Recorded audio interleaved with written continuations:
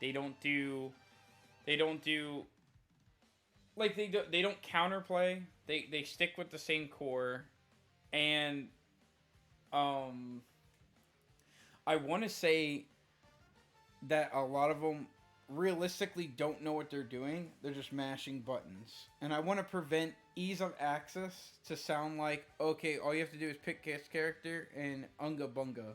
No. It's a set medium that if you get this character on your team or you pick it, that this is what I expect from the character. And if you go above and beyond and throw your own sauce in, or your teammates throw your own sauce in, that's just completely on the player. What I'm grading on is what the character brings to the table. And like what the character can really do when you pick them into comps and how well they mesh into comps over a blanket. Because if we were realistically talking about characters that do well in multiple team fights, a Wheelix paired with knockup characters makes it seem like, oh, this character's gross. You can all anything. But when she's on her own, you have to be a good Wheelix player. But her skill ceiling is low. So since there's like 3 layers to it, it really feels like it'd be unfair to just punish the Wheelix player for not having convinced their team to do a knockup squad. I'd rather prefer to go in with the assumption that you can lone wolf, because a lot of motherfuckers that play this game lone wolf. They don't like each other. They don't cooperate well. And that's another reason why I'm ripping apart healing a little bit, because it's kind of like, sure, you can get a healer on your team and they can do work, but 9 times out of 10, especially if you're in LFG, if you're in a solo queue or anything of that matter, or even just your friends who are just making human error mistakes, they are not going to work out. Now, if you're hitting GM, even that stuff can be punished with a specific item build and positioning error. So, with all those parameters out of the way, there's honestly still more, but this is going to be a very long video. So, what I'm going to do is, as I dissect the guides, I'm going to say, this is what I meant, and I'm going to say, okay, I didn't mention that earlier, but this is a factor that I'm going to acculate throughout all the guides, okay? So we are not going alphabetical order, and because there's so many as well, I'm going to have to more than likely put gods at a set medium or a set strong, and work my way up or down, depending on the situation. All right? So, again, this is Conquest. All right? So, first character on the list is Bacchus. Now, we are strictly talking about Season 8. And as much as I would love to go through every one of these characters and their fluctuations to the meta, I'm not going to. I'm just going to tell you what you're going to get. And the thing with Bacchus is, Bacchus has always had this problem where you have to keep track of your mana. So the main thing with this character is you drink, and it gives you protections right when you drink. But the thing is he has a meter, and this meter has to be at least tipsy to do anything with the burp. Okay? And the thing with that is you're constantly trying to cheat this meter. So, like, for instance, you get to level 0, luckily. Like, no matter what level you are, you have the drink, so don't spec it. You spec the burp first at the beginning of the game, unless you and the hunter have agreed with each other, you're going to do some crazy stuff. But like I said, the more circumstantial it is, the harder it is to say if the god is good or not. Getting the burp in this game, or with this character, ensures that you'll be able to blanket clear minions. Now, there are some matches up where you'll need to get the flop because your burp will be interrupted. But for the most part, you'll be getting your burp first. So after you've cleared your purple with your ADC, you'll go to lane and burp blanket the wave, or if you're positioning good, you'll position yourself to where you're just basic attacking creeps and burping on the other players. And this cone is big. But the thing is you're cranking mana. And maybe not at level 0, but as soon as it starts to get to that mid game point, unless you've completely disregarded the protections, which some Bacchus players do, they'll be like, forget the protections, I just want to burp flop. The character can be really aggressive, but it takes a lot of time to do your job as a support. Your support's role is to peel and potentially set up and tank. And tanking wise is good because you can drink. But all these abilities cost a lot, and they've toned it down throughout the season and even before that. But it gets to a point where it's just like, it doesn't even feel like you're a support. It feels like you're trying to carry with this guardian, which in the early game is fine, but by late game, the people that you didn't help in the early game are not ready to help you. Because you're going to burp flop, and they're going to assume that you're going to burp flop, and they're dead. But the realistic thing is, by the time late game comes around, you aren't doing that anymore. Unless you are playing a pub stomp lobby, and you prepared that with your lead, that you're just now trying to hyper carry as this guardian. Which makes it bonus points, but the problem is that's it. You are a one trick, as soon as you see players flop burp. His weaknesses are mana, because you're always got to drink. And the thing is you're on a timer with that drink. If the thing goes all the way down, you're down a CC.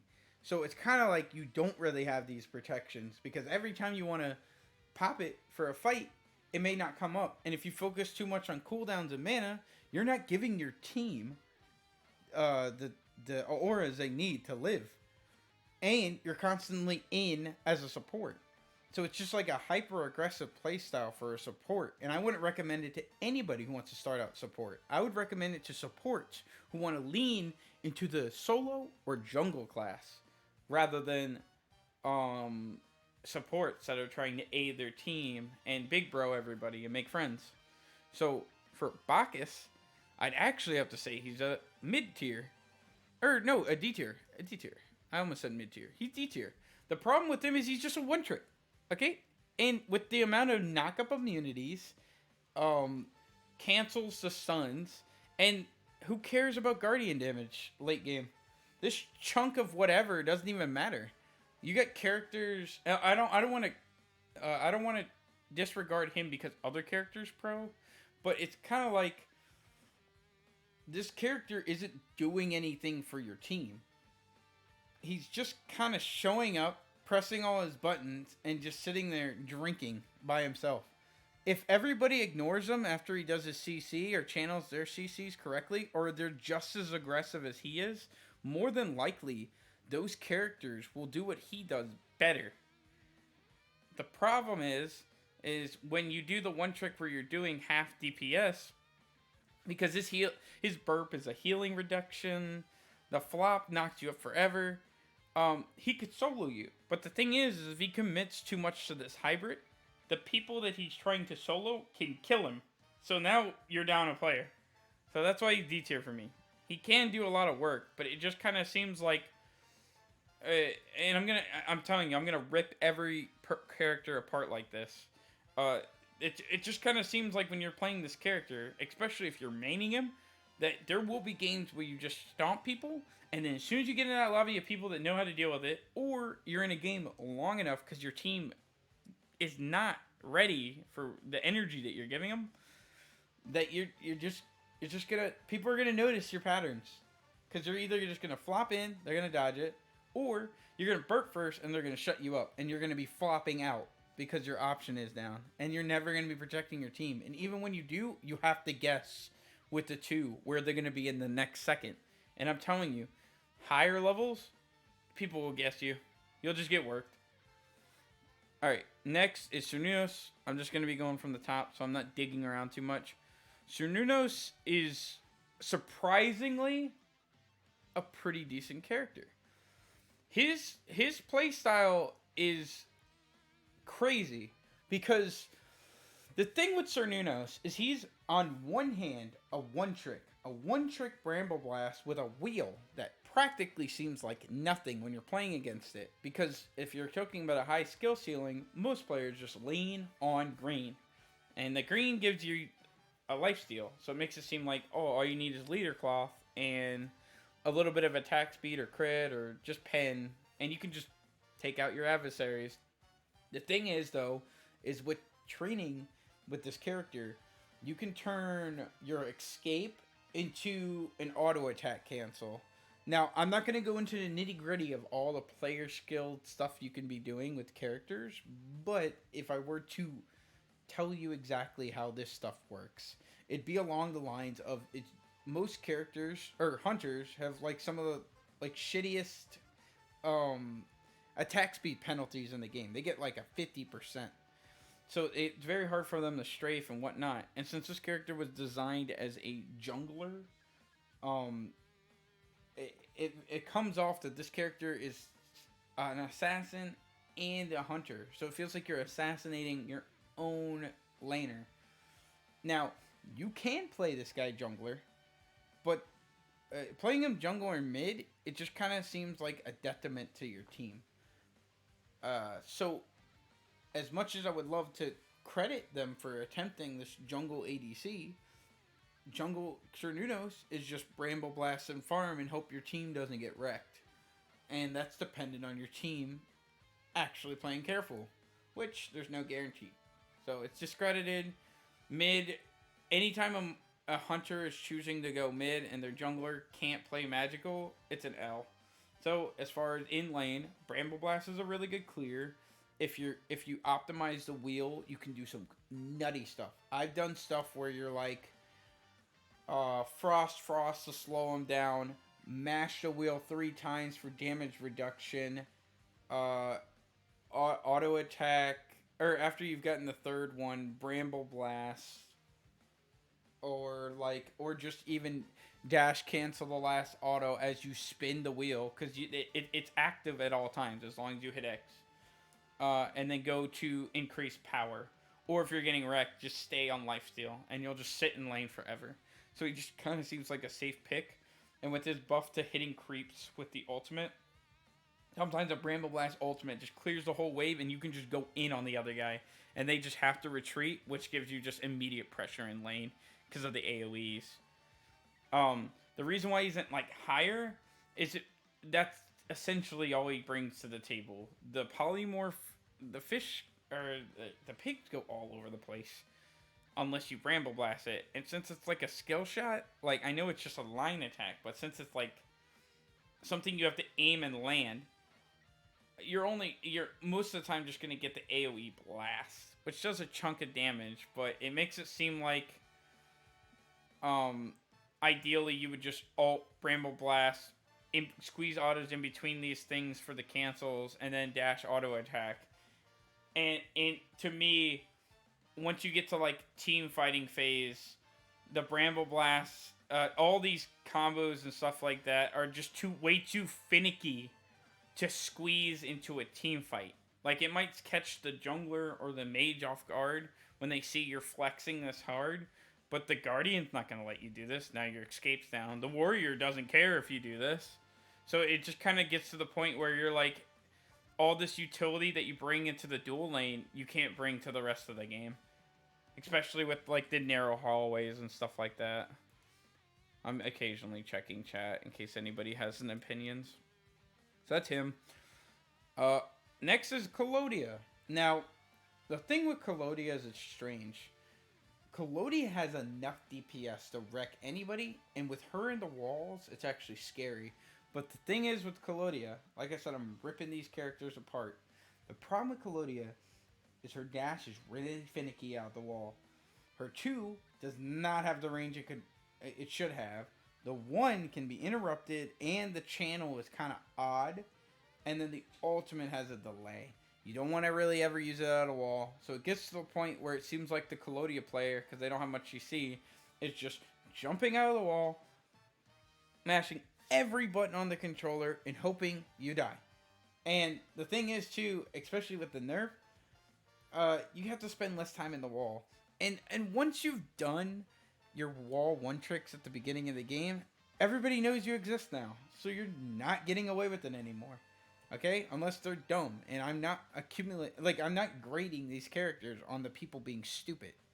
Now, the only real reason why I'm not going to put her in B and I'm actually going to put her in A is because the DPS is great.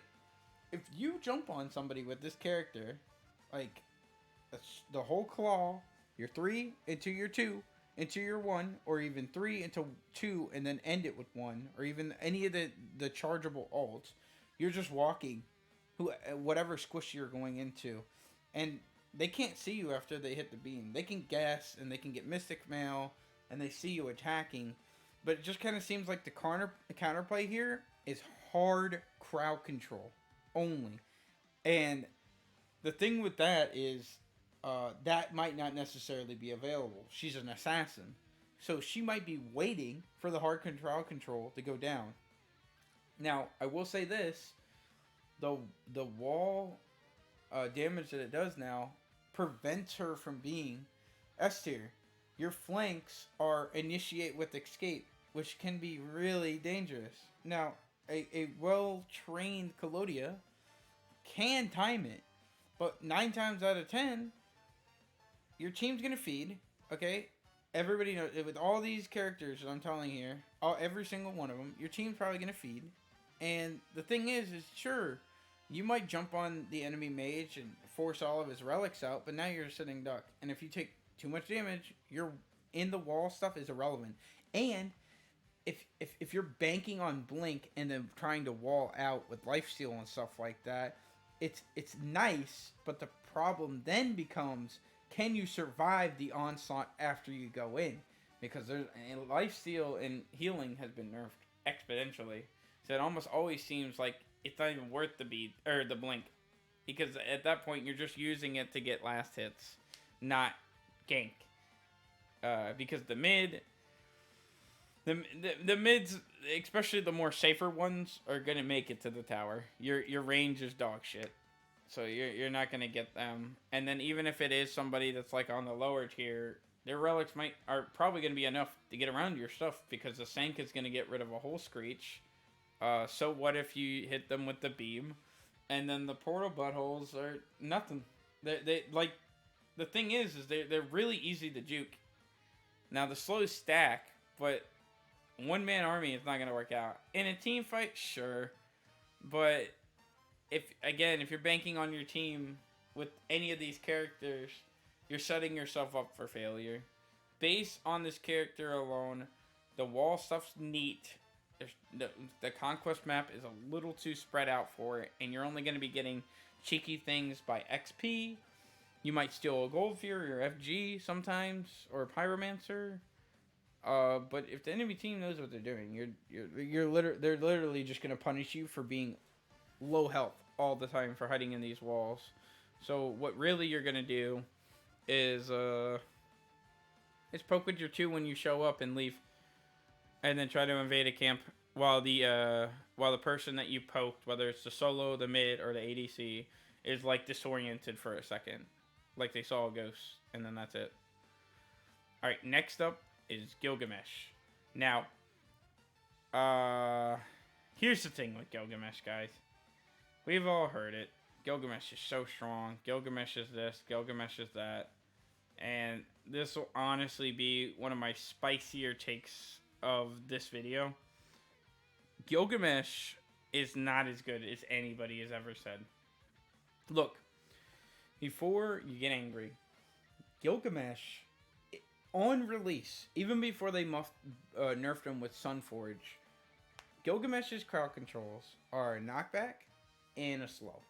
And the idea with this character is if you get like Frostbound, or if you just crank his 1 enough for cooldowns, you can stick to a guy and just keep wailing on him. And if they squirm, you push them into a wall. Here's the thing. Dropkick, not that hard to dodge. People can sit there like sitting ducks and just take it, but if there isn't a wall by you or another player, nothing's coming up. Alright? And the other thing too is the ultimate.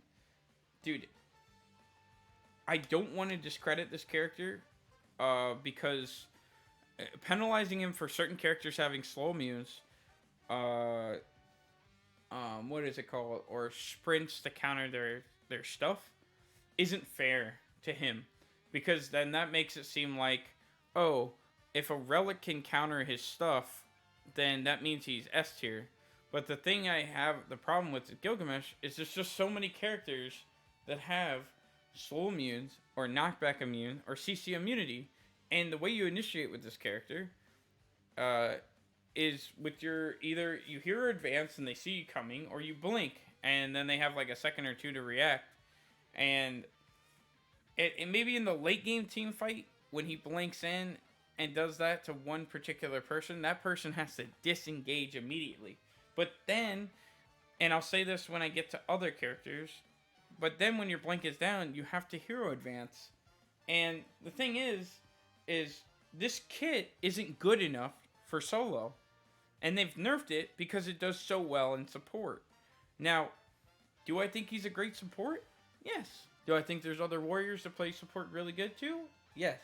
And I'm not going to discredit him for that. But what I will say is, if you have to rely on being in an unintended role to do good, then that means your team comp gets messed up. Whether your jungle has to be magical, so that the enemy mage has to do a magical protection item that just screws over mid until the support Gilgamesh rotates, or your ADC is now locked to being a magic ADC. And there's a couple good ones, but then that locks your comp into 5 magical characters, and those characters have their own strengths and weaknesses that now this guy has to bank off on, if your team even knows how to play them. If your team doesn't even know how to play them, then you're sitting with quadruple physical. And these glaring weaknesses are exactly why I have such a big problem with people saying this character's broken.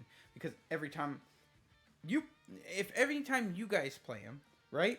Let's say you even get the Runeforge, even Frostbound lock on somebody.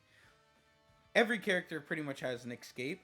So it's pretty much down to characters that don't have an escape, but are also not slow immune or knockup immune, because a lot of his kit just gets shut down. And then let's not go gloss over the fact that this character basically has no passive. You don't get anything until you're 5. Then you have to waste time looking for a stupid landmark that's most of the time on the enemy side of the map, which you can afford to do because his base stats are good. But here's the thing. If you made any mistakes before you hit 5, or any of your teammates made any mistakes before you hit 5, you going on this wild goose chase is costing you even more time and putting you even farther behind. But when you're winning, it's like a winning more thing. So it can feel really good when you're on a hot streak with this character when somebody messes up. But if you guys mess up, he can feel like a dead character. Okay? And because of that, as far as I'm concerned, Gilgamesh is just B. You guys can rage all you want. This character, to me, is not S. He's definitely not S. He's got too many weaknesses for S. He's not A, because honestly, Collodia got the whipping, and even Collodia I'm a little shaky on A. I'll be honest, I don't even necessarily want to put anybody in S. But Gilgamesh really doesn't do anything. When I'm playing any character and I see an enemy Gilgamesh and we're in Conquest, remember this is a Conquest list. If you're warding at all, you're not getting blinked on by this guy. It takes way too long. And then even if you are, like, let's say you're a Merlin, right? See, that's the thing. I don't want to use other characters' thing. All I'm saying is you can properly prepare for this guy to show up. And then even if you're unprepared, his kit isn't enough to do what he's trying to do as support. Because if you play him solo, you lose lane unless you cheese the other solo laner. If the other solo laner is playing solo correctly, they're never dying to you, ever. Ever. Because what he does, other solo laners do a lot better. And the ones that do it worse are more focused on abilities. Or this guy's a hybrid. So that's why he just does so well in support. But like I said, it fucks the comp. Next, Hebo. Now, Hebo is scary because this is the first character on this list that can do two things. He can mid and he can jungle. Here's the problem. Already. Hebo sucks at mid.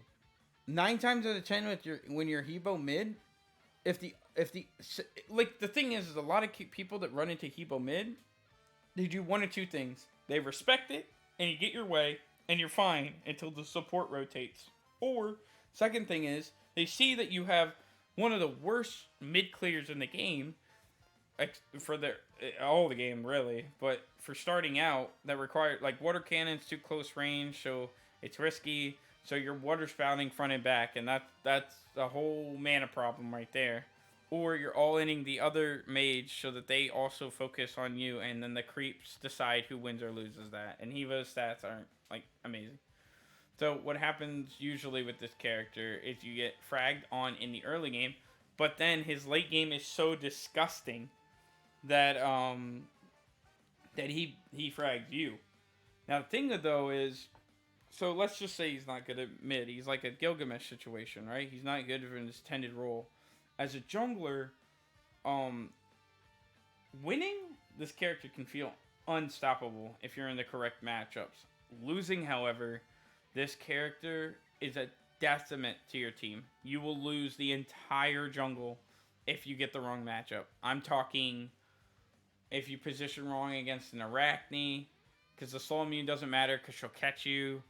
Like, again, I don't want to go over other characters to downgrade these characters, but I'm saying that there's just too many characters that just stop this Hebo jungle thing from going off. So it gets to the point where you're ignoring your team, kind of similar to another character, and just or even this, and you're just trying to farm your ass off and get to the late game and two-shot people.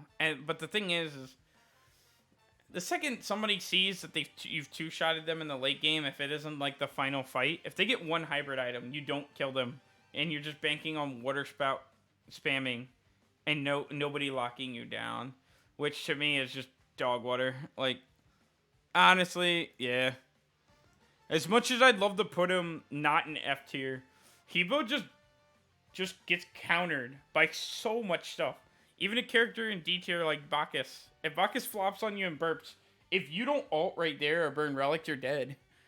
And again, I don't want to compare him to every single person, but any character, it feels like a coin flip. It feels like either you're nuking them in the late game, which you aren't any tanks. Tanks you're not nuking. Unless you get like a 3 to 5 man ultimate, which again, that's like a circumstantial, like, I'm not going to grade these characters on if God blesses you with the perfect lineup and you get this pentakill that's never going to happen, that the character is good. No, this character is bad, and anytime you get slept on by one of these guys, it's because you were the bad player and you didn't properly deal with it. They most of the time build lifesteals so they can stay forever, and they're most of the time going to play very jukey and safe. But as soon as you punish these options, if you don't have the counter guy, they get nervous and they have to disengage or blink and re-engage. And it's just so bad. Next is Achilles. Believe it or not, even though I've given a lot of characters slack on this, Achilles... I'm not going to say if the list changes or not, but I'm leaning on S tier for this character because his only thing that he sucks at is clearing in lane, but you don't have to win solo. Yeah, I'm giving it to him. He has a terrible, like, he has a really terrible early game, but I'll be honest with everybody. His auto attacks do a lot of damage.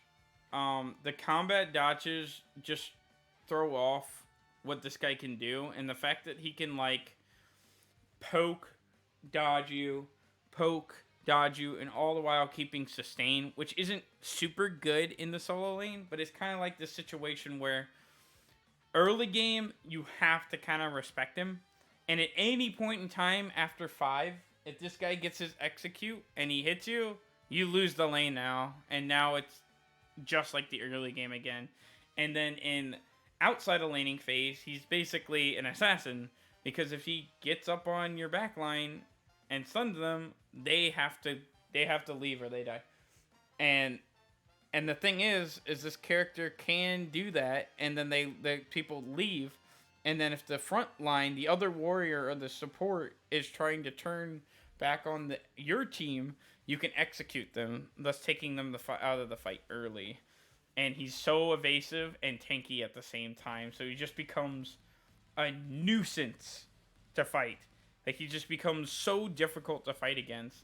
And with a flaw like clear isn't great, it doesn't really matter because the manipulation stuff that you can do in the solo lane with this combat dodge just flips everything on its head, because it's kind of like you can stun the other guy out of his combo, you can combat dodge them twice and hit the wave at the same time so that your clear is decent, and at the same time you're poking the other guy, and all it's doing is making the other warrior nervous or whatever you're fighting over there. And the more nervous they are, the more respect they put you on the solo lane. And the more respect you get in the solo lane, the more farm you get in the solo lane. So it's just kind of like, if you have to resort to playing at this character at disadvantage, then you still have a wild card that can come up at any time in a team fight. And then the cherry on top is you can choose which style you want to use out of Fountain. If you're winning, you can go attacker stance and wreck the whole map, or you can be unkillable stance and just sit in lane and just bully the other guy. Now, his sustain is one of the more weaker ended things, but the fact that you're just always healing, always messing with people, and you're a danger just makes him like, you see him on the enemy team and you're like, oh man, here comes Achilles. Like, you don't want to deal with it unless he's like behind, but even then, watch out, he can still execute you. And not to mention that you can still get away with him in jungle. Now, like these guys, or like these two, it's not as great as solo, but I will say his auto attacks still slap. And when he hits you with these things, it'll just mess you up. Now, they've nerfed him a lot, but going into any person, you're just gonna have to deal with it. And any sort of like builds that you put on him are just gonna make everybody's life worse while your stats are unaffected. The only I'd say weakness with this character, like I said, is the weak clear, but also in the late game, you do fall off like a lot, not too much, but a lot, and the ADC could kind of just mess you up. You do have the combat dodgers though. You can juke their autos, and the combat dodge goes in omnidirectional, so they don't know which way you're gonna go. Whether you're gonna go in, and you could even go in then back out, or you could go out back in, or you could go side to side or whatever. And it's just like, you don't even have to be like super good with this character, but with the small utilities that he has, it can just bring so much to the table that the other team will be worried about you over all else. Now, same could be said about a couple of these other characters, but especially him. If you let Achilles do what he wants, you're in a bad time. All right, next is Agni. This one's actually a quick one because Agni is here. Now, they buffed his flame, his noxious fumes recently, but to me, that doesn't change the fact that this character has had the same playstyle since Smite began, and it's level 1 dash through wave, which is risky, but it insta clears wave, and then you just keep that pressure throughout the whole game. And if you lose that pressure, it's over. Like, this character's strongest utility, the flame dash, is gone, and then the flame wave is really crap range, and you can be annoying with Agni bombs. It's good against certain matchups, but then it devolves to, while you're focusing on Agni bomb combos, any bit of damage that you take results in flame wave, and if they punish your flame wave, you're dead. And the stun is like really annoying to manipulate. because it's a circle that you have to like hit the other person with, and a fire has to already be out. So 9 times out of 10, you're either Agni bombing and then putting the flame wave on there just to hold them still for the next Agni bomb that you're trying to do, or you're dashing or flame waving and then stunning that and either Agni bombing, and it's just that one trick over and over and over. And when you're winning, it doesn't even feel that much different. It just kind of feels like you're trying to sneak flame waves in at an uncomfortably close range, which is where the good dash comes into play. But then it's just like, if anybody catches you doing this, then you're just a bomb machine the whole game. And it gets to the point where your positioning is so far back that you're not helping your team other than bombs. And then you're doing this coin flip on, should I flame wave or should I dash in? Should I dash in? Should I dash in? And a mage shouldn't be debating with themselves whether they should dash in or not. Now these utilities that he does have bring a lot to the table, but because of the range on the flame wave being like really good, I mean not the flame wave, the Agni bombs, his ultimate being really good, it doesn't take away the fact that the rest of his kit is whatever. So it's just kind of seems like if the Agni doesn't cheese a kill before 5, here comes the bombs. And when they start doing the bombing, their playstyle almost completely shifts from this like rationing out, dashing in flame wave person to how many Agni bombs I got? 3. Fire, fire, fire, fire. Are they dead? No. Alright, I'm leaving until I got more up again. Alright, next. Fuck, Agni sucks. But not as bad as you two. Next, AMC. Again, this is Conquest. Now, this one's a weird one because I've seen so many players take this character into the solo lane and try to cheese people. Now, I already told you guys that these kind of cheese strats and stuff like that don't matter to me.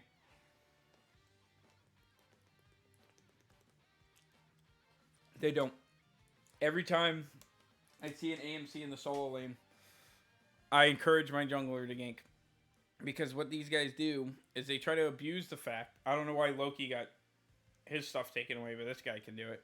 They abuse the fact that it's a short lane, so you put a couple hives in the jungle, you run back to your tower if you get in a crappy situation, and you build hybrid. So when you whittle down the other warrior, you can take its tower.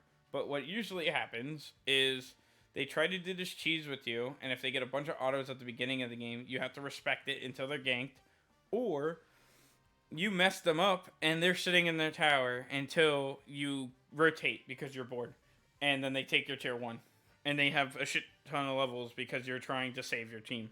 So to me, this strategy sucks because it's literally just them just not wanting to play warrior.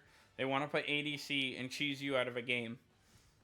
And then you just lose because they just split push and they're over leveled and now you can't box them anymore. But the thing with that is group fighting. As soon as you put group fighting into the mix, the AMC can't do anything. It just gets to the point where they're just banking on stingers or all-inning before they die. And since they have no escape, they just lose. And then in the dual lane, it's even worse. Because if they have any pressure or anything along those lines... Hold on. If they have anything along those lines, they get camped. And if they don't get camped, it's the same situation in solo lane, except they have mana problems because they don't have a blue camp. Give me 1 second.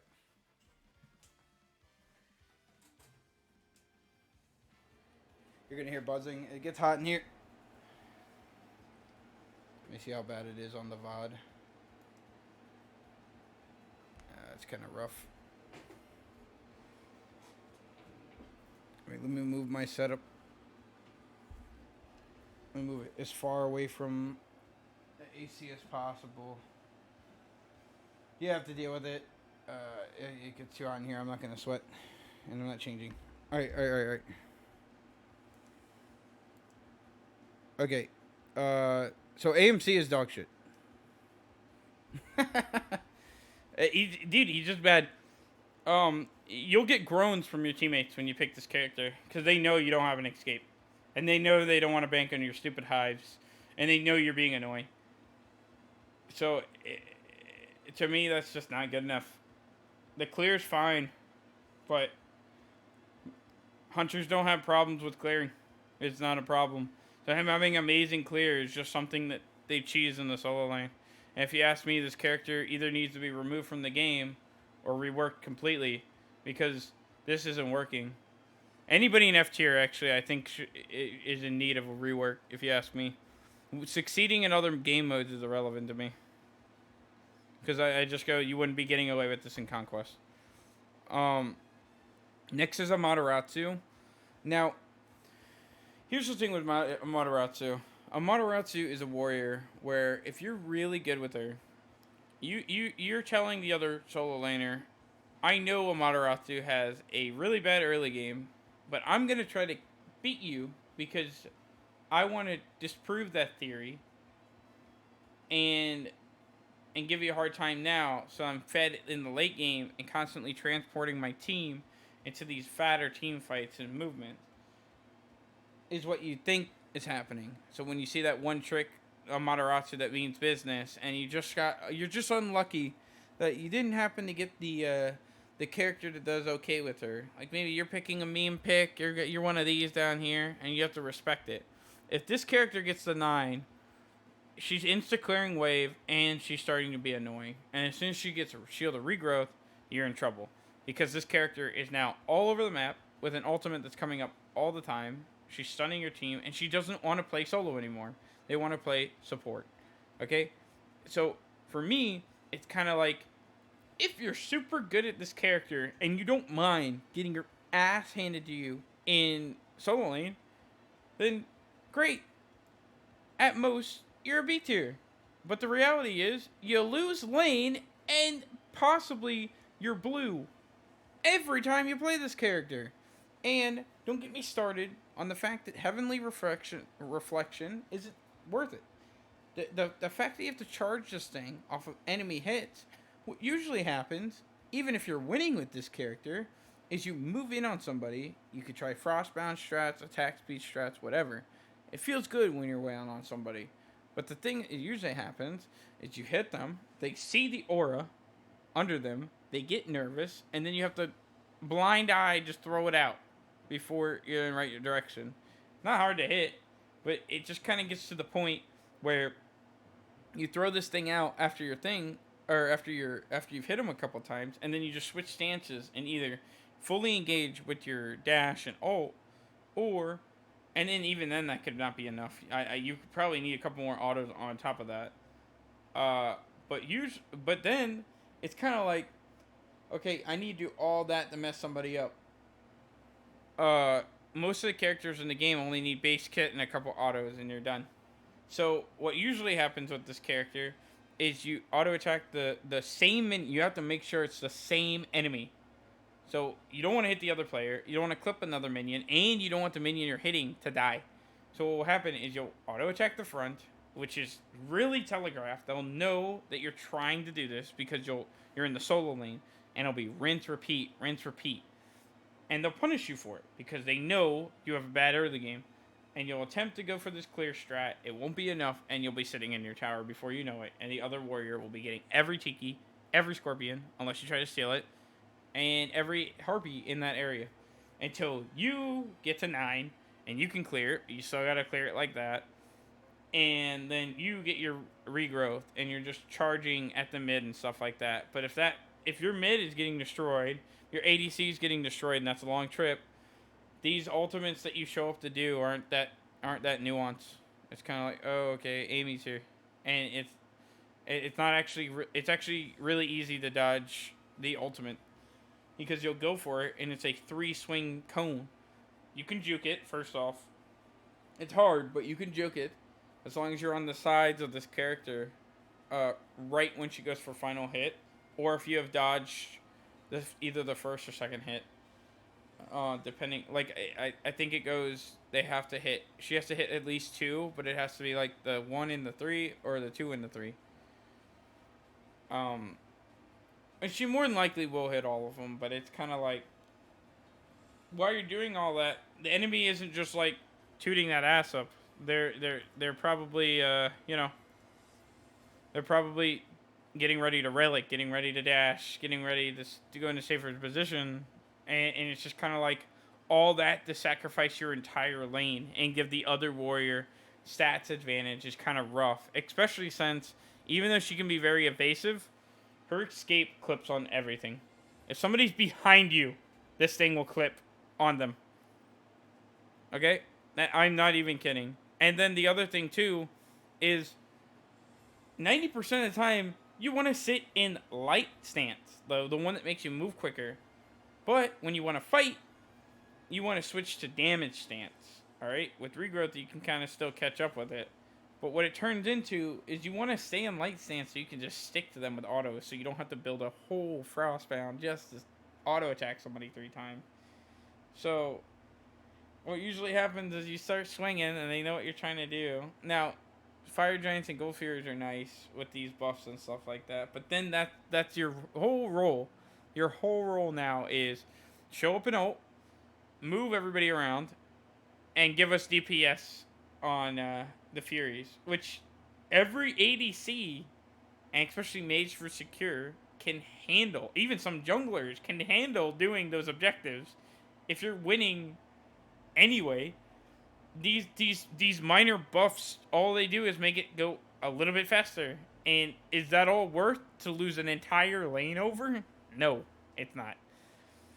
Nyx is on her. Now the thing with on her is I want to put this guy so high because it's so hard to do the pillar and pales because people can like react. Like you do obelisk, they're like, oh, here comes the thing. Because good on her players will be like pillar and impale and just assume that they pillared right and chuck it. If they whiff that, they're disengaging. The thing though, problem with on her is it kind of seems like he's more of a character that you want to pick up if certain other characters are meta. And characters that are just picked specifically to counter metas, as far as I'm concerned, are leash at best. And leash doesn't do anything for me. And because he's got a really shitty skill shot that if you want to make it consistent, either you got to have the muscle memory of Obelisk Impale, which it sounds easy, but there's a lot of frame data around it because he lifts his left hand, Obelisk comes up, then he throws Impale like that in like order. And what usually happens is you put up Obelisk, and by the time you put it up, the other person is either moved right or left. So it kind of is like this funky. Hopefully I got him in time, or hopefully they didn't jump. And I know getting somebody else's jump from just throwing out your range stuff is cool and all, but it kind of just puts this perspective of laney face stuff. And sure, you can dip into the jungle and kind of do these strats, but it's only one guy. It doesn't hit like everybody on it.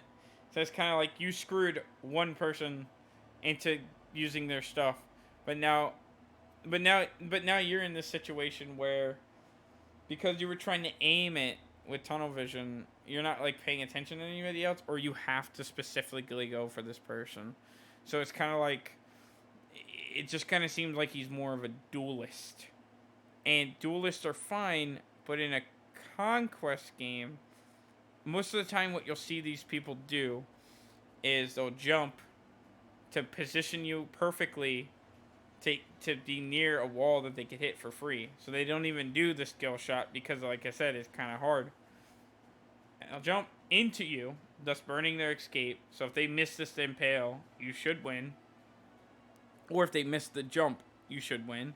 So they have to be already really confident, which is like another layer of that's hard.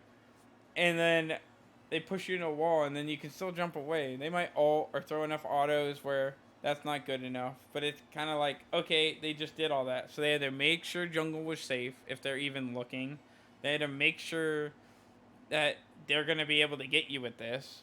The minions can't be there, so you could actually just respect this and just farm or out-clear the guy because he needs the whole thing to kill you. And then there's the whole aspect of you just jumped in. Like, a squishy needs to jump in to consistently land his stuff. And to me, that's bad. So, it's kind of like, do you want something like this unsafe pen character, or do you want a hunter that can do consistent damage, which is what the role intends it to. I don't need a duelist. I need a hunter. D tier. I honestly want to put him in C, but the thing is Agni's free, okay? Anhur isn't free. You have to learn this character, and he's only good at duelist stuff. He's not good as a hunter. Like, even builds I still get in arguments with people about. Whether it's attack speed, pen, whatever. The meta changes all the time. So it makes it seem like you never know when you should pick this character up. And then you have to learn this character. And it's, you'll hear people hardest one. I borderline want to give him E. But I know there's worse hunters than him. So I'm not doing it. Next is Anubis. Anubis couldn't be more of a fitting name. Because Anubis is a character with noob in it. And as memey as that sounds, this character shows people, like even after all the buffs, it shows people why range, no escape, and healing is problematic on a character. He is the definition of all in. And I want to say Hebo is more like that, but Hebo's inconsistencies make it not as great as Anubis. Okay? And again, I'm not comparing them. It's kind of like this. Anubis has a safety haven where level 1, Plague of Locust, unless certain matchups, insta-clear. So now you have the same pressure as Agni would. When they clash, it's a whole different story. But this pressure can turn into, I'm girthy enough from the XP that you can't beat me in a 1v1. And he can take objectives. If the enemy team isn't building anti-heal, then you just run show. But he still has that, if you get me out of position, I'm a dead man. And he had these problems with any warrior or guardian that finds him walking around alone. Oh, you scared the fuck out of me. Thanks for the follow, Big Kush Guy TV. I'm doing a tier list. Anyway. So since you have these problems, all the time as Anubis, it can kind of feel like when you're confident with him, 3, 2, ult, you kill anybody. But with beads, the fact that the linear line on the ultimate isn't precise, and I'm a confident Anubis, I will shoot this thing raw and kill you with it. But the thing is, you're a sitting duck. You really are. And there's a couple characters that can't knock back you immune, or like you're knockback immune and all that stuff. What will usually happen is you'll get swarmed, you'll press all your buttons, and you'll die. Now, when you're winning, you can feel like immortal. But when you're losing or at neutral, it can be really uncomfortable to go in on this character. And since he's all in, it just makes the game feel like a 75 them, 25 you. So I can't put him higher than E. Like, I just literally can't. I'd love to. Some of these characters I love more than you think. But if we're talking about consistently winning and positioning and their roles, this is how it is. Alright. Let me see if that guy said anything besides the follow. AMC, F tier, breaks my heart. Thank you, man. I'm doing the whole thing. I know. Dude, my favorite character is going to be low, too. It's the sad truth. Let me get the list, because I'm putting this on YouTube. But thank you. Next is Ao. Ao has the same problems as Gilgamesh. You have to build a team around the fact that you have triple magical now. Or one of your other lanes has to take an L. Usually mid. Mid will have to play a hunter. And like I said with Gilgamesh as support, if your mid doesn't know how to play a hunter mid, you lose that lane. And the lifesteal and attack speed don't even kick off until you're on like 3rd item. And he's more of a solo camper with the execution. Or you take out the support who's like wandering around the jungle. Other than that, he used to be banned a lot, but the thing with him really is, I love this guy to death. Um, but there's no point in committing to a character that's just a tank killer. The primary person you want to take out on the enemy team, uh, early, mid, and late game are the DPS characters, and the 1v1s against the other junglers aren't great because he's got mage stats. The ganks in middle are kind of wonky because it almost feels like I can only gank lanes that are losing, and that's probably why I like him so much, because it feels like I can punish people for doing good. But the thing with that is, because you're that close range and that's all the option that you bring to the table, it just kind of seems like, as long as you're not getting camped, for being like a squishier assassin, you're basically just looking for that execute. And sometimes it can feel like, because your team isn't doing enough, that execute never comes. And sometimes it can feel like, if you do get the execute and you want to re-engage, the enemy team just punishes you. So even though they're down a man now, you don't have an ultimate anymore. So your get out of jail free, which is the stealth that you probably use to initiate, or the blink, or whatever, isn't enough to get you out. So he can't even flank good or escape really good like most assassins should. So even though I'd love to give him more brownie points for camping solos that have physical armor, or taking out the support that's being kind of a nuisance in the front, I can't just give anybody with an execute the get out of jail free card, because there's just too much like random healing factors or relics to just get in the way of making this shotgun character from doing anything. Not to mention all the items that deal with soft stealth, or just the life steal countering with all the anti-heal stuff. So you're not even feeling off of camps as good. It just pains me to say that this character is not worth your time. A second. Oh no. Oh, I can't believe what I just did. I was checking chat. I'll get it back up, buddy. God dang it. It's because I dissed AO. That's what it was.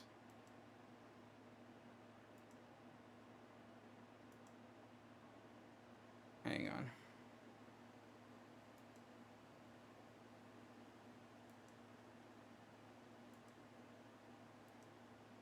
I don't think it's saved, so I'm gonna have to slap everybody back in place.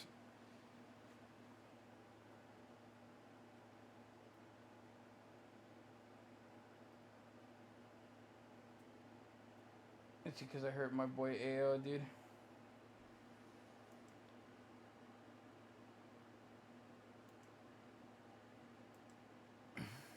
I was expecting him to tease about it.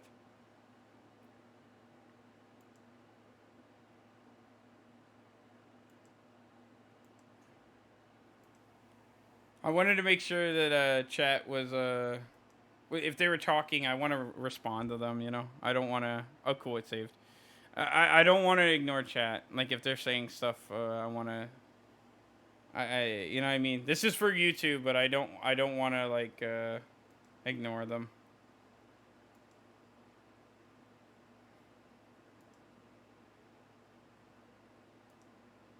All right. Shut up.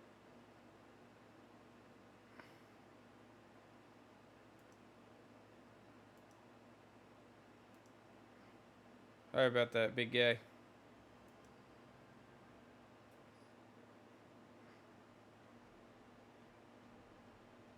Alright, we're back. Okay. That was rough with AO, but yeah. We're moving on. Next is Aphrodite. Aphrodite is probably one of the most controversial characters I'll have on this, besides Gilgamesh. And the thing with Aphrodite is, I hate this god. And that doesn't mean she's going to be high on this list. I hate this god because of the community around it, but this isn't going to negatively affect my judgment on this character. The reason why this character gets a lot of praise, and all the other hero classes get a lot of praise, is because of SPL. And the thing is I am judging these characters in a conquest setting, not top level play where mouth breathers and fart smellers are telling each other, "I need healing, come over here, da da da," or an LFG where this is a pocket healer. Because the reality is, if you pick this character in Conquest, you're either A, throwing solo and waiting for late game, or B, throwing mid and waiting for your jungler and just conquering that one section of the map, which is split farming with you guys, but giving you the XP wherever you want it. But you won't get this stuff until at least level 2, and you need to be in sync with these persons. Adding on the fact that, I gotta be careful with that. I just want to make sure you were still here. Adding on to the fact that if your partner desyncs from you, that's less mana that you have. If you're playing with people that you don't really know, they're not going to camp your lane as much. If they hug you too long, you're splitting too much XP, and all you do is try to stay alive and heal. And especially in this unhealthy healing environment where they keep nerfing stuff. I don't care how many people say S tier for Afro. As far as I'm concerned, if I get an Afro in mid, we're losing. If we get her in solo, we're losing. Now, the only reason why she isn't F tier is because in those circumstances where you're linking up and nobody on the enemy team is building anti-heal, which shouldn't really be happening, but let's just say you get the circumstances that you need, there are going to be games where you're kind of overwhelming the other people. But you're going to get focused a lot. And if you're not good at juking, or if you're not good at, getting people to help you or anything like that, or moody or sassy or whatever stupid crap that happens in the game, you're going to lose. You don't have a secure for big objectives, and your whole obstacle is healing. And it makes it so that your burst is kind of lower. And it makes it this cat and mouse slow game that nobody wants to play. Nobody wants to play into a healer. And if you want to be that guy, go for it. There's better characters that does what she does effortlessly. There's not much more to say about her. If you pick her in modes besides Conquest, she might as well be S tier though. Next is Apollo. The thing with Apollo is Apollo has always been good. And when I say good, I mean Agni good. and the thing is these older characters, I have no reason to discuss their averageness. When they only have one sentence of text on what their abilities and stuff do, they're doing the bare moan. This character isn't going to be doing anything flashy, but I will say his Serene is underestimated. This thing puts you to sleep for almost 3 seconds if you're side by side with them. You could Serene literally I forget the dasher's name. I think it's called the moves or something. Serene in the moves. Oh, and you live every engagement. That means you stay alive. Or you can fight, burn all your mana, recall, ult to tier 2, and be back with a mana down. And if you do transcendent stuff, then you can never run out of mana, and you can engage on the guy. Where if you do attack speed variants, you're getting your passive a lot more. The thing with it though is it kind of feels like he's weak. And it's not necessarily a bad thing because most ADCs are. But what it turns into is, okay, he has his Serene and auto attacks. So if the other hunter is ability based or has any sort of type of cheese, the only option Apollo has is to get close enough to mez them, which you can dodge. It comes out super fast. But you can be okay, he's approaching me. I'm going to stop auto-attacking. 180, walk back forward. He misses his thing. He might have protections. He's going to dash. I dash now, and now he's dead. So because he's just such an old school character, that limited options and the only real thing he has is global ultimate, which it's really easy to see coming, and You're mainly just using it to either get back in lane or snipe a kill so you're ahead, but while you're doing that, the other ADC is still farming, so you don't really actually get... It's the illusion of you getting ahead because you're just making the other team mad that you're rotating. And then the passive thing kind of helps with objective shreds like Tower and Gold Fury and FG and Draugr. Those are really quick grabs, and you can also make it so you don't get loose Scorpion. But then it just becomes, okay, all Apollo's going to do is like shoot at me, and he's going to be trying to stack that passive, which you can stack further with your dash, your wave, so you can manip that a little bit, but that's unsafe.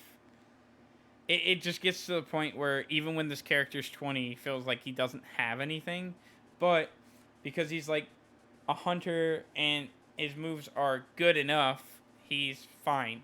He's not crap like these guys, but he isn't godly. If you see a nice Apollo, it means you literally lost because of the basics. That's it. Next is Aries. Now, hold on. Let me peek. It's because it's laggy because I'm doing screen capture. That's why it's so laggy. And why I can sometimes misclick and hit that. Anyway, Aries is a character that they keep trying to help. And with the utilities they keep giving him, this character has all the makings of what you would want a tank to do. The thing is what he does isn't what a support's supposed to do. Like Bacchus. The thing with this character is if you're a good Aries, you hit all the shackles. You could even pump and dump 3 into the other hunter and flame them. If the other Guardian doesn't have anything, which they should, if they don't have anything, you just got some early kills on the hunter. And with enough like camping with the ultimate, you can make so you're constantly burning beads or CC immune ult. But then here's where the problem comes in. Your peel is providing a cripple to the enemies as well as high DPS on a skill shot to protect your homie. Now the thing is, you're not always going to land them because you don't know where the enemy's mind is at. It gets to a point where you're kind of guessing, and sometimes you can just miss that third shackle or the second one because you hit the first because you guessed right, and then now you have to do the guessing game of, are they still fighting to kill my ADC, or are they retreating because I hit them? So what will happen is you'll shackle them once if you miss the second because they kind of flinched when you hit them. Then they can be like, oh, this doesn't hurt so bad. Then they flame you, and then all you have is HP 5 to give. Now, the HP 5 is really good, and it reduces crowd control reduction on him and the guy that it's on.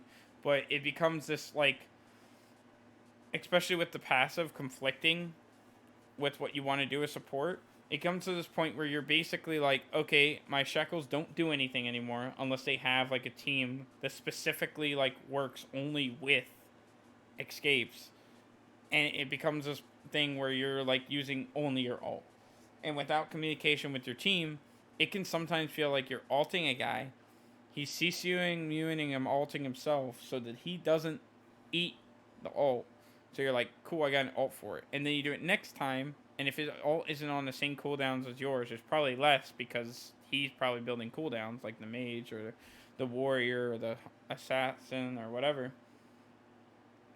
that they'll beads this time. So I'd be like, sweet, I got the beads. But then when you attempt it a third time, they CC immune ult this time.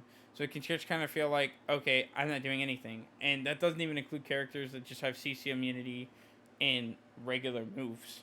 So it can kind of feel like in certain games you're bulldozing, but it can also feel like in certain matchups you can't do anything. And since you're not protecting your ADC, it gets to the point where you're just a heavy that's just trying to take advantage of people with Aries, and you're steamrolling. The problem, though, is he's not even as free as Bacchus. What he's doing is just so easy to counter, and the only people that really fall for his stuff are meditation kids. And I'm not here to judge meditation kids. I'm here to judge good people. Honestly, no. It's even worse than that. I hate to put Aries so low, but to be honest with you, Anubis could work a team, especially if he's well protected, and Aphrodite in the right circumstances can frag anybody. But Aries is kind of like in this weird spot where you're just like, maybe you show up to solo and cheese that guy out of a couple kills because he doesn't have beads, right? Or you get the support a lot in team fights, or even you get sauce pulls, but it just kind of feels like you're not doing anything. Like you're just hoping that the shackles are enough early game to win lane, and then late game you're an alt bot, and that's just not good enough. And even if you walk around with HP 5 or whatever, nobody cares. They're just like, did I dodge the shackle? And if the answer is yes, then you can just walk right beside you because your fire doesn't do any damage. And even if you hit it, they can kind of ignore you later in the game because your scaling just falls off.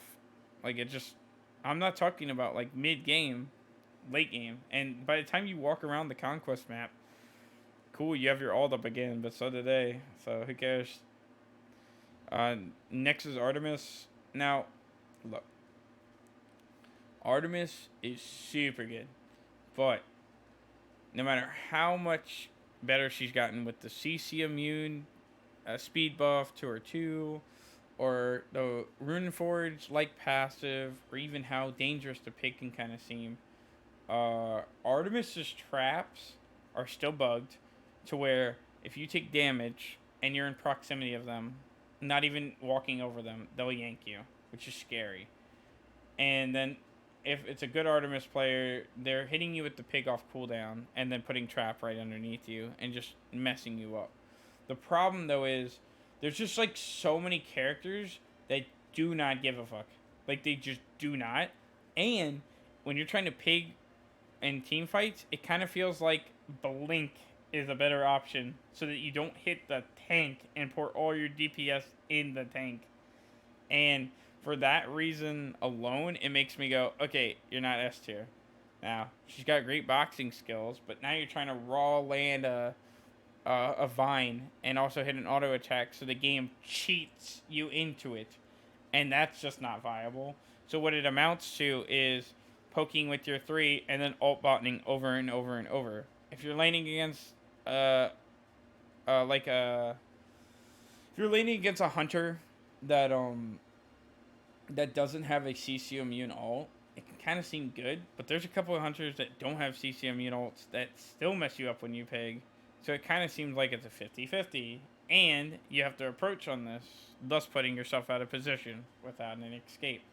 Now, in the matchup, it's usually a win because you don't have to aim the pig. You only have to aim the vine, and the vines are kind of free to land, but you have to kind of get Y-axis good.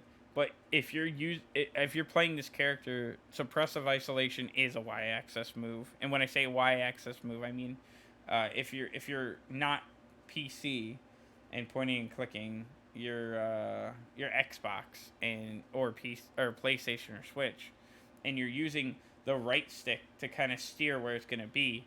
And since 9 times out of the 10 you're doing this almost max range or mid range or right on top of yourself, it's really easy to steer these things. While the trap is a little harder, the pig gives you enough time to aim it correctly. And then once you get good, you'll be like, okay, they're this far away. Oh, 1, auto attacks, 3 to catch up to them after them doing that, and then 2 to keep shooting while they're slowed, which is really good rush down. On a character without a jump, and those are the pros for her. But at the same time, you have to look at those negatives. That if you do start doing this strategy with your opponent, you can't have anybody come over, and that's the issue with a character like this. Is the pig is only significant in like late game. It can kind of pause a team fight, which is good. But the stars have to kind of align, and then the rest of the game you're just burning it on the other ADC. So if you're doing this cycle on the other hunter that hopefully you got the good early game against, which you shouldn't, this can be punished by the support in jungle. And then here's where the last like flaw of this character comes into play. Winning that early game is hard. You only have suppressive isolation and auto attacks, which is nothing. And then you're probably buffing your escape unless your guardian is doing a lot of the work. So she benefits from a guardian that can get her through that early game, and not all Guardians can do that. So it just makes it so that she isn't good in every matchup, and she isn't good into every comp, which already takes her out of S tier. She doesn't have an escape, and then the stars have to align for a lot of the stuff to go right. So I don't think she's A tier. So since the thing is I put on her in for leash, but he was a lot skill heavy, and she's an older guide with simple kit, so it makes me think C. Now, I would want to put her up, but I just don't think she's at the level of these two. The thing with these two is you're running from this. You're worried about what this guy's doing. This character, you're just like, oh man, is the pig on cooldown or not? And after it's used, it's just, the Artemis is running every single time. While these characters, none of these characters are waiting on those kind of trickery to engage.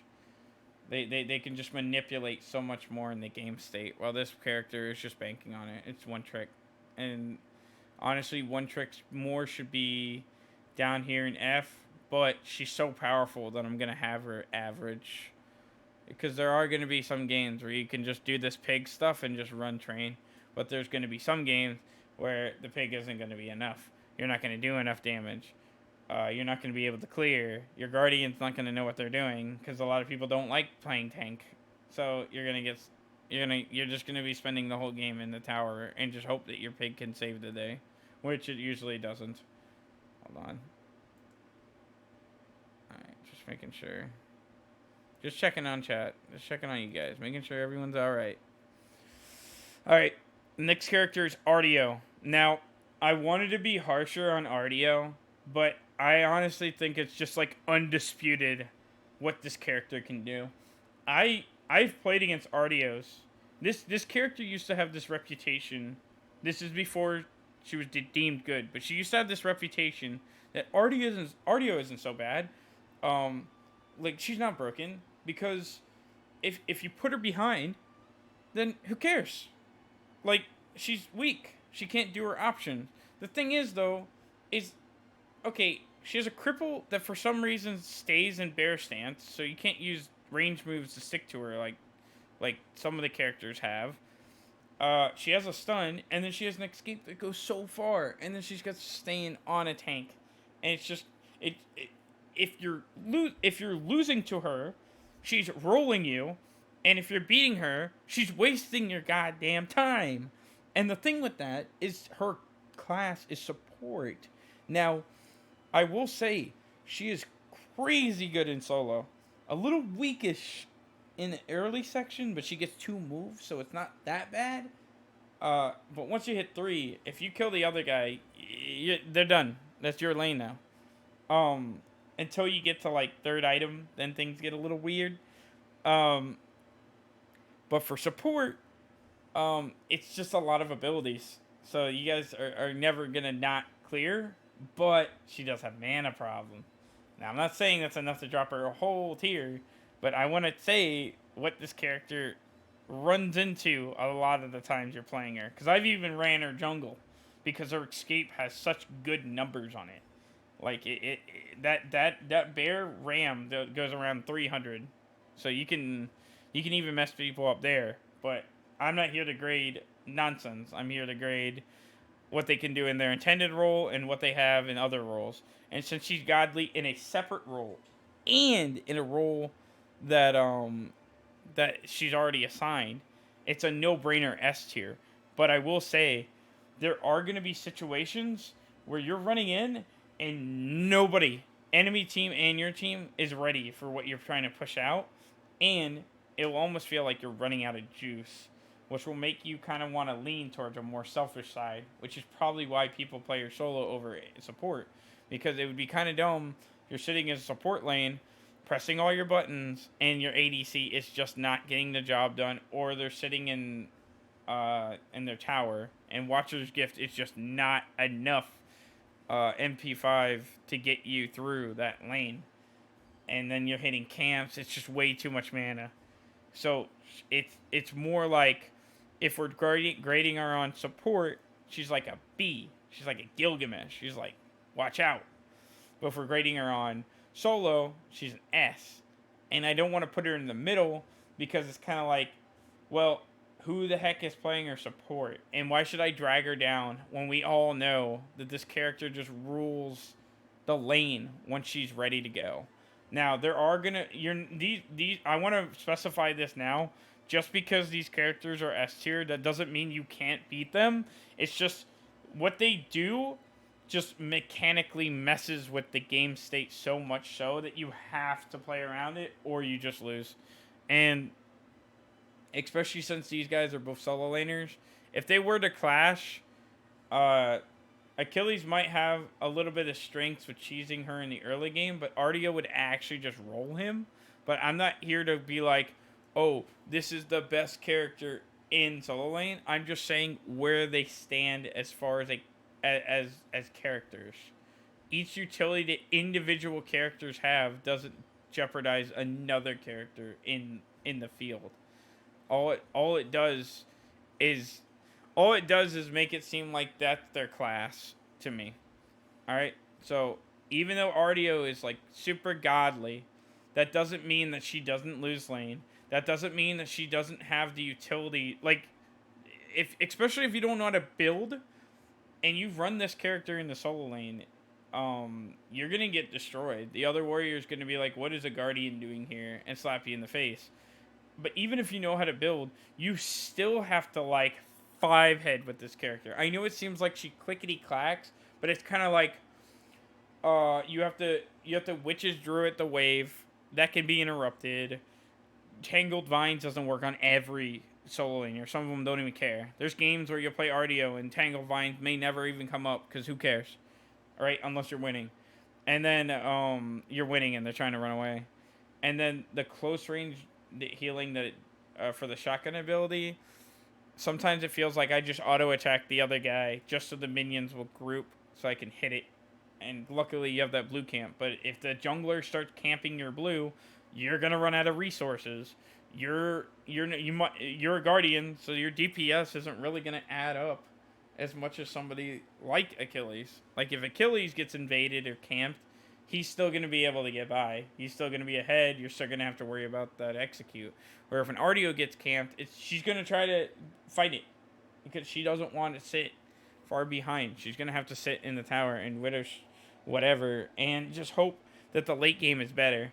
While Achilles could change the game state, and I know a bunch of other characters could do that, but it's just kind of like, I don't want you to see these characters side by side and go, Achilles versus Artio. Artio takes that, because it's kind of like, well, the way it would actually go is, they both get their blue camps. I'm pretty sure Achilles clears it faster because his auto attacks are stronger. And then Achilles is in lane first. And he's starting to hit the wave already. Artio shows up but has an extra ability. Unless she mashed both of them and she's just banking on the blue camp.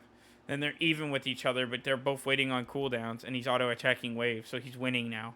And if she didn't use both... See, so once we get to the nitty-gritty of this, it's like advantage, disadvantage, advantage, disadvantage. And it's just kind of like...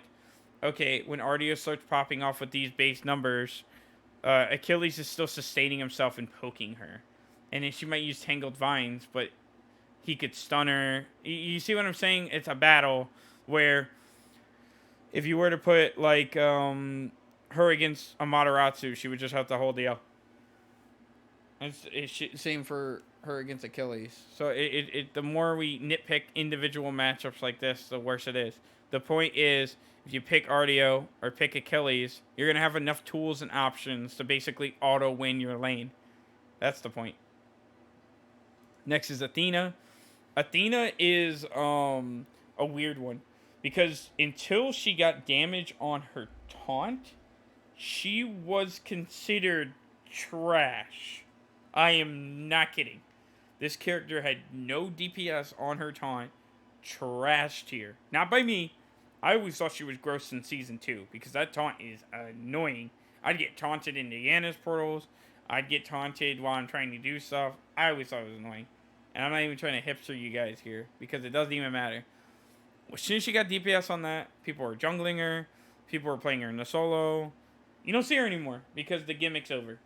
The reality is, Athena's a tough guy because what you can do with the taunt at any point in the game to a jungler that's not an attack speed 1, a mage, or any of the other subclasses is such a strong support move that she should be high. The problems come into play on her ultimate. Now, it can be really nice having Athena just drop in, but I don't know about anybody else, but people really do not use this ultimate properly. It feels like when an Athena ults on me, I do not have enough time to jump or get her on the intended target to burst them down. And if you do it too late, she just wastes your ultimate and you're dead. So it's kind of like this weird window where you have to time it perfectly. And even if you time it perfectly, whole enemy team, Athena's ulting, run, or pull off, or stop hitting him, or whatever, and then you don't hit anything, you revive, and you're a little disoriented because you just arrived in a whole different place, and all you can see is silhouettes, and you taunt the nearest guy to you. It may not be the best thing, so your ult turns into nothing. And then there's times where you time everything perfect, and you get a kill or whatever, and it's just kind of like, that worked, hype. But that little skill or the stars aligning on that one isn't enough to put her higher. But the taunt is still really good. But if you're asking me, because of the stars aligning, the clay soldier thing for squeaking damage, the whole stacking auto absorbing thing that you kind of need because the ADCs will melt you in the later game because of a taunt, makes me think that she's not that great. Now, she's not. I already am gonna tell you right now, she's not S. And as much as I want to put her in A to have somebody else in here, the taunt comes with a lot of risks. It can honestly feel like, especially a late game, you're taunting and dying. But with higher cooldowns as like a support, which you're sacrificing auras for, can make or break a fight. But because nobody's necessarily ready and your DPS is now falling off at this point, especially since, just like a Mataratsu, your dash can get clipped from somebody behind you. So you can be punished and stuck out there, or be forced to get out with your ultimate, which takes a long time to charge.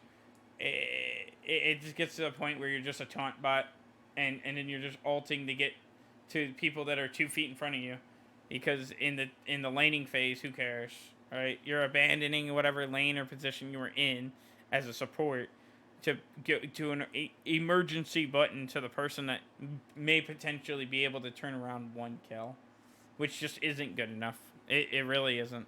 All it does is make it so that all it does is correct your allies' mistakes. But if they're making so many mistakes to where you feel like you feel like Athena's a good pick, it makes me think that your teammates aren't good, and you're carrying them with your Athena's cheese. And that Athena cheese is going to mess up. And when it does mess up, you're just like, dang, if only he lived longer. If only he sank. But you can't see what they're doing. You don't know what kind of mistakes they're making because you're globally ulting to them all the time. You just know they're in a weird spot and you're going to show up and press buttons, which is degenerate, but it's not good enough to warrant her a better spot than C again. Trust me, I want to put more characters up here, but the whole purpose of this list is to weed out the weak. And I'm tired of people saying, this isn't vengeance, but I'm tired of people saying gods are better than they actually are. So even if your favorites are lower than you like, just know that one of my favorite characters is going to be kind of low. Like, he's going to be like mid-tier at most. All right. Well, I'm pretty sure you guys are waiting for this. This might even be a clip. Hold on, just checking. Atlas. That's right, Atlas is on this list. I've gotten to play him. I have him ranked 5, and to some of you guys that might seem like that's not enough time.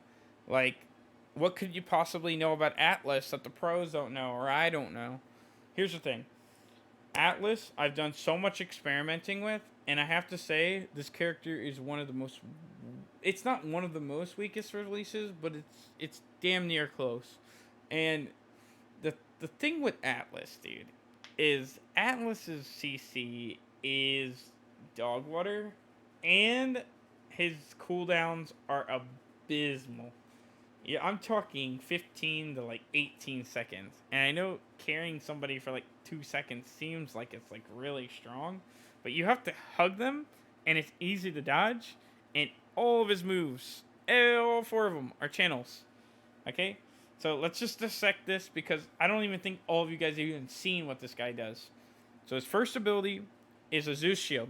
You throw it, you hold trigger, you still get the auto attack penalty. So that kind of sucks. You can't just throw it and let it cast like an ability. These are auto attacks. And this thing hits for nothing. I'm talking you upgrade it level 1 as support because you cannot you can play him solo if you want, but you have no sustain. So you're banking on cheesing somebody with this character. So as a support, let me just go over his first role and I'll talk about solo. His first role is support. Ugh. Your one hits for 11 damage a hit, which is that's more pathetic than Chernobyl's autos. Like, that is terrible. And if you don't know Chernobyl, I'll get to it. But that is terrible.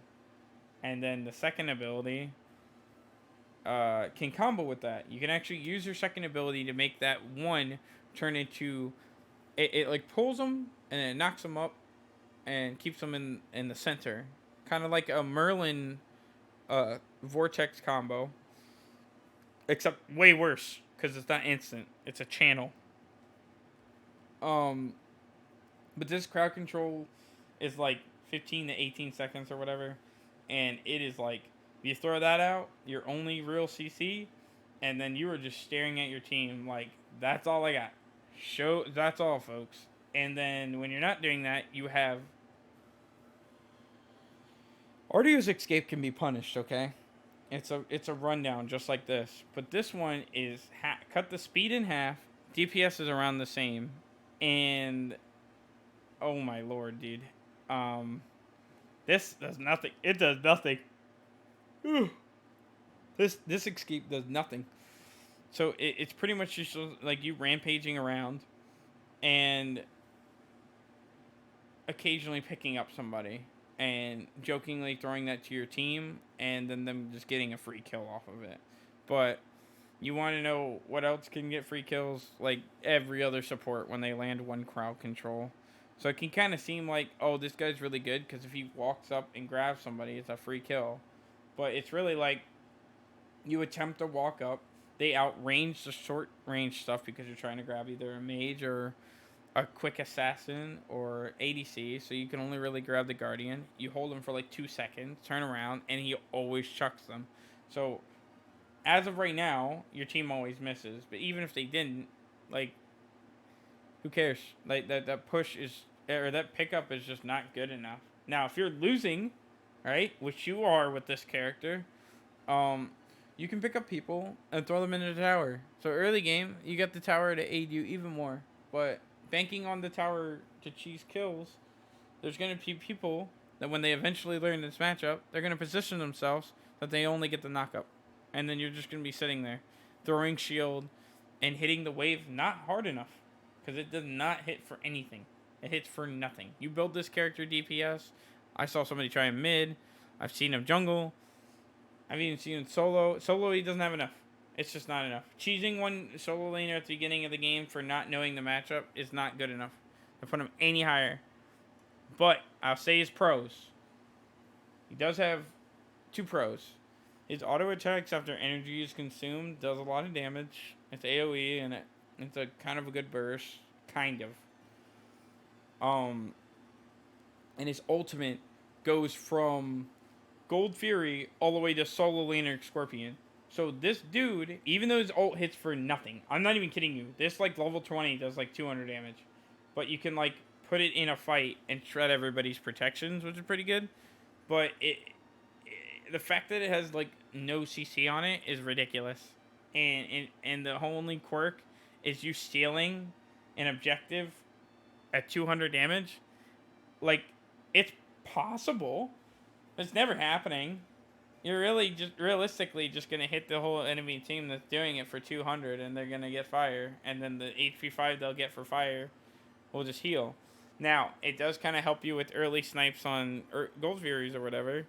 And if anybody's doing a camp and you threw that in that general direction, you just got free farm. If 200's enough to even kill the camp. So, as unfortunately, as much as I'd love to even give him E, even Anubis and Afro could carry games like that. And he isn't the worst character. There is a character worse than him. But he is awful. His character is dog shit. I don't care how many people wanted to run him attack speed or whatever. This character can't do anything. He is a damsel in distress, and I'm actually really disappointed because I looked at the trailer and he was the one I was looking forward to, but he just doesn't do anything, and I am not looking forward to starring him. I have him 5 right now, maybe even 6, and it's been hell. Like, if anything, I want to wait for the buff, but we'll wait and see. If I were to say it now, they should make his one, like, immovable or something like that. Make it so that he can't be stopped, like, at all. Like, they could even make it so that he's damage immune or something. Like, literally make him invincible. Yellow. I don't even care. So that he has an incentive to run in and pick you up.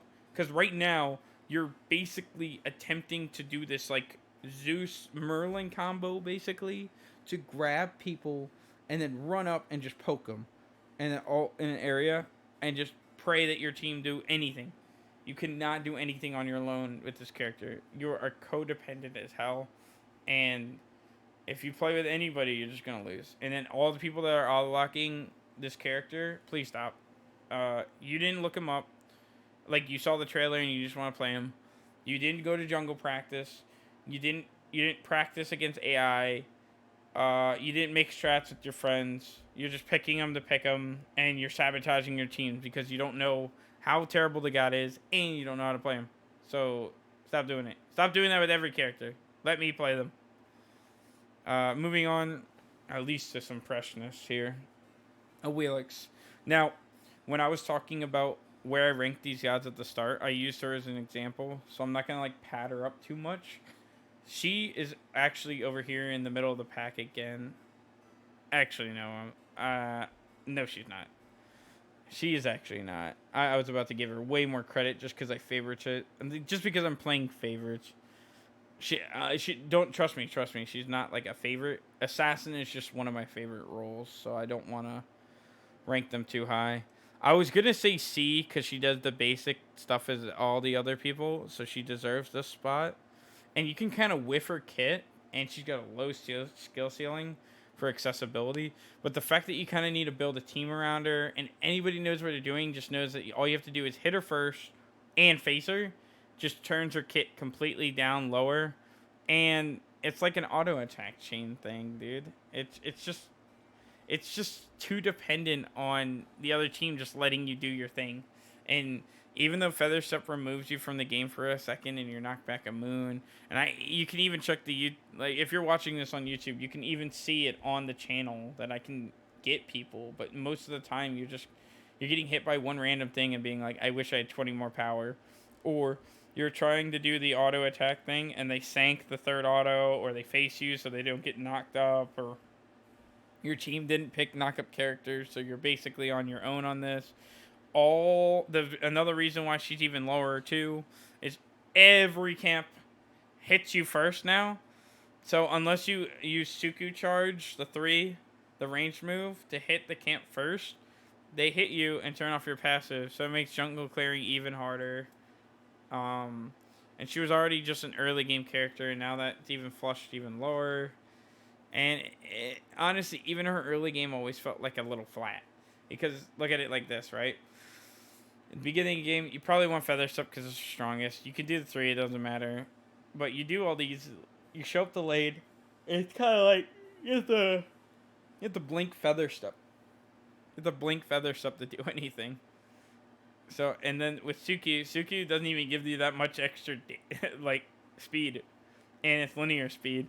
So side-to-side stuff is really bad. Now, if you're on PC, you don't notice as much as Xbox. But we use, like, the 8 different directions of the controller, and if you do any other direction besides directly straight up, directly straight up, because if you back up, it's terrible. You don't even notice like the 20% movement speed, so she's just awful. You can still like solo people, and if you see one, be on the lookout for the things I said. Try to hit her first. If you don't, it's fine.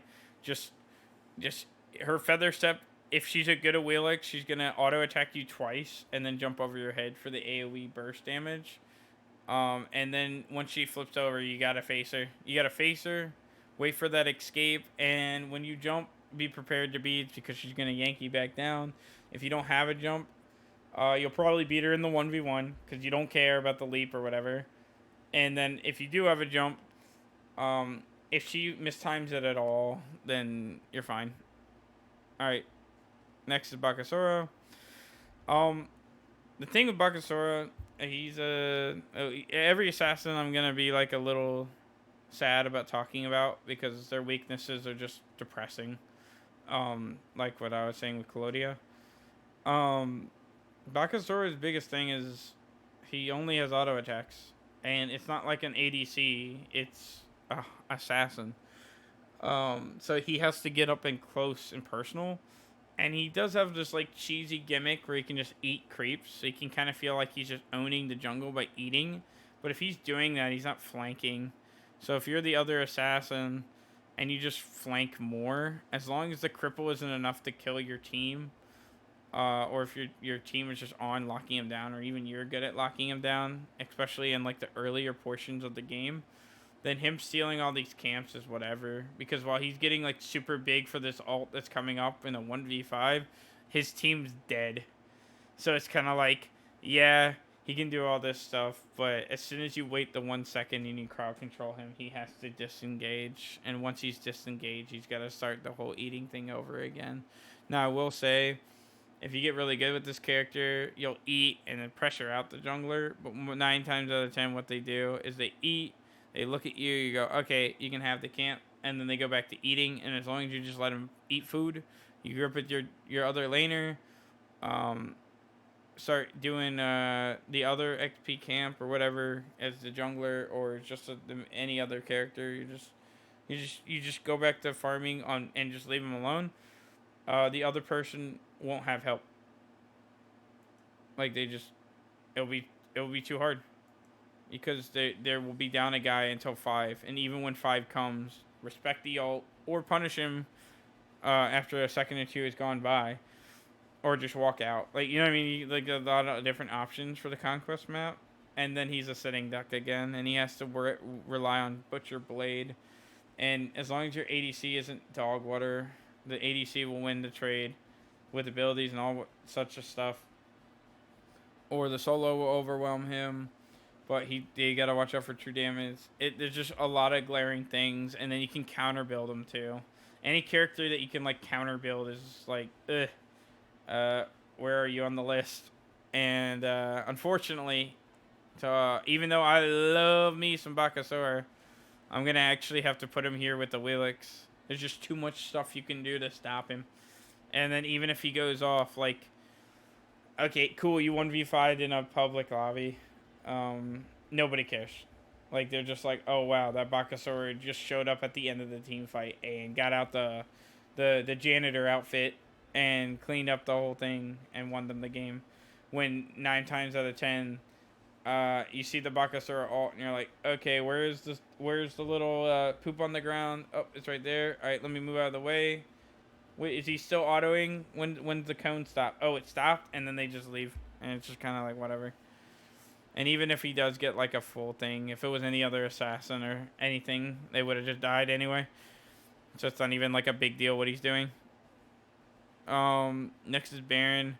Okay, Baron's a weird one, and I've hated him since he came out in 3. Don't get me wrong, I got the tier 5. He's just a cheesy character. If you see him in the solo lane, you're gonna get cheese, but then they don't have a warrior, but they're banking on healing, so it's just gonna be a slow game. That's why healing sucks. Nobody wants to watch a slow game. Nobody wants to play a slow game. And if you play him mid, he doesn't have DPS, and he's a sitting duck for a lot of the mages bursting damage. So he's weak in those regards. And then the least stuff that he can do as support is the same thing. You're with this character, you're banking on stacking Asteria with snake snipes and heals, which actually are pretty free to land because the snake comes out like that, and the heal, it has a delay to it, but it's a big circle. So realistically, this character should be like up here, but because we're talking about Conquest and cheeseball strategies aren't good enough, I'm putting him here with the rest of them. These cheesy strats and these coffins or whatever are just not good enough, and he doesn't have anything for objectives. So even if he's cheesed a person, it just takes so long for him to take stuff. And 9 times out of 10, you got to build him like a tank on top of that. So it's just like you're just sitting there waiting for this guy to miss or stop healing or just jump him because he's got no escape and kill him, and then he'll just coffin. And as long as you're well prepared for that, because it's going to be a stun into, he's probably going to snake and then heal and then run, and it's just nothing but that over and over and over. As long as you get the pattern down and deal with this shit, you should be fine. You shouldn't be bad. But if he does cheese you out of the game, just know this guy's got nothing better to do than to just mess with other players all day. And I'll do it in like other modes like Joust, so that the other people will go, okay, we quit, like in a ranked or something. But if we're talking about casuals or whatever, if you see somebody still maze this guy after how much he got nerfed initially, and what little he really does for the game state, he's just there to waste your time. He's just there to waste your time and crowd control enemies with a burst character. But it's just not good enough. It really isn't. If you play him in solo, he may weigh down the other solo laner and he'll fall for his cheese. You play him mid, the other mid should just outclear him and just let him deal with minions as you outfarm him. And if he's a support, the other support's so heavy that these small little heals they'll get here and there won't accumulate the pressure, because the Baron's going to still position like a mage no matter what role he's in. So you're just sacrificing a role with this character. So realistically, he should be down here. But because his cheese is so powerful, I'm going to have him here. More or less, he should be more close to these guys. But the thing that's different about Baron is Baron is shaped as a whole thing around him. Like, people get anti-healing for Afro. But tanks eat the coffin so that Baron doesn't get it off on their DPS. That's how good that thing is. And, like, I know how to pre-bead coffin. Like, it's not revolutionary, but it's kind of like, you just got so much cheese around him that it's just like, you have to look out for so much. And realistically with Aphrodite, like some of the other people down here, look out for one thing and you're fine. We're up here, it's kind of like a couple things you need to worry about. But that's it. Bastet, this is another new one. She actually got reworked. The rework is fine. And I've heard people, just like Gilgamesh, say that she's broken, but I actually think the cats were stronger. Now, eating that ultimate sucks. It really does. Like, if you eat that, you're dead. But it's kind of like, as a jungler, you do it over the wall, it doesn't go through walls. So the cat will carry you to the wall. So you can't just, like, cheese them out of the tower unless you walk in the lane and they see you. You don't have setup for this besides the route that you have to set up yourself. So it kind of feels like you're playing normal Bastet with a lot of healing from like the last rework. It's just more healing, except instead of throwing 3 cats with the old ultimate, you're throwing a beam of light and hoping that you catch somebody out of position. And when it hits, that's cool, but the light is so slow, dude. I've been able to just sidestep it. It's so bad. And even when you accidentally hit it, it's more because you thought it was like a hair or polymorph, and it just caught you. It just caught you lacking. So, and honestly, dude, I just don't even see her, besides in, like, random-ass modes. Like, you just don't see it. I don't think Razor Whip's enough. It's not a big enough cone. The cat thing doesn't do enough. The pounce can be risky into certain comps. Uh, she just doesn't have it. But I will say, the fact that she has a move in her, the fact that her base kit is enough to kill, and if she does hit you with the thing, you're dead. I have to put her in another D tier. Oh no, not C, D tier. Getting a lot of dunces in here, but yeah, because her kit is just like that bare bone. It's not bare bone like winning here. It's kind of like I don't know what direction they're going for, and I wouldn't be surprised if Bastet gets a 4-3 work. Realistically, if you're asking me, I don't think they should even reworked her in the first place. She had this leash of frag in the early game and have a weak late game. I don't think there's a problem with that. I don't know why they're making more and more characters feel kind of like samey, where now there's no characters that are good in the early game, and now there's no characters that are super crazy in the late game, besides like maybe like one or two. And this kit is just not good enough.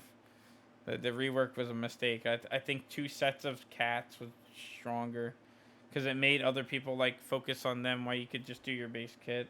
Where this like hopefully you hit the thing while your team crowd controls, and it's a slow beam. It's just kind of bad. It's not this bad, but it's definitely a stinker. But not that bad. All right, next is Bologna. Bologna, you can realistically play her anywhere as a leash, but as far as a solo lane goes, this character is really good. Um, there isn't a time where I don't go in as a Bologna. Like even in matchups I was supposed to lose, like the oldest thing in history I've ever heard with Bologna is she loses to Tyr, and I guess it's because Tyr could push her out of her two. But I just really never feel like I'm losing with this character. I think I think even some of the more stronger matchups, I'm just holding trigger. Like even against like Artio, I'm just like, okay. So excluding my play, her kit works like this. She has all of her abilities have weapons, and if you press them, and she as long as she's hitting something, she keeps the weapon. So the first is a slow, so you can stick to people. Second is like this like AoE clear thing that stacks on more multiple guy hit. So in like a crowd, she could hit like 3 people and then like nuke. So mid game rotations or like fad or early game ones are really good. And then Scourge is just like a free heal as long as you're hitting something, and it disarms the other guy. So the other person is like locked to abilities, for a little bit, and it heals a lot. And then you have the flag, which is a free stun. You can up down it. You can range it for escape, even though it's not necessarily a regular escape. But in that circle, you're just better. You're just too strong. And since I never have any issues and I'm just holding forward with this character, the only glaring things I can say is Shield Bash can clip, Bludgeon can be interrupted, Flag is your only out tool besides Shield Bash is kind of rough, and it can kind of feel like the Scourge sustain, like having to rely on a potion and hitting things to heal is rough, but because 90% of the game you're just wailing on the other guy and they have to just respect it unless their sustain is stupid or they punish you early. You're just always winning these lanes. Like you shouldn't ever lose with this character. Now, I don't put her higher because there is a punish. These two characters above her, no punish.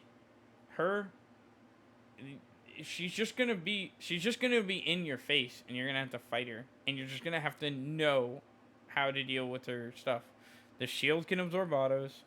The 2 has AoE hits, but it's the slowest swinging one, and the Scourge can disarm, but it also heals. So you just gotta be mindful of what she's doing, counter build her correctly, and just punish her when she's trying to bludgeon, because that's some of her biggest damage. For the most part, these are going to be minor scrims that if you aren't careful, you'll lose. But if you're careful and you're patient, and the other guy is like mashing, you should out DPS her. But 9 times out of the 10, when you're playing this character, you're just wrecking.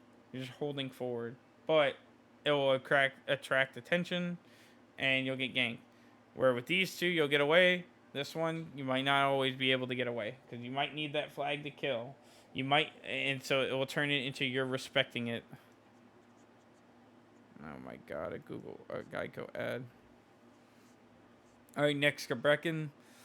Now this guy has a reputation of being called broken. Uh, it's because of modes of the day and stuff. This character in Conquest, I don't want to say he's a joke because he does have some fringe play, and I'm not talking about competitive. I see what I see. Okay, I don't care what competitive says. They don't know what Smite is. They just choose cheese comps. Okay, they do cheese comps, and they're doing it for the money. They don't care. Okay, this character will do two things. Or no. He has three things which would make you think that he should be high, but he's actually low tier. Support, not so good. The thing with support Cabrekken is you have three options. You can go into an ability that individually targets and stuns. It gives him movement speed. You do that, and you hog and all that other stuff.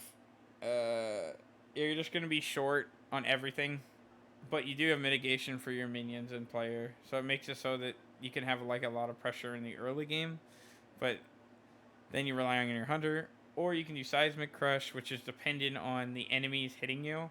So you'll have to basic attack an enemy god and let the minions hit you, or just tremor for 2, and then we'll pick is tremor.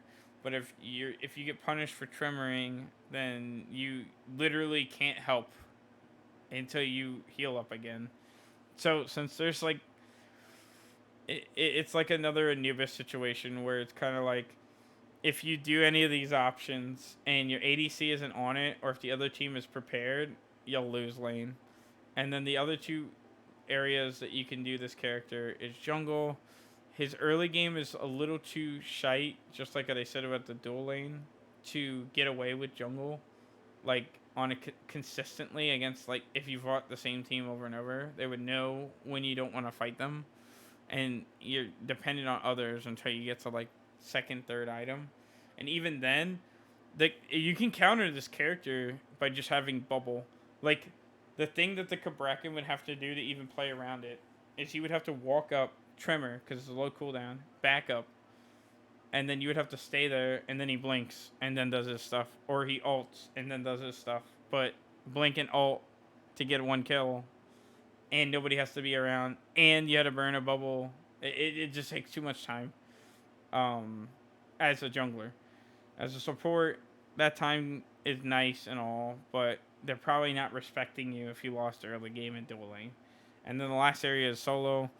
This is one of those situations where, because of the low cooldowns on Tremor and lifesteal builds, healing's been nerfed, so they can't do it as much, but they'll walk up to the creep wave and Tremor. It doesn't matter how much mana they're burning, because they're just hitting the wave. They're hitting it and clearing it, and then you still have to clear yours. And if you hit him, he's healing because he's in combat. So unless you have a lockdown, you kind of just want to go for the wave yourself, but he's going to out-clear you. So you have to kind of respect that as a solo, unless your clear is that good. And then once you get past that first section, then you can fight him, because his build isn't going to be great. And then you can maybe cancel it. So since it's like F tier for support, E to D for solo. Like, solo, it goes as far as D, and then support is like as high as E. But then, jungle is as high as E, but it's leash. As soon as you know what you're expecting with these two, you can punish it so easily. So, and then in his main role, he's F. Support Cabrekken is just dog water.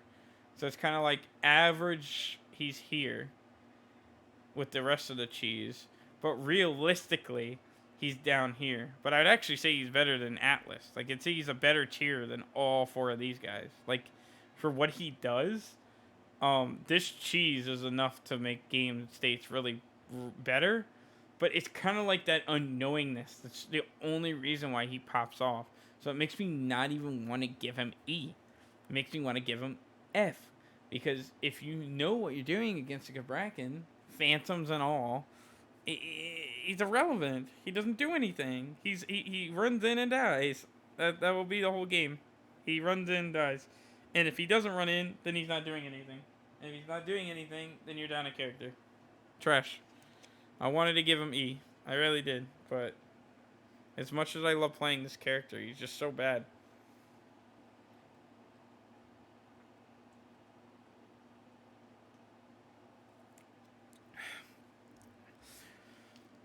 Next is Cabrekken. I mean, not Cabrekken. Camazot. The thing with Camazot is he has two roles, jungle and solo, which is actually less than Cabrekken. And this guy is better as a solo laner, but he got this reputation because of some better solo laners not working so good against him. The problem I have with him in both a jungler's aspect and a solo's aspect is its skill shot. And I'm not saying that you guys shouldn't be good at skill shots, but the more that you depend on skill shots, the more games you're probably going to lose, because the majority of this community, which is why we were in like a heal meta, it does this stuff where they play characters that do safe moves that don't miss, and it punish you for missing. So even though Camazot should be here, because especially in the right hands, he could even work Bologna Collodia, right? What happens is if you give him any moves, or if you punish his jump or anything like that, especially with anti-heal, he's actually more like a here. Okay? With Gilgamesh and Sir Nunos. He's got the ability to beat all these characters, but combat dodge, a million moves. Bologna can just like get up in his face and disarm him, so he's got to land more of these screeches and vampiric bats and like minions, and then he goes for this ult, and she's just tanky enough not to die to it. And then as a jungler, it's even worse. It's kind of like, why would you want him when you're blinking and then still pre-firing abilities hoping they'll land? It's just bad. So it's really like jungler, he's like C tier. Or no, jungler, he's like D. But solo laner, he's so fine that he's more up here. So it's kind of like, It makes me want him to put lower, honestly.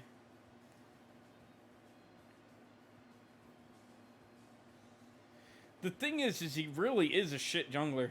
He really is shit at jungling, but his solo game is so good that it's like, I said look out for Cabrekken, and he's an F. So, fuck this. Down here, dude. We were trying to find the best of the best, not some leash, like, random side piece that's just trying to win a solo lane. Because once you get out of solo lane, he doesn't do anything. He looks for the DPS, and he plays second assassin. He's not a tank anymore. Trash. I can't believe I even considered B. Just because I've seen him in solo lane. He can do so much damage to you. But if you just respect it, you're fine. Or if you just punish the healing. Alright. We're on Cerberus now. Cerberus is an odd one, and I know I said that a bunch of them, but Cerberus is especially odd because he does really well against healers, and this includes potions. And honestly, as a support, he's not really good at it, and the reason for that is because the spit that he does is crowd control. It's almost as much as Athena's taunt or whatever.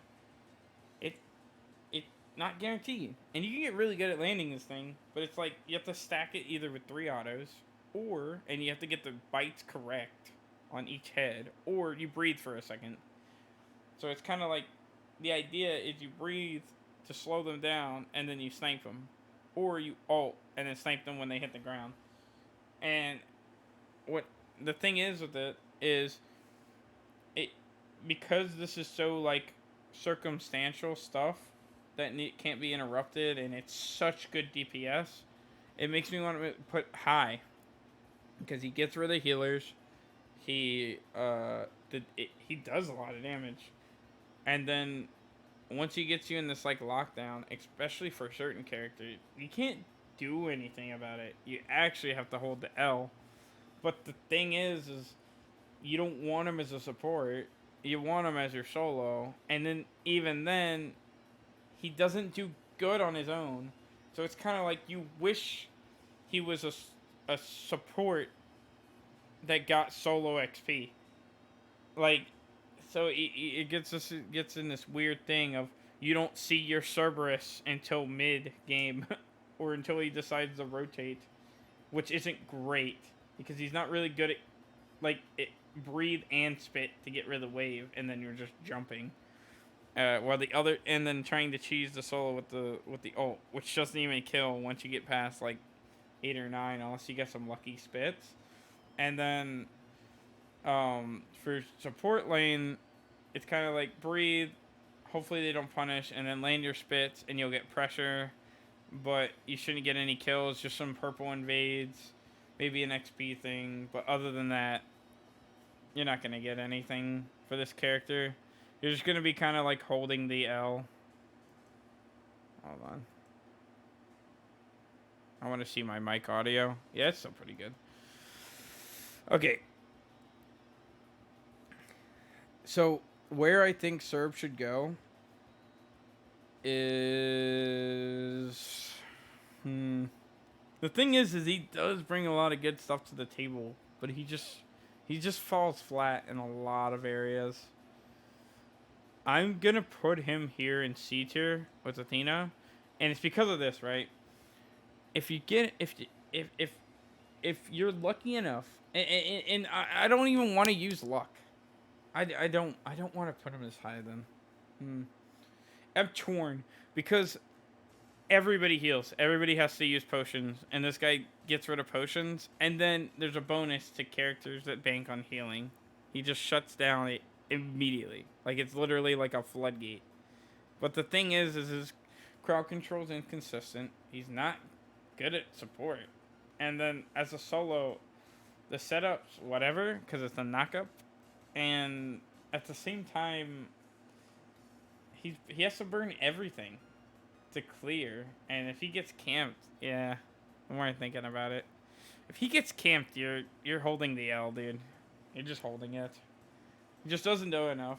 If you run into one of these, be careful. Just like anybody else down here. Like, obviously these characters have the ability to kill you, but shutting down the healers, healers are not doing anything. They're gonna be low tier on this list. I don't care what you say. Healers don't do anything. So Artio's self heal and his healing is way different than like characters that are goal to healing. And even though this is like SPL's heal meta, you will never see heal metas in ranked because there's not enough people. And even if you do see it, it's kind of like, okay, well, your ranked team isn't building Divine Ruin, so who cares? Like, the healing is going... If they're going to fuck you up with healing, you're holding that. Like, there's nothing high-res can do for you. There's nothing you can do for you. Your team just sucks. And picking this character is putting a Band-Aid on a gashing head wound. Like, there's nothing that can be done. And like I said, skill shots, no. And he doesn't have, like... There's no role that exists for him. I had to really talk myself into that one. I was going to put him as high as C. Next is Chalk. Chalk's weird.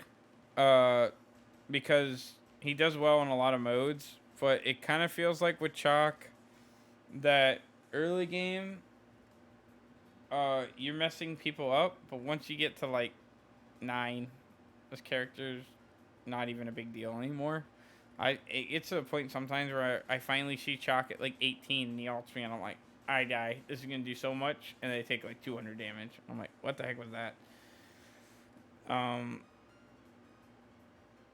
And really the main problem with Chalk is like, yeah, he could rotate and mess with the mid for a second, but who cares about this random gank he does in the early game when everybody turtles. If the chalk messes you up in the early game and you just turtle, then he just becomes insignificant in the mid game to late game.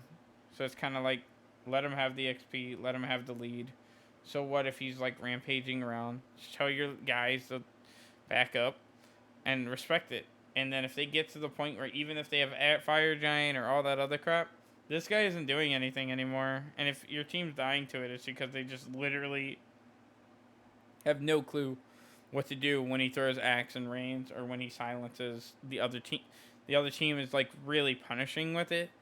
But 9 times out of 10, what's going to happen if you're fighting a good chalk is they're going to just try to mess you up in lane. If you respect it, they're going to laugh at you. They're going to be like, you can't fight me, da-da-da, because they have a good early game. And then mid-game, late game comes, and you'll just mess them up, and then they'll be crying. So, don't even bother with chalk. Don't even bother. Poopy, poopy, poopy. I shouldn't ever be... If I ever say a character's weak... And then you should know that it's already pooped here. Next is Chang'e. Chang'e is another situation where I see people lose to her, but she's a shotgun mage. She should be punishing the fact that she has to push up. And the only lane she does halfway decent is solo. This one's brief because it's kind of like this character already has no lane for her, and then people try to make it work with solo, and it doesn't work. They can get away with it. I've done it. They rank her to a star. You can even do like med strats, so you're always in the lane, and when the guy finally gets a break, you're getting 2 extra levels on him. You're not the warrior, though. You're banking on the fact that Waxing Moon hits 2 to 3 people, and then your team is going to mess up the people that you stunned, and then since you have double mage, you nuke them, and then you sneak a game. Okay? That's what you're doing. You're sneaking games. And then other than that, You're not doing anything. You're not doing your team any favors. Sorry, 2 Fs in a row, but Chalk's weak, and then Chang'e just like does the stupid cheese where you just juke and poke. If you're playing Omnipotence, S tier. If you're playing like a real game though, you're wasting your time. Oh my god, 3 stinkers in a row. I swear the next one isn't gonna be dog water, but yep, we got another stinker here. This is Chernobyl. Chernobyl is trash. They buffed her whole kit, and she is still bad. The thing is this character, everybody knows this by now, but even when the character came out, you can look at my VODs on my Twitch channel. His character throws toothpicks at people. It's actually ridiculous. Even when you go full Maul mode, you're using it to clear the lane. You can try oboe strats and all sorts of stuff. There's nothing saving this character. And honestly, she's got the whole Scylla shtick where if she kills a person with her ult, she can do it again. Hardly ever happens. People slide out of it. And most of the time you're just using for a stun so that your team can get a kill or you can. And it's really rigid and trash. And the fact that the Flood has meter is ridiculous. The get out of jail free escape is nice and all, but 9 times out of 10, people see you go on the ground, they walk to the exit, and they kill you when you come back up. But it is sometimes annoying when they go into the ground, come up, sank, and then get to the tower. But that's not enough for this character to be anything worse. And this character, technically, I'd make a whole tier just to put her as the worst character in this game. She is. It's actually between these two. I'll probably order it at the end. Yeah. Trash. Alright, finally, somebody okay. Now, the thing with Kernenbog is he rubbed me the wrong way because he's kind of like Apollo if he had Mage Burst, but a worse escape. And the global ult mitigations can be punished. Now, really, I would want to put him in D tier because he is kind of like a worse Apollo.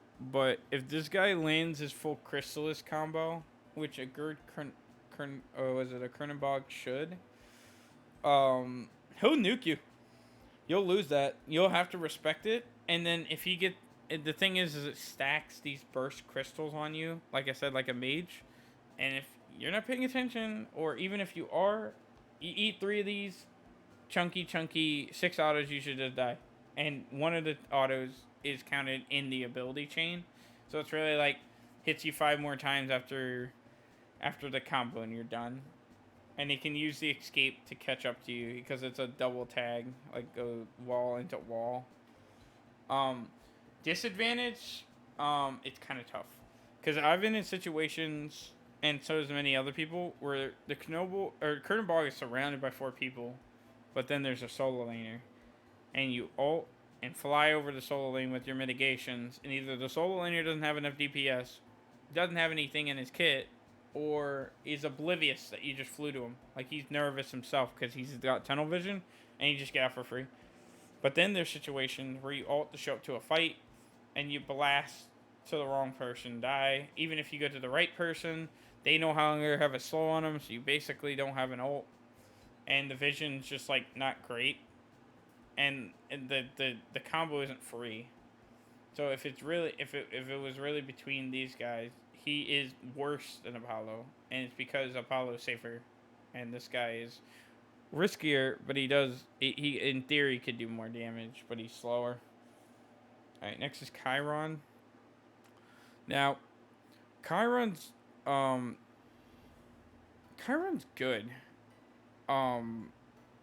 The thing with Chiron though that I want to highlight though is he's gotten a lot of buffs recently. Now, nothing to his training exercise. I think a little bit of rations healing. Masterful shot's still the same, but his giddy up's better now. His ultimate hits for a lot and can res. It's just overall good burst.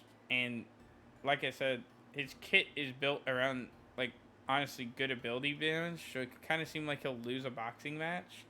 But that training exercise will just nag a lot of crowd controls, and it can kind of feel like he's just way too safe but way too bursty. And one training exercise misstep into a masterful shot that can't miss unless they sank will just make it so that he hit you with an auto masterful shot, gets the training, or he training raw to hit the wave and it hit you too, and then he masterful shots, and now you literally are in threshold for ultimate. I wouldn't feel good with putting him any higher. The thing is the masterful shot can miss. There is a timing to it. Banking on the auto attacks to hit for your masterful shot is kind of dumb. And there can be situations where because you're building him more like a mage, like a techie hunter. And that may sound leash, but it's kind of like you get in lane, you training exercise wave. All of it's like got the mark on it. Training exercise, or not training exercise, masterful shot, the whole thing. It's all gone basically as you stack trans, and then you have good cooldowns because you're doing like a trans pen build. And since you're doing all that, all your stuff has good power on it. So you can choose to keep messing with the other guy or farm, which you should do since you're ADC.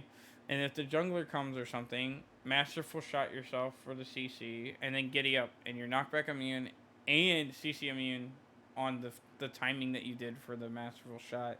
So it can just kind of seem like a really safe character, but the problem is bigger hitbox because he's a horse. I've gotten hit by stuff that I thought I shouldn't have, but I guess the tail is just really big. And then the giddy up it's been getting better. Like, you can shoot while you can do it. It knocks back, but I've been cheated with that thing, like trying to start it up, and I immediately get hit with a hard crowd control, even though I masterful exercise or training exercise. And it because it's only like a 0.2 of a second or something of crowd control immunity, and then you're just locked in place and you're forced to ult. And if the other hunter isn't like super low, or if the support shells or anything like that, you die. So it's kind of like you should win with this guy, but what will usually happen is you'll ult in a team fight, hit like a lot of guys or something, then you masterful shot and you did your chunk, and then you just spend the rest of the game on the objective or whatever, or just training, exercising your friends like I said, like a cleric utility hunter rather than a DPS one, which is fine. But it doesn't really do anything besides slow and add burst damage, which the mage should be already doing that. But he's good, but not great. Next is Kronos. Kronos is our first ADC mage, so like a hunter that's a mage, and Kronos is never not good. Um, the weaknesses that he's supposed to have are weak early game and then strong late game. But the thing is the first ability you get is slow time, or you can do the time rift stuff. But I don't like risking that stuff with mana because it's not good damage. And the time rift or the slow time can literally, you can put it in somebody's face and not miss. It's kind of easy to dodge from a range, but if you do it right in their face, they're stunned forever, and you can get a little bit of range. But once you use that deterrent, you can get jumped. Sometimes the ultimate, it's hard to gauge when you get like the fattest amount of recover, so you might have to do it early sometimes. People get really greedy with it and die earlier than they should have because they didn't ult. But those negatives don't outweigh the positives. This character is never offline. As soon as you hit one, technically, you can win mid easy and then hyper carry the game. And if you play it as a magical ADC, as long as your support is comfortable with warrior, which they're not always, you can carry over there too and cheese the other guy. And since hunter battles are usually decided with auto attacks and not so much as abilities, it's even safer to do it over there, which is why him in as a mid is kind of worse.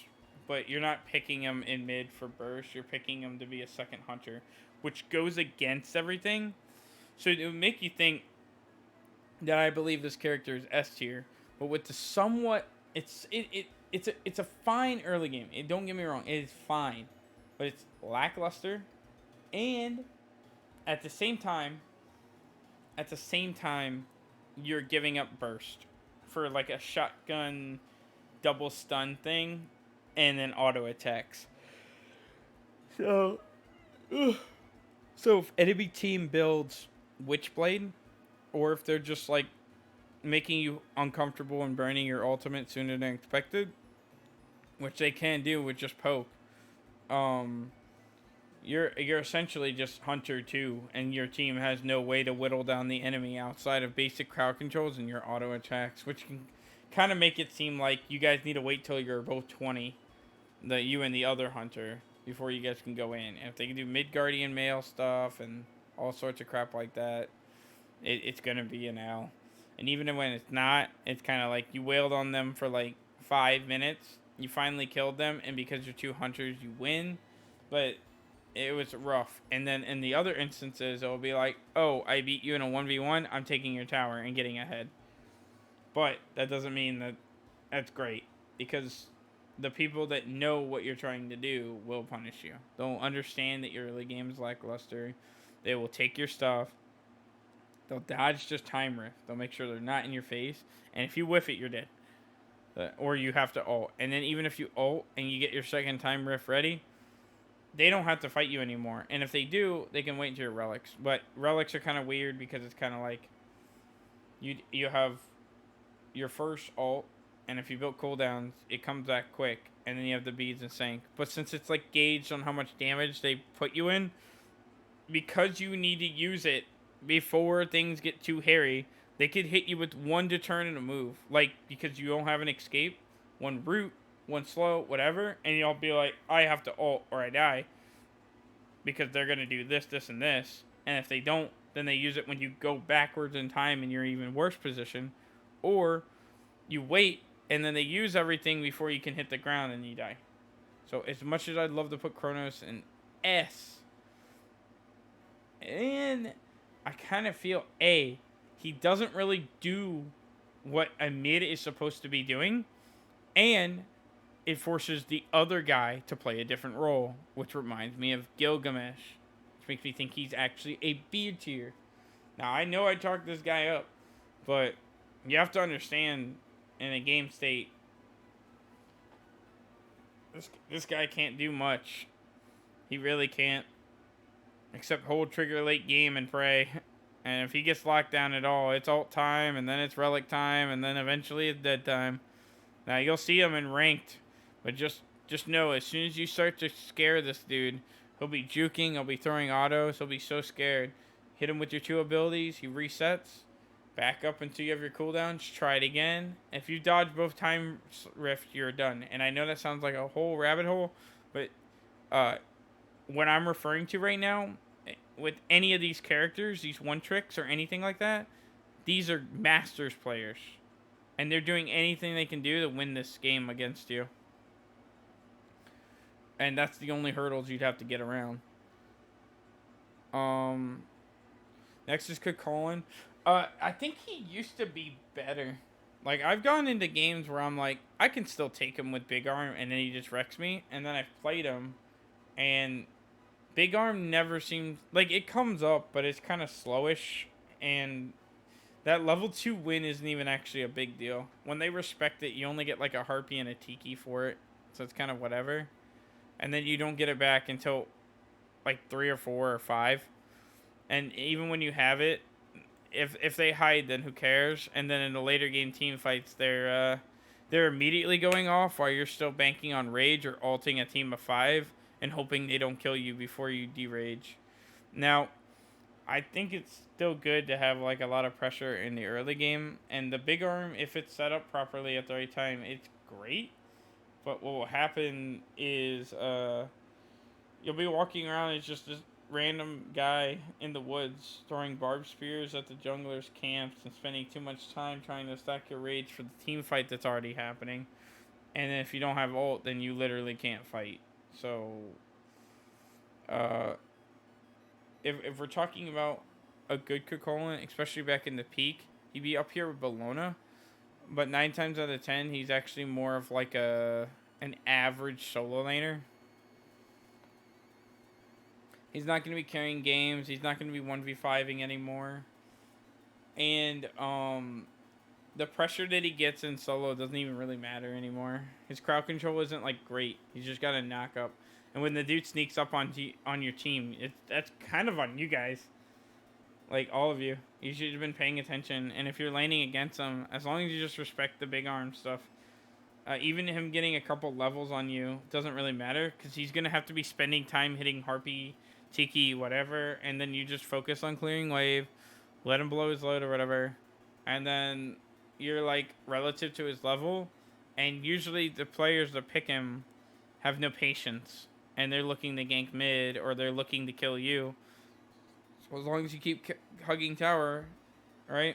And I don't want to, I already said at the beginning, the hugging tower isn't a viable thing, but in solo lane particular, that's actually fine.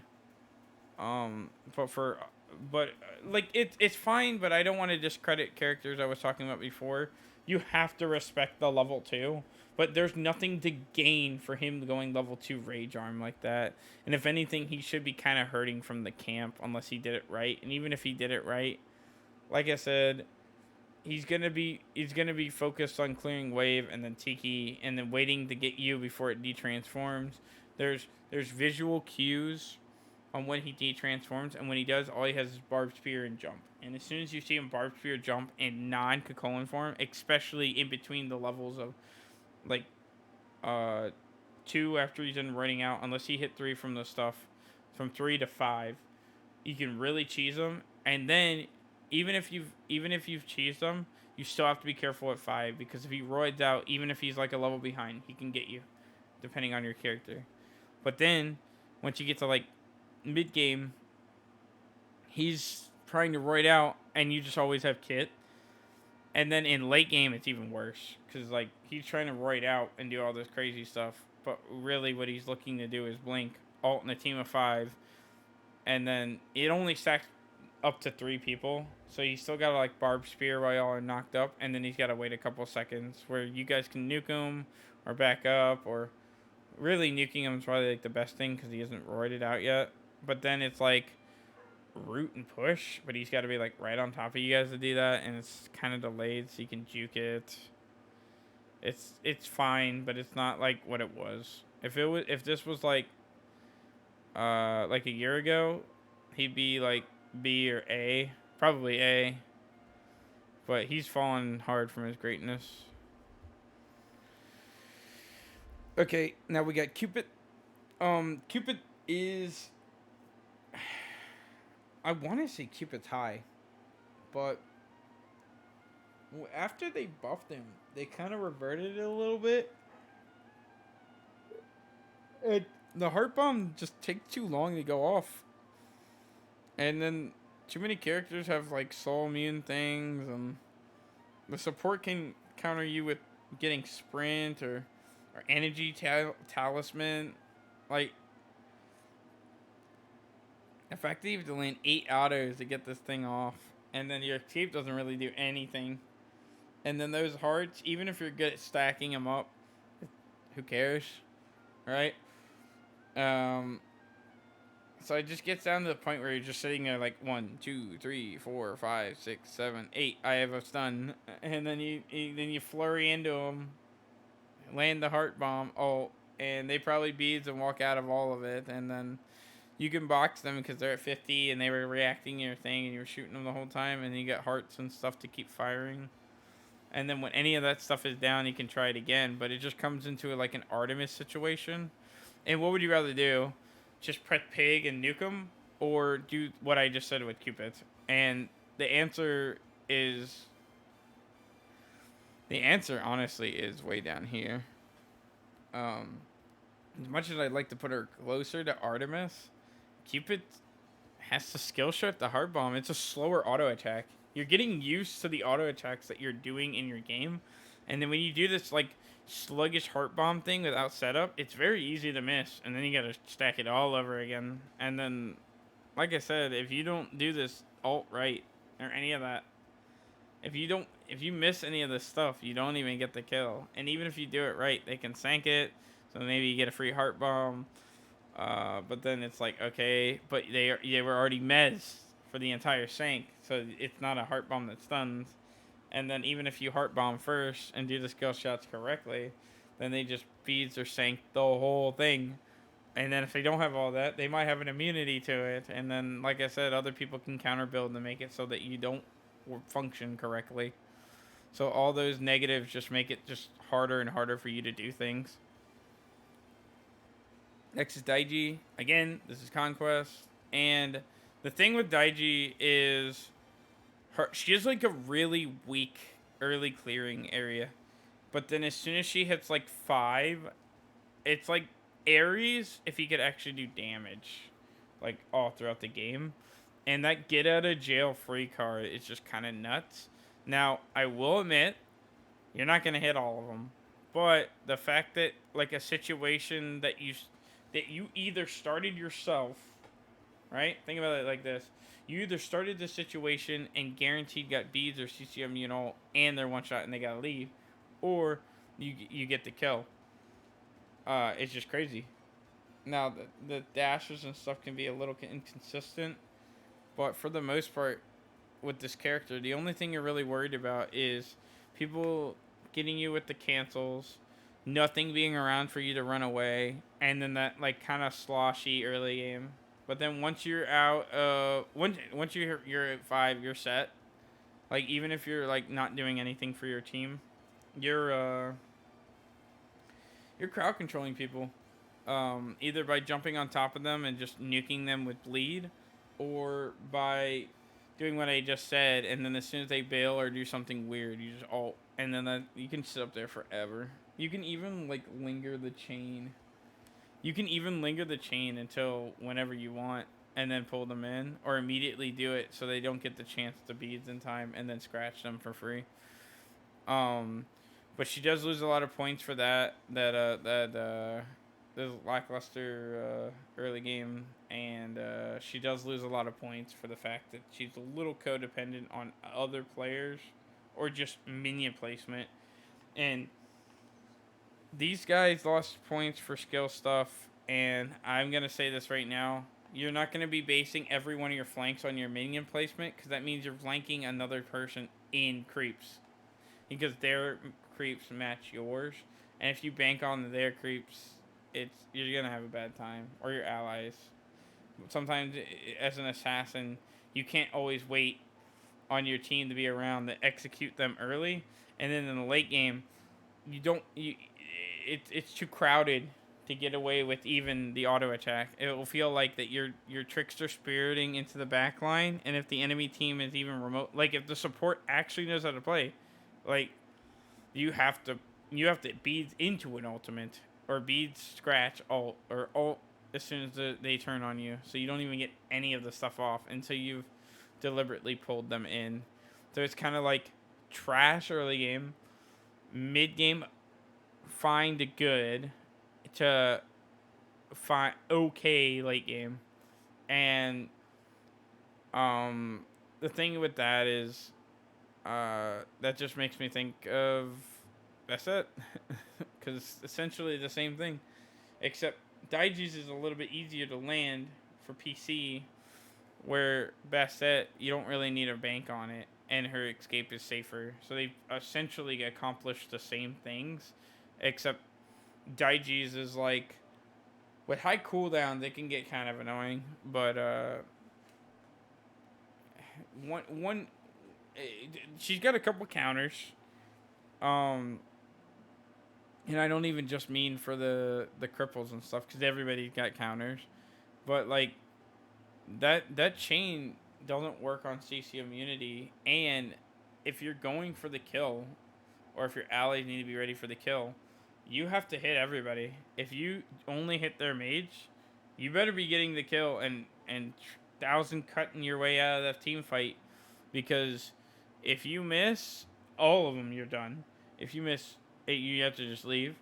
If you only hit the one, like the slow support or the guy in the back, you're probably only getting like a beads or something, and then they're staying in the back for the rest of the game.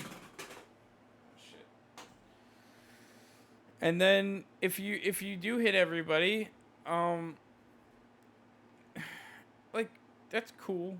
You maybe got like a good mid game fight, and then maybe even an okay fire giant fight, but you're not really. You have to just be careful, man. Did it do it again? Yeah, it did.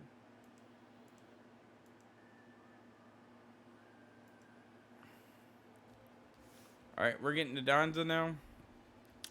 Donza is a amazing hunter. The issue, his cons are, the leaf has gotten to the point where nobody falls for it anymore. You're always getting punished with this escape. If Vitalis is okay, Saki Cup is like... The thing with Saki Cup is this, okay?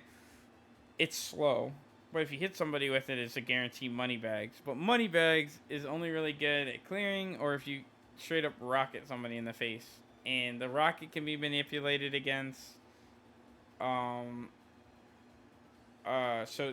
it's not even guaranteed. And if you get in it, it's really easy to dodge. But his auto attacks do a lot. And if you do connect all this stuff, even if they beads, the subsequent hits of the money bags are strong. The problem is, the money bags' reach is really rough. So what will happen is you'll have to kind of center yourself to the wave, which is punishable, and throw it at the front. And sometimes your Saki Cuff just chucking just to add some extra auto attacks to the other guy, and then that's the extent of your setup. While just chucking rockets at the other guy just to get their beads, and then they can kind of hug Draugr if you're kind of spamming it, and then now it's eating rocks unless you get in, and if you get into it, they can punish you. So it's kind of like, if it was up to me, Donza himself as an ADC would be like at A tier. But if we're looking at the reality of it, especially with counter matchups, Donza's more like a D. because he just doesn't have what like the consistency of some of these other hunters or whatever. He just kind of like it just kind of seems like he does a lot of praying and guessing, and that's never good. The next character, Discordia. Discordia kind of sucks. The thing with Discordia, hold on. The thing with Discordia that makes her really suck is she's like one of these characters that like pokes you and then throws an apple into team fights. And there's no bouncing this. You want to throw it while the herd's distracted.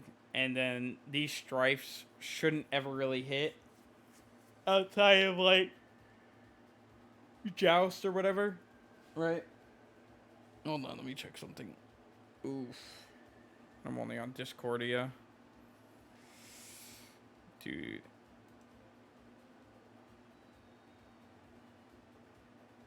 Woman, am I right? Or am I right? And he does the squid.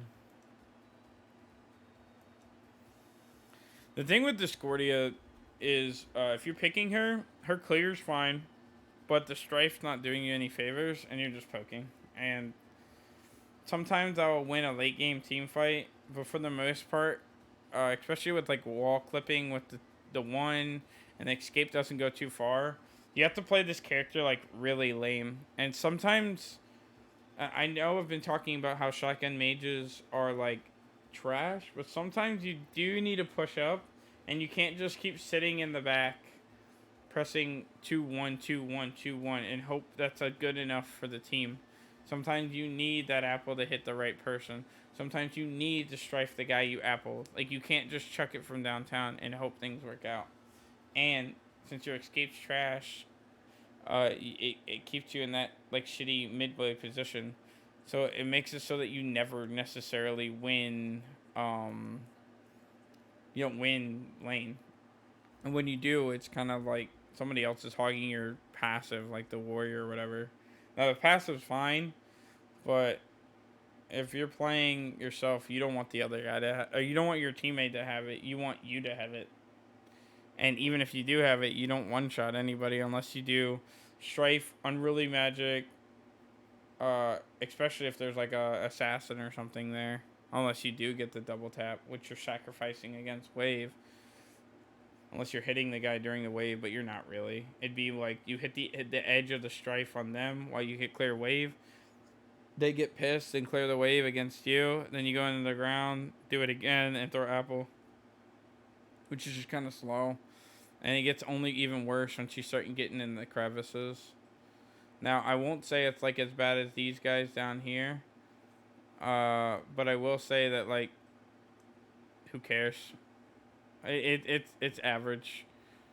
That's all it really is. It's not terrible like I'm making it sound, but it's just kind of like bare bone, poke and play safe, and sometimes that's just not good enough. Erling Shin. Erling Shin is a decent solo, but he kind of sucks as support.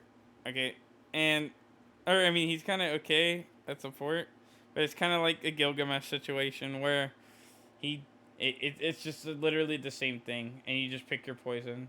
You either play Gilgamesh, and honestly, between the two, you're probably better off with Gilgamesh, but Erling Shin does have the caveat of, the Weasel auto attacks for better structure stuff, and his lockdown is a little longer and easier to land, and you don't have to blink for it, and it's a longer CC, where Gilgamesh is more of like everybody kind of respects it still, and Erling can get screwed over with counter building anti-heal, where Gilgamesh doesn't have that problem. So it's whatever you want. Either you do the whole turtle into a pin, into a taunt, or you do the drop kick with the slow circle to bounce them back in it. But be worried about sprint or worried about anti-heal. It's dependent on your team, and the same goes for the roles in every way. Aset's early game is fat, but The only thing she has going for her late game is these stray spirit balls that you're hitting over walls or something. So like winning, it's crazy. And then the ultimate for securing. Unfortunately, that is not good enough. And her escape is really rough at clearing. Honestly, yeah, that's poopy. Poopy, poopy, poopy. If you frag with this character early, you're doing the character right. But when you get to that late game and your spirit ball's only hitting for like 500-600 and you're just spamming and clicking and spamming and clicking, you're just playing worse Discordia. Because Discordia can accomplish what you're doing like way quicker. And I don't want, again, I'm not comparing side by side, but like you just don't do anything. All right, Fafnir's next. The thing with Fafnir is he is also another poopy. I should make a literal poop under F, but we'll keep it F. Fafnir is a guardian that literally only has 1 CC. That's a skill shot, and then the dragon form takes 10 minutes to charge up. That you probably have to CC to get people to take the DPS, which you're focusing on DPS on the guardian. That's already like Aries stuff, and then you have to land 2 more skill shots, and even if you lock these things down, they're probably far enough away after you did the thing that the players on your team are not ready to follow this up, so you're banking on soloing them, which is trash. And then when you de-transform, you're a sitting duck. It's just so bad. He does have the perk of juicing people up, but you'll juice a partner, they don't notice it, they don't shoot harder, and even if they notice it, it's minuscule. And then when they do it on Gold Fury, they don't notice it, or Fire Giant. And then if you're already a dragon and you do that stuff, you just waste it all to make it so that, just like a Monteratsu, just to make the objective go a little bit quicker. Alright, next is Fenrir. Finally, we're back to more good. Now, Fenrir, this is Conquest. I honestly want to put him low because of the way you can punish his kit. But the reality is you can build this guy full tank and play him support like Gilgamesh and Erling Shin and Frag. And then he's also a fine jungler. So if anything, he'd be closer to here. Because it'd be like this. He can jungle fine.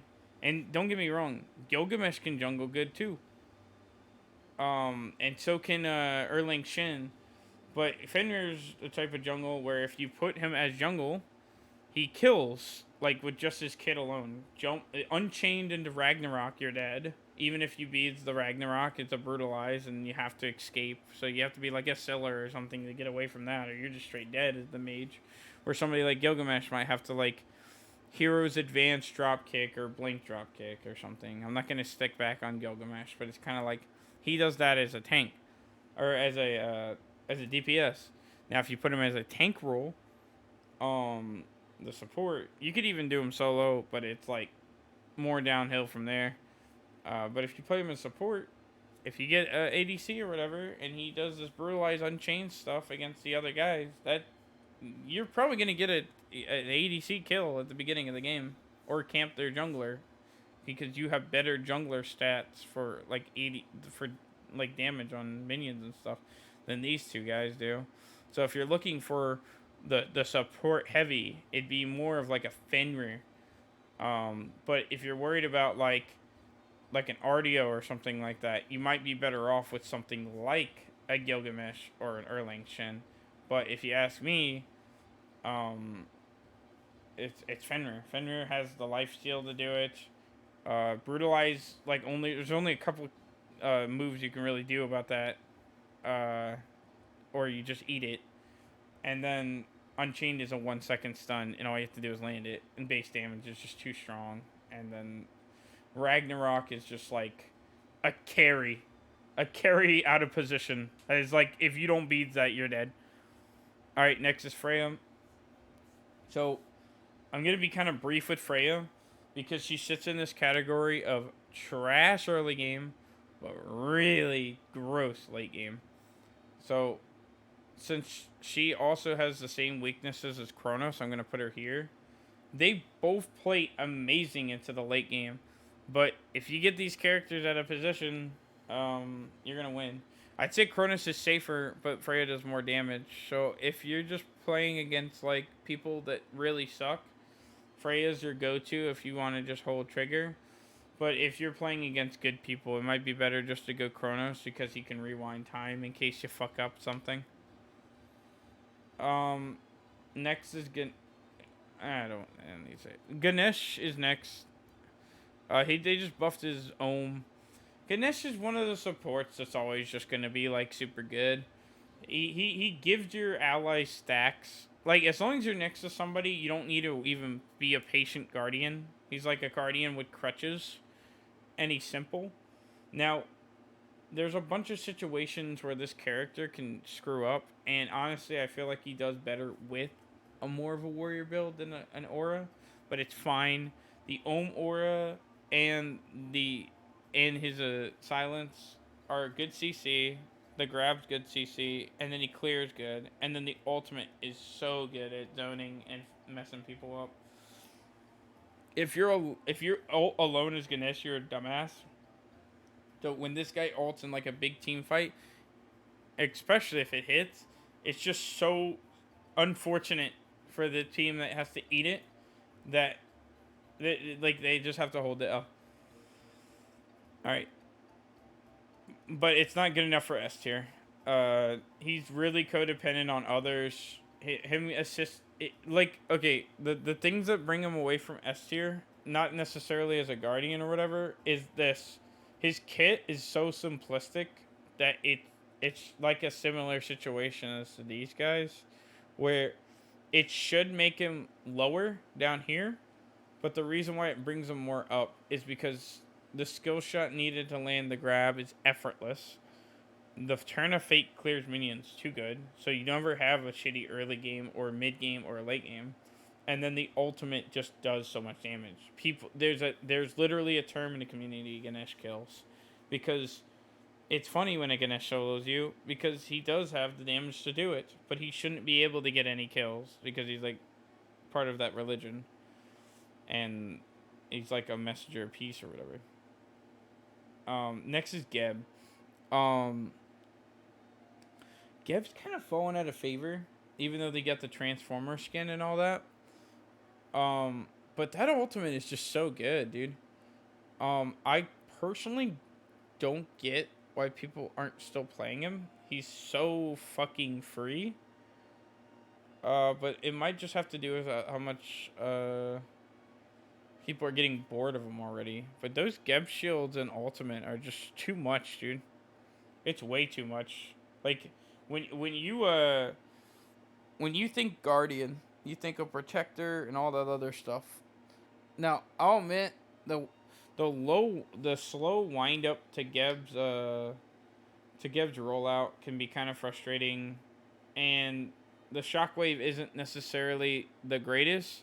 But what he does as a support is this, right?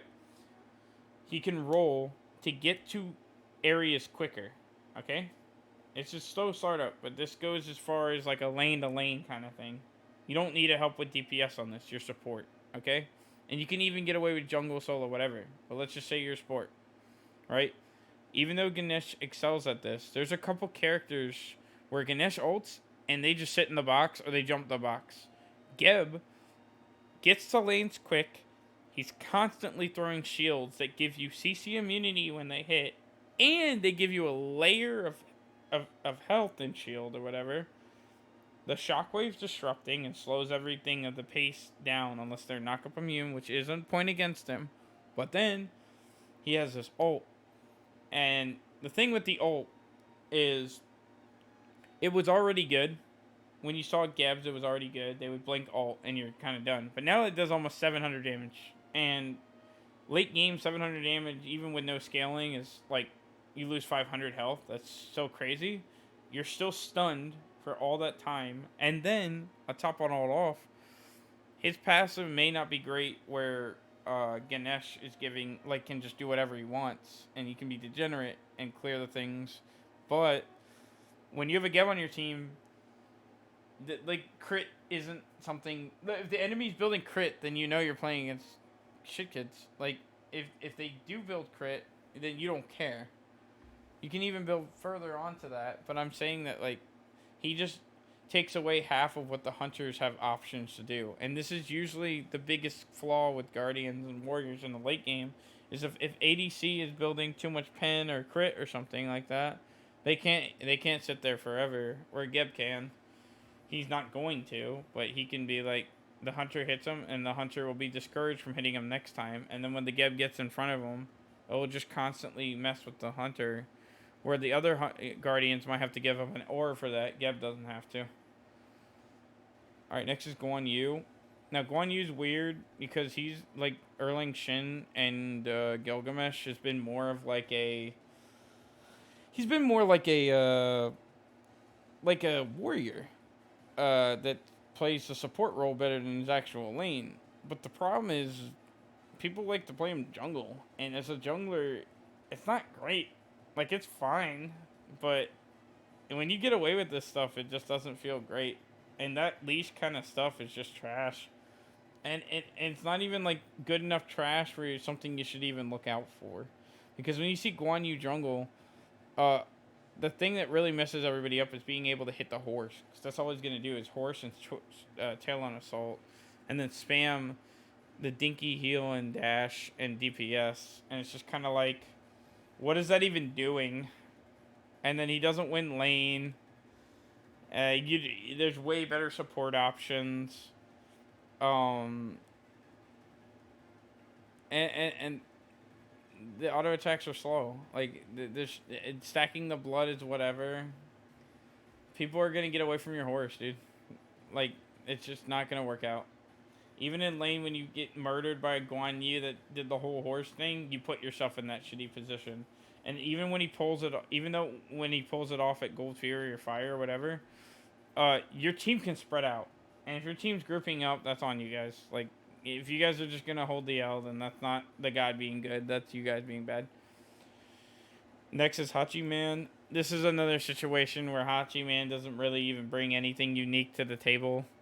Like, I don't want to necessarily say he's Artemis, Kernenbog, or Apollo tier. He's actually more lower. What he does with Eagle Eye is kind of whatever. Banner is like just annoying poke. And when they Inuishi, it's one of the most risky stuns in the game. And then the horse is kind of like it just doesn't do enough. Like it's gotten to the point where you horse to slow them, banner, Inuishi for stun, and then and then shoot them in the face. And it's just kind of like, okay, you're doing all this stuff to what now? Like, you know what I mean? Like, what are you exactly doing? You trying to all in the other hunter? Like, trolling. Next here is, spooky. Next is the, Hades. Okay, the thing with Hades is it can never do these things. Ever. And he doesn't do enough for real games to like win here. And then if you compare him to other characters that are over here, what his strats are is clearly pub stomping early game and then falling off. Now, that you might be thinking a chalk, but his scaling isn't that bad. He's actually more here. I might have to do a whole another. Yeah, I might have to do. Here, let me add another one.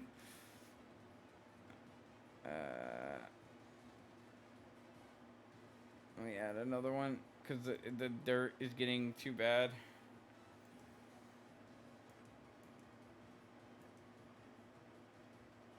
No.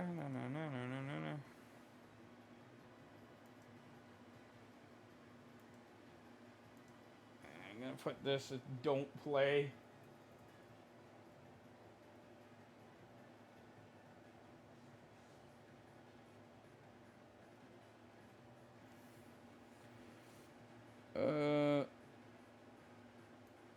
Definitely you guys.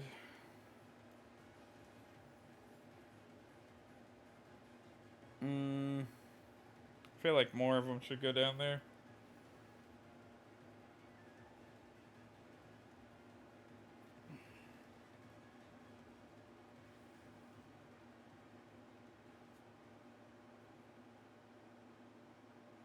If it gets more cloggy, I'll put more down there, but for now, I'll be fine.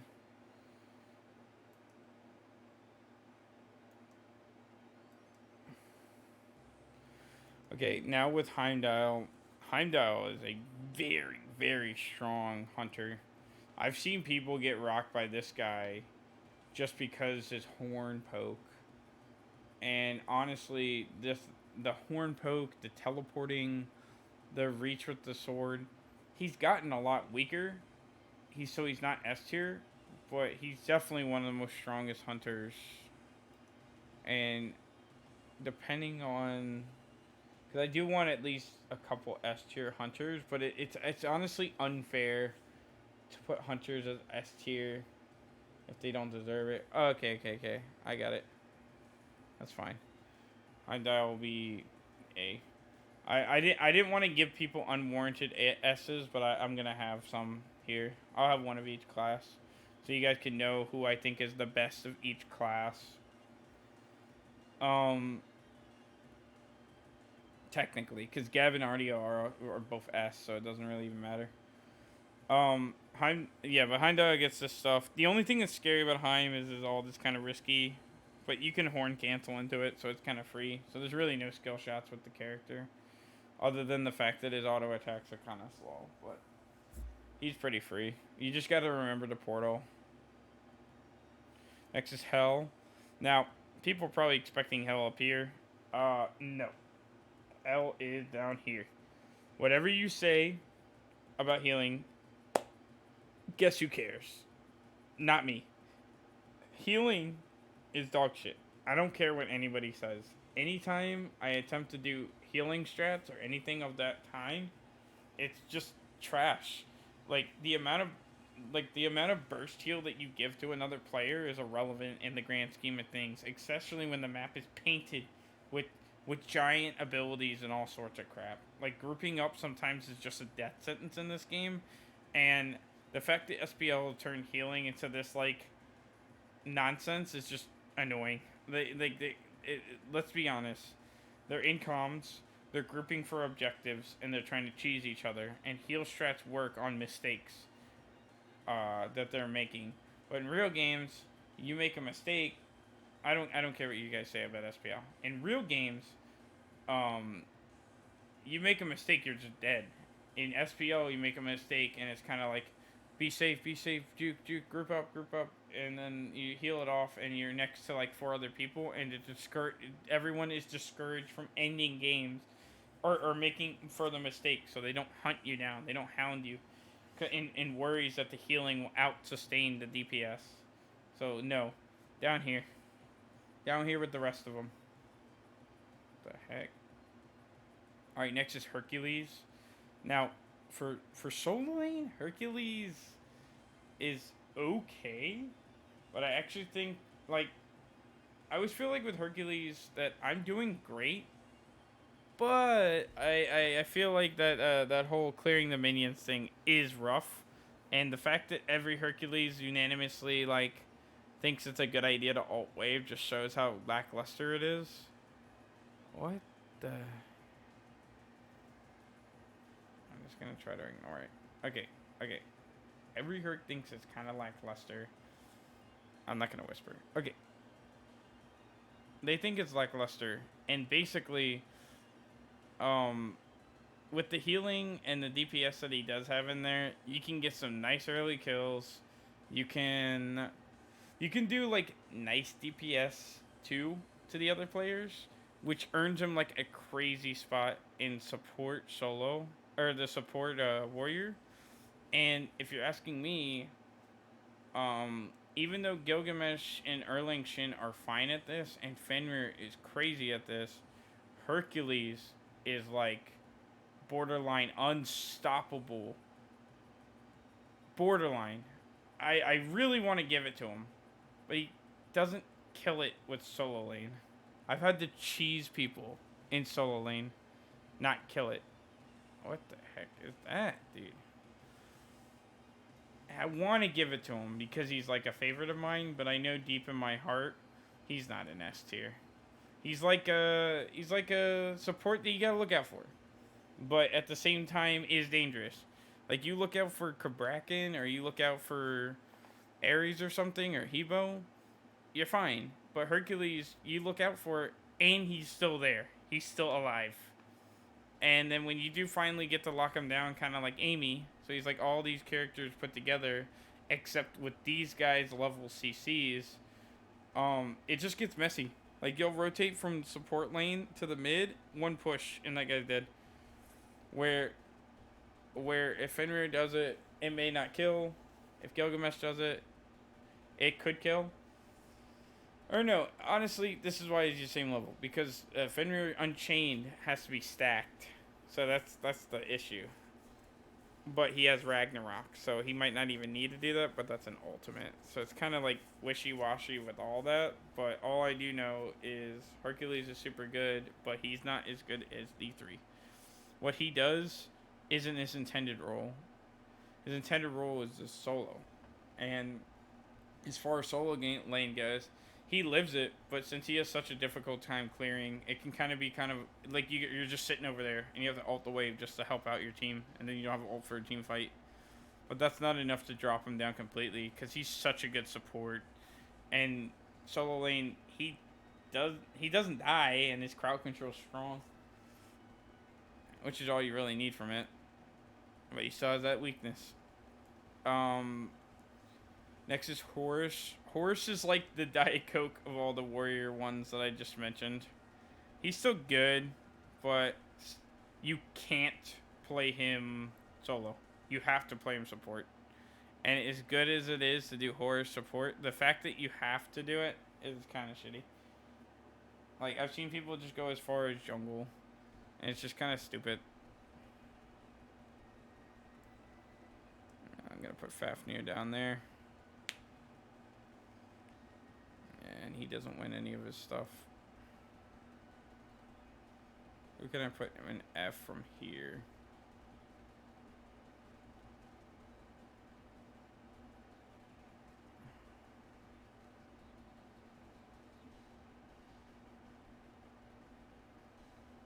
This is the middle of the pack.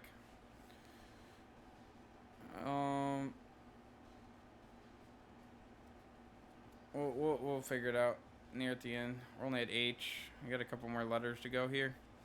Alright. Hui is a gambler hunter. The whole crit thing is like crazy on like Geb because the crits matter, but on Hui, if there's no crits, then you're a hunter without a passive, and your Mark of the Crow has to become your passive, and it's kind of like this luck base mediocre ultimate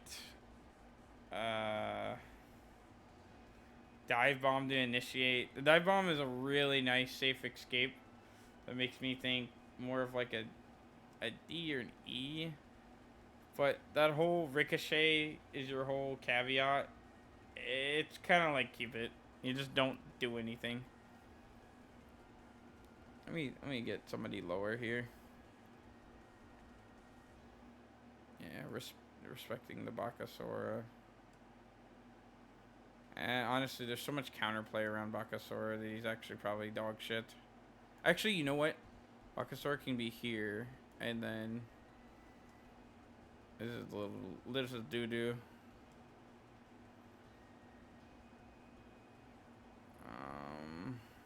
Cupid's like a worse hunter. And Wheelix is like a really bad assassin.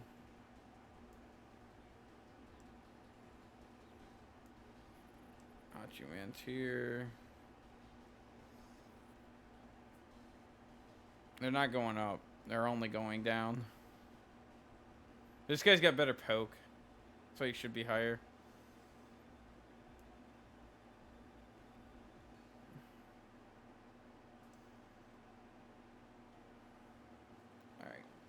Next is Izanami. Izanami is like really good, but the thing that drags her down is she has no she has a soft stealth. Her C, like, she has a soft stealth. Her CC is soft. Her GPS is massive, but it's kind of like the situation where you're playing like Russian roulette, and people really do it because if you win the Russian roulette, you get a whole ass tower. You get a bunch of objective, which is really nice. But it's kind of like at this expense of if you find this like little girl in the woods or whatever, you just free. It's just so free to kill her. So just slow you and hold trigger and pray. Just not worth. It's not worth playing an actual like crazy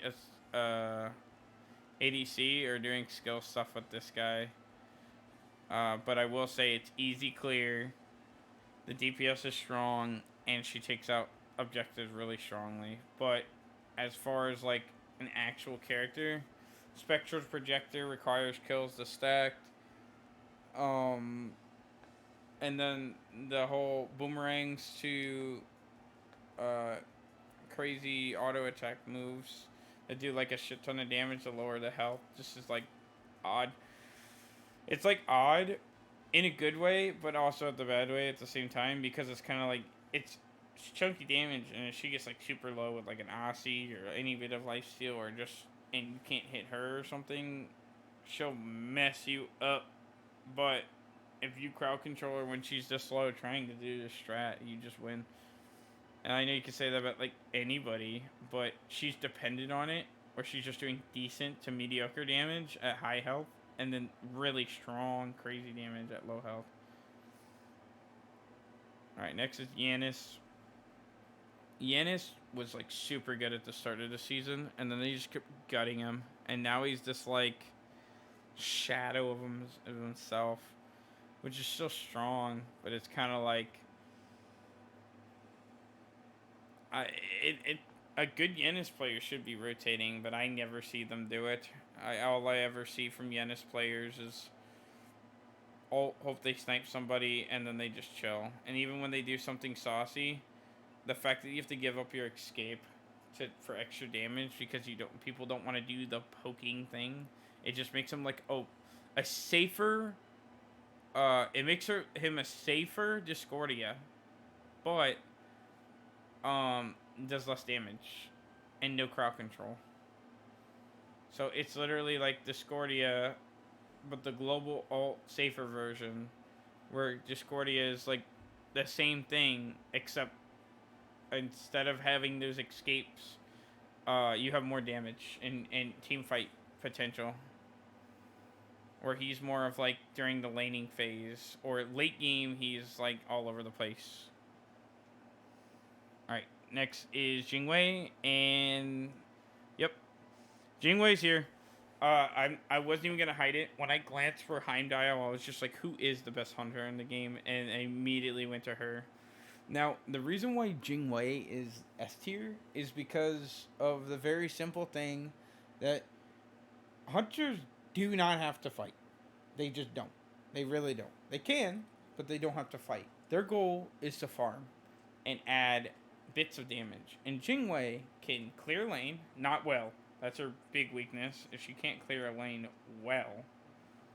And but if she dumps her whole kit into it, she can recall, go anywhere on the map. She can go back in the lane just to have full mana again. She can go to mid lane and help Prone with a kill, or she can go to solo lane and help them, and go anywhere. Scorpions, whatever. And just help the team out, or stay in left forever. And when she's doing that, she's just constantly farming, and even if with her low base stats, she hits 20, and any hunter level 20 is just hurting way too much, and she can just carry the game like this. Her whole kit is based around being safe. So you're always going to get to squeak some auto attacks in, because all you're doing is flying in, shooting some people, they get mad, they chase you, and then you just get away. It's just the safest hunter and freest hunter. If you're losing with her, you're probably getting like a counter matchup or something, or you're not using her ability properties, or just something went wrong. This character is like the crutch of hunters, dude. Next is Jormungandr. Jormungandr is not a trash support, but with the amount of setup that you have to do, it's pretty bad. It's basically Cerberus again, except in the solo lane he can do like a lot more damage, but his crowd control is worse. So it's kind of like your choice again I'm gonna put these two next to each other, as well as Hachiman and Hoi, and then Hell and Aphrodite, because all these people fill the same roles. They're the same character, except this is gonna be more damage and AOE heals, more individual damage and individual healing, but it's the same leash. Um, and then these guys are both. They're not great. They're better in their early thing. They don't do enough in the later portions of the game, and they're just better. They're good at solo, and they're people you look out for, but it's nothing crazy. And Anubis honestly should hold down a tier next to Cabrekken, because he's just all in, and there's a lot of counterplay around him. And then Anher and Danza are pretty much the same for me. These are the same. These three are the same. I'd say Artemis is a little better. Athena is probably like the best of this bunch.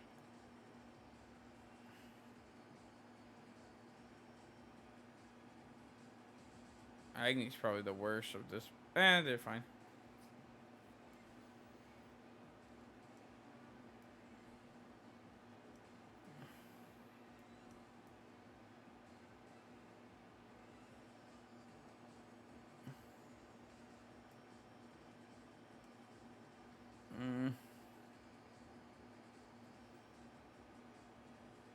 Yeah, this is good. Callie's like another Bacchusora thing.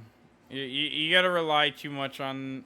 Callie's a god that you pick a target and you want to kill that target, and let's just say you pull it off, the next target's gonna be the tank, and you're just gonna be sad.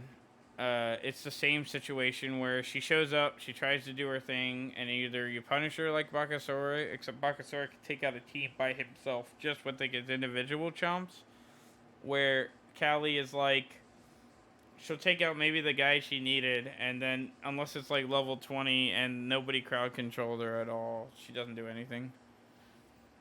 Ooh, Kepri. Kepri does what a support does. Kepri is fine. Kepri's over here with Athena. The annoying thing about Kepri is he just locks people down, dude. His DPS is stupid low though, and his ultimate can be annoying. But the grabs can be kills. It's literally like the same thing with that, except Athena is the global version of it, where she goes to them before they die. Where Kepri is like the short range, do whatever you want. And his crowd control, like CC chains on itself. Like he can solar flare, they don't have a jump, grab into ball, or ball into grab, or ball into solar flare into grab, and then you're just done. You're just scratching. Or you can just solar flare, let your team do their thing, and then when they try to go in on it, just grab and hold them still. Next is King Arthur. King Arthur's weird because they got rid of Glide Shield, so he's always just going to be kind of weird to play. If you build him with like health, he's not sustaining as much as he was and mashing. But in certain matchups, he just loses. Like him into Artio is L. Him into Camazot can be rough. But he does have so much DPS and energy stacking that a good King Arthur player is just going to mess you up. But a shit one is going to mash like before, and then the other warrior is going to kill them for being so frail. Because you're probably going to do a Soul Eater strat or a health item instead of physical defense. He doesn't carry games, and he kind of needs to do a lot of stuff to go off. So since his early game is so weak, and he doesn't do like too much in the games anymore, he's kind of like here.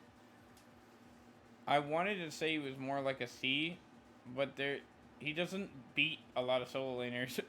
He kind of just tries to get energy and loses. And then when he does pop off, he's just kind of spinning in a team fight, and then he throws one to execute, and then he disengages, which is just weak.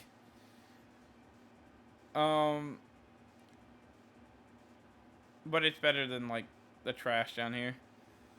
Next is Cuckoo Khan. Cuckoo Khan's a weird one because with Book of the Dead buffed to all hell, the mages down here that are kind of whatever with it, He's like super good with it. And even if it didn't exist, he's already doing like Book of Thoth strats. Honestly, because of Book of the Dead is so good, he kind of deserves up here. Because you can kind of just tornado. And if your team sets you up, you just win. He's kind of evasive. There are some matchups he just loses, though. And you have to aim. You have to aim a lot with the Zephyr. And then the ultimate.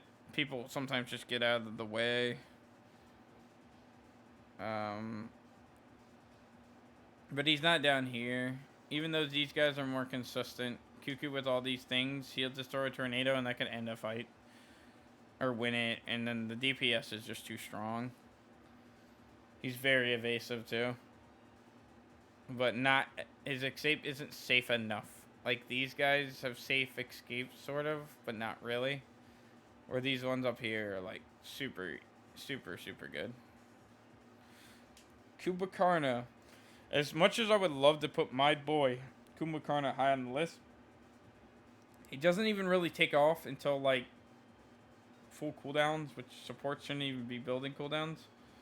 And then even when he does that, nobody knows what a fucking mez is. So he just kind of, like, falls flat on his face. Kind of like the rest of these characters. As much as I'd love to put him higher, his late game's fine, but all he can really do is annoy people, which is fine, but like the yawn can get interrupted, the Groovy strike gets interrupted. It's kind of like him, except the payoff for a CC is crazy. 3 seconds, you can lock somebody down for like almost 10 seconds, but they can't have an escape, or it's just a 5-second lockdown, and then your teammates can't hit them. But it's still free. It's just a circle around him. And yeah, the early game's rough, but there's certain combos that he can do with people that are like, start with the 2, root him for 2 seconds, and then that's first blood. Just like that. So that you have to respect it. So his early game doesn't seem that bad until you hit 3, but then you're only like a skip and a rock away from 5. So you're fine. Where the rest of them, it's kind of like, even at 5, I don't know what I'm doing. Next is Kuzumbo. Kuzumbo is, he's one of these characters like this. He's down here with these guys. Where he's got great disruption, and he can have like a decent early game, but his mana problems are just so bad that even if you pull something off, or you're playing against a character that doesn't appreciate it, in most cases you're just kind of taking L's. Now, he's fun to play, but nobody's ready for his setup, and there's not too many characters that even really care about it, that are really good. Ooh, Loki. Okay, this is gonna seem like pretty controversial, but I actually think Loki is up here. He's B. The reason why I say that is because his jungling is like pretty good. He doesn't really have anything to poke besides just decoy, but he can just pop into a lane and farm with decoy. The flurry can get fucked, and the vanish damage isn't too good, and the ultimate can be juked. But it's just kind of like, he can do this basic jungling, right? And it's fine. There's great damage and whatnot. But he can also play solo. And it's just as decent. So he has this like very decent everywhere kind of thing. You can even get him away with mid. But there are situations where Loki just frags certain people and interrupts certain things. But then there's situations where you're just throwing decoys at the enemy team, and you're just hoping that somebody else pokes them so that you can go in, and then crossing your fingers that they don't screw your escape. But when everything does go as planned, it's a free kill. But if anything goes wrong, it's a trade. At worst, you die, but you got all the relics.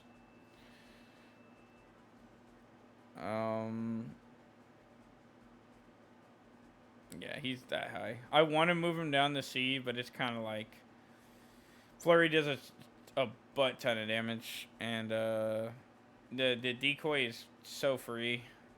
Low cooldowns, and the ultimate can hit like 3 people, and he kills quick. He's really quick. Yeah, that's a hard stealth. It's a hard stealth. Even characters that are building Mystic Mail that are hunting you down, if you start juking in the dark, they're gonna get a little dizzy. Um, and that's like the only thing you can counter it with. Stealth brings it up. If he didn't have a stealth and he just had a leap, I don't know what I would say. But stealth is pretty good. Medusa, they just reworked her, and I talked to a buddy about this, about how I think she is now. Acid spray being their healing reduction instead of the dash, I actually think is kind of more of a downfall, because it's kind of like this, right? Why if the other person's healing for whatever reason, right? It's only ever good if they're doing potions and they're losing, or if you just hit it and they pop a potion right after you hit it, where they have the in combat healing. And then Lacerate was more of like or you're low and you're trying to heal and get away. Root, your healing's reduced. Shoot while you're healing. But I think they saw it as like extra, because Acid Spray is not the freest thing to hit. The stones aren't forever. I actually think that she's long overdue for a rework, like something along the lines of making the minions, like just the big minions, a stone statue or something, or just spawning a stone statue from clearing a wave, so that the other hunter has to take him out, kind of like at beehives or something. But as it is right now, you're only acid spraying wave, or you lacerate into an acid spray, which is essentially the same thing that it was, and then viper shots, or you ult acid spray, viper shots, lacerate. She is kind of like Chiron, where she's like an ability based character, but where Chiron had utility, Medusa has high DPS. The problem, though, is I just said all those pros about her. PC kids don't care.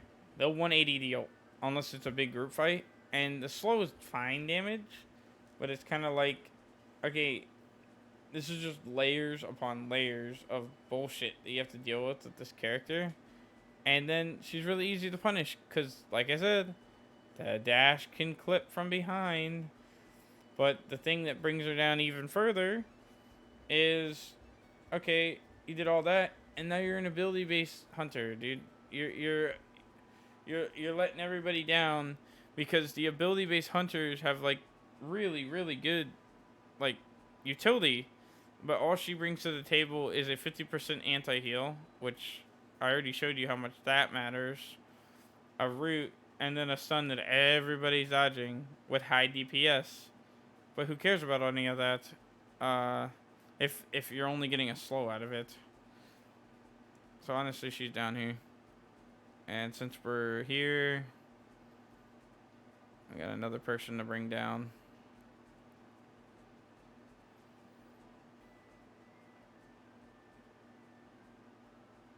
Honestly, I think AO should be brought down more because of the comp. Yeah, let's do AO. I'll do AO. Let's bring Anubis down here. And then Cupids can get countered by a thing.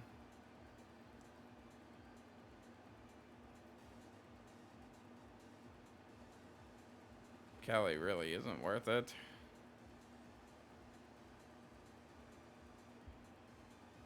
Kelly isn't worth it, but she's a hyper carry. That's what keeps them alive up here.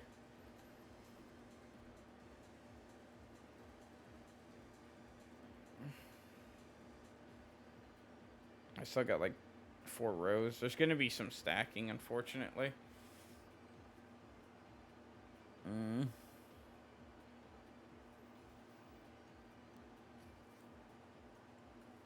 I think a set ain't worth it at all. Don't even bother.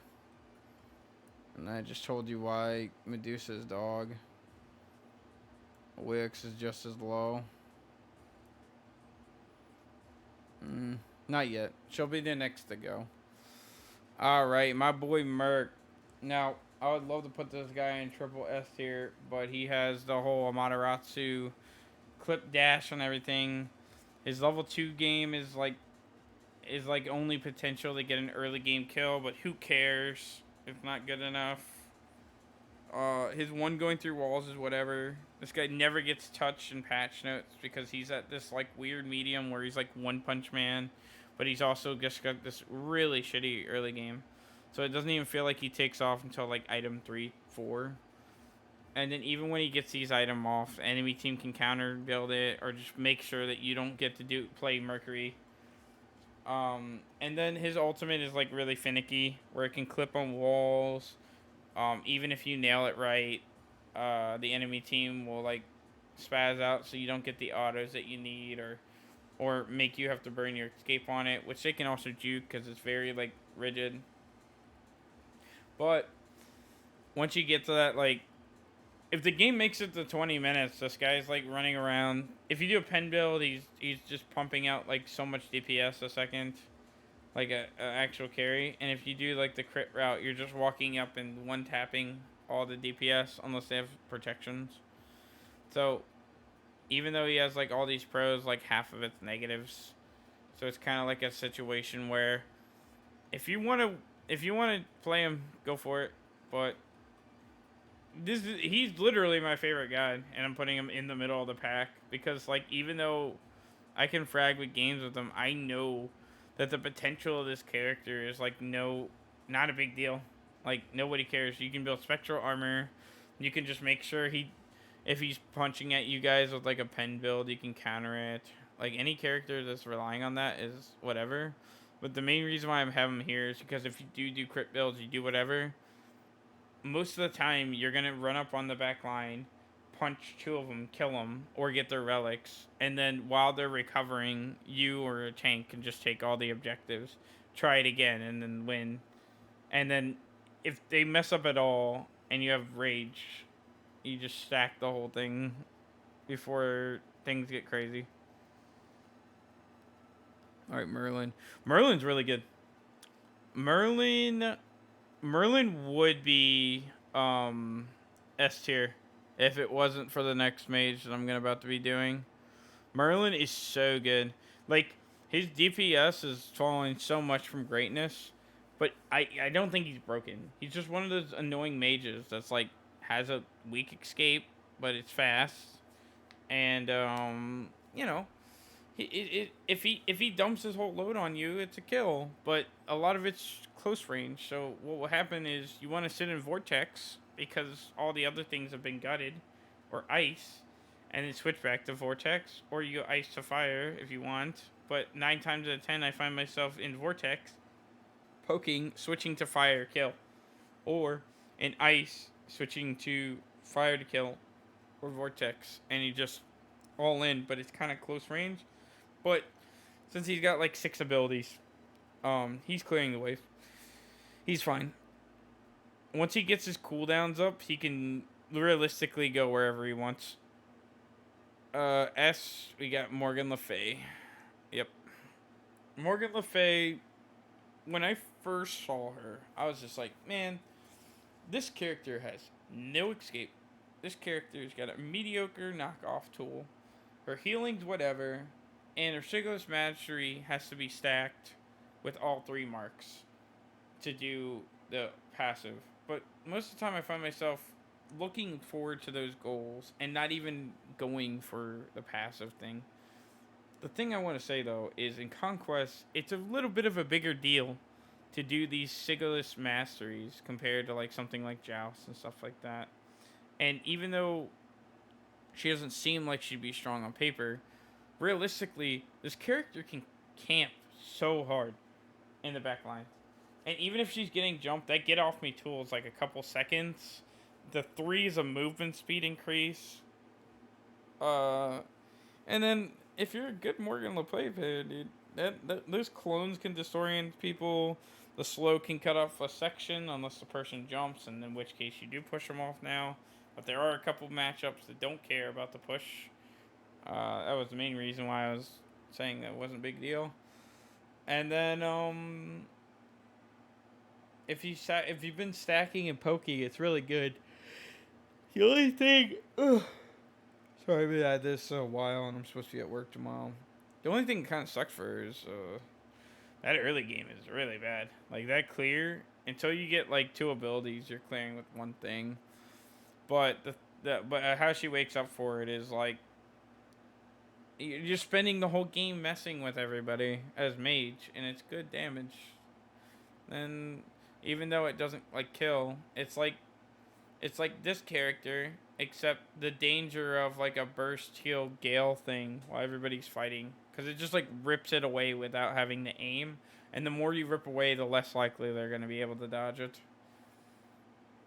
Not to mention, like movement speed is like crazy. Getting around the map is such a good thing, but not globally. Just like being able to walk. That's something we valued on a territory game to me. So just throwing that 3 just to get around to where you need to be quicker, and then using a move that's range is crazy. Whether it be the ult or the 1 doing burst damage is just it's a S tier mage. Next is Mulan. Mulan is dirt. I'm putting her all the way down. Mulan can suck my balls, dude. As much as I want to put her in F, I've heard nothing but praise for this character, and I'm not even kidding you. I'm gonna make another tier. Don't play, and then we got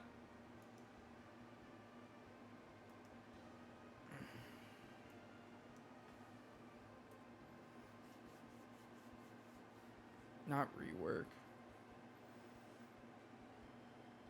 No, just trash.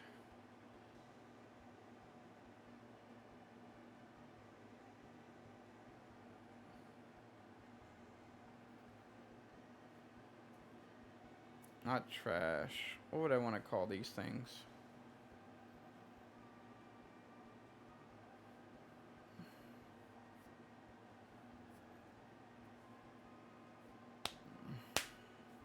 Thinking about the good ones.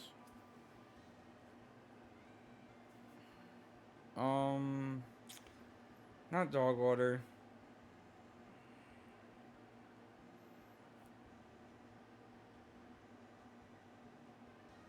Don't play. And then the next bottom. What would be worse than that? Doo-doo. Doo-doo, water, dog shit, trash. Something horrific. I'm just gonna say worthless. Worthless. Like they literally contribute nothing. Nothing.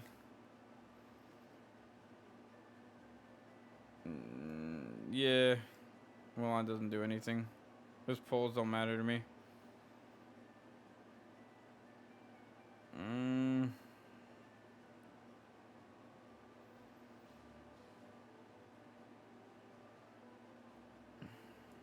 I'll do 1 trick.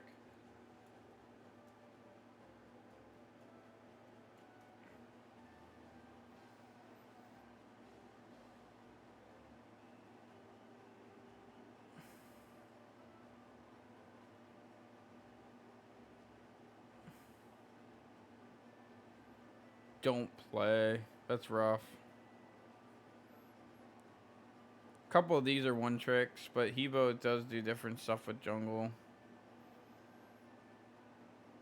These are 1 tricks. Lame.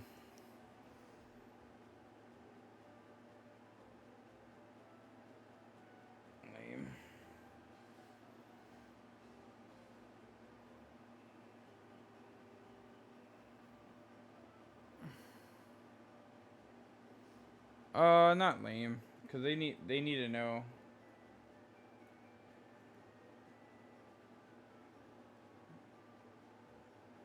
Fart. I kind of like the S through whatever. And then just the, down here too. I'm leaving that alone. It's a running cube.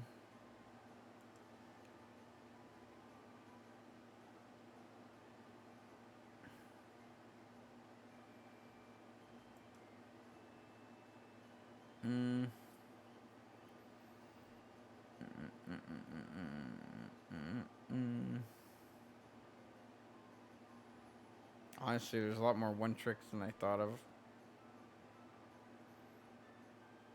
Honestly, Bacchusora is a don't play. You can't do anything with these characters, dude. These characters are so bad. Don't play. Worthless. Honestly. Yeah.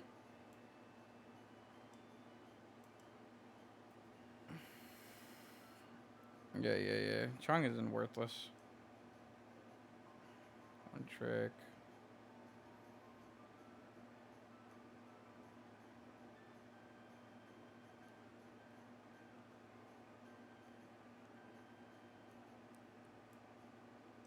Here.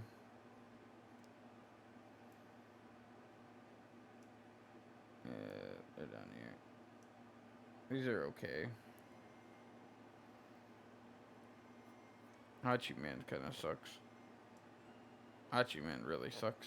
I put him kind of like okay, but it's kind of like he's just a really rangy. Like his kit doesn't make sense with itself. The only thing good going for him is he's got good MP5. Yeah. Kumakana kind of sucks.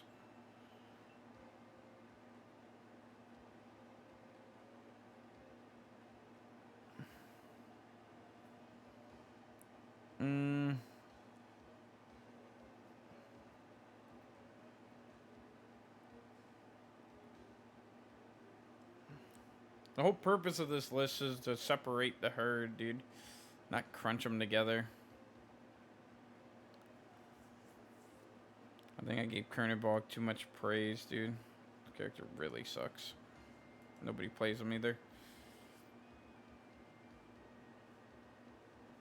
Fart. Alright, let's move on. Oh, Neith is... That's a one trick. All she does is, like, backflip and blow it up. She should be a mage. She's a Neith. She's arrow. I don't know. Everybody knows what Neith is. She just... All you'll see them do if they're good is just sit in dual lane and snipe other lanes. Or snipe their laner into a spirit arrow, and then that's it. And then late game do no damage, pretty much. Ooh, Nemesis. A lone Nemesis is, like, fine. Especially with, like, a somewhat tanky build. Like, in Conquest and stuff. But, I don't know. Usually what happens is they get away. Unless you like completely cornered them. Like you can cut off their options, but she can't do like at all, really. Your team has to really follow up, or you get nothing for it. If you do it alone, you might be able to take out like another jungler or flank okay, but it's kind of like an Aquan situation again. Yeah. Where she just like she shows up and tries to fuck with the tanks, and then you nuke them. Naj is like Anubis tier, wherever he is. Oh, down here. Naj is really bad. Even if you build him like hybrid or put him in the solo lane, he just kind of like he ults and hopes he kills you. And when he's playing the one trick solo, he literally is like ring bounce, fuck with you, try to out sustain you, and then ult you, and then hopefully with his lead kill the rest of your team. He can't do the same things that he would want to get away with to Joust. I've pulled him in Conquest before, but if you're looking for characters to pick up and play, these are it. Like, anybody up here is what you want to play. Even the B tiers. These rankings seemed harsh, but it's over 100 characters.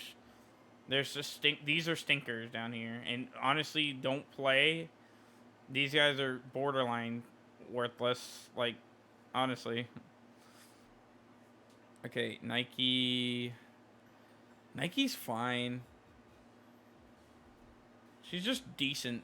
She's average. She's with the rest of them over here. She's got a lot of utility. Like a lot of utility. The pushback, the rain clear is really good. Jumps fine. Ultimate turns fights.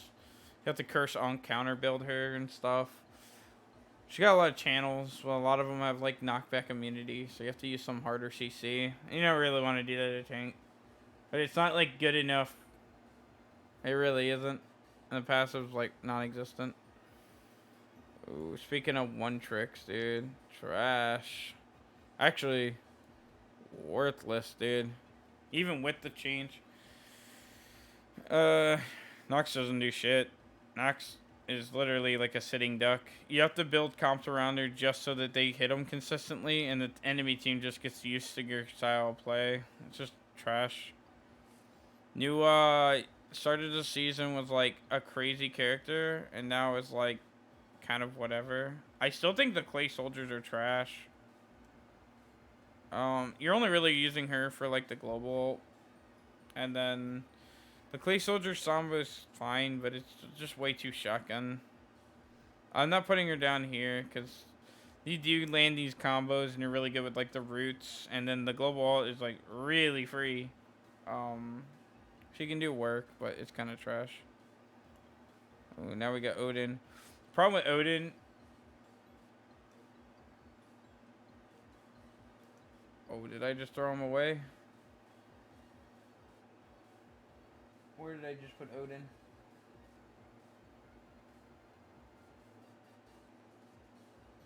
Hold on.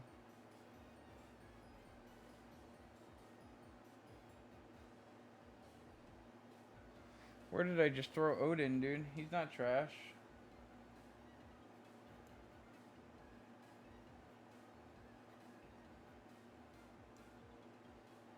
Oh, I put him here. The thing with Odin is that cage is crazy, but what the fuck? What are you doing with this cage? Yeah, this is one trick.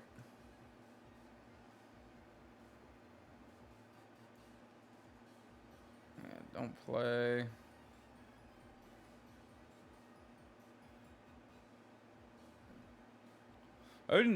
Odin's cage, like you can stop the healers with it or whatever, but all you're doing is bird bombing, wave, and throwing spears. You're not doing anything. The disruption that you cause in the backline is kind of whatever. Everybody usually just backs up and phantoms your thing, or it just turns on you, unless you have a comp around it. One trick, don't play. Honestly, Chalk's kind of worthless. Yeah, Chalk's worthless. Can't believe he fall all the way up here. It's just he doesn't do anything. Oleron's another ADC mage, but he's one of the worst ones. He's like, I want to say up here.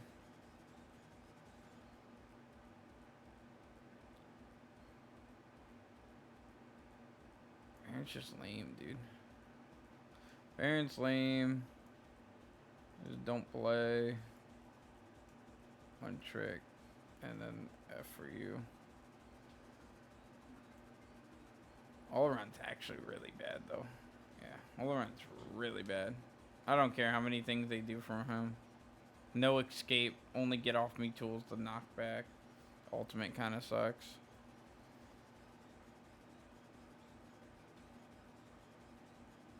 Osiris is really good. You have to also charge a thing just to make his Force of Light do anything. Osiris is really good. He's up there with Bologna, to be honest.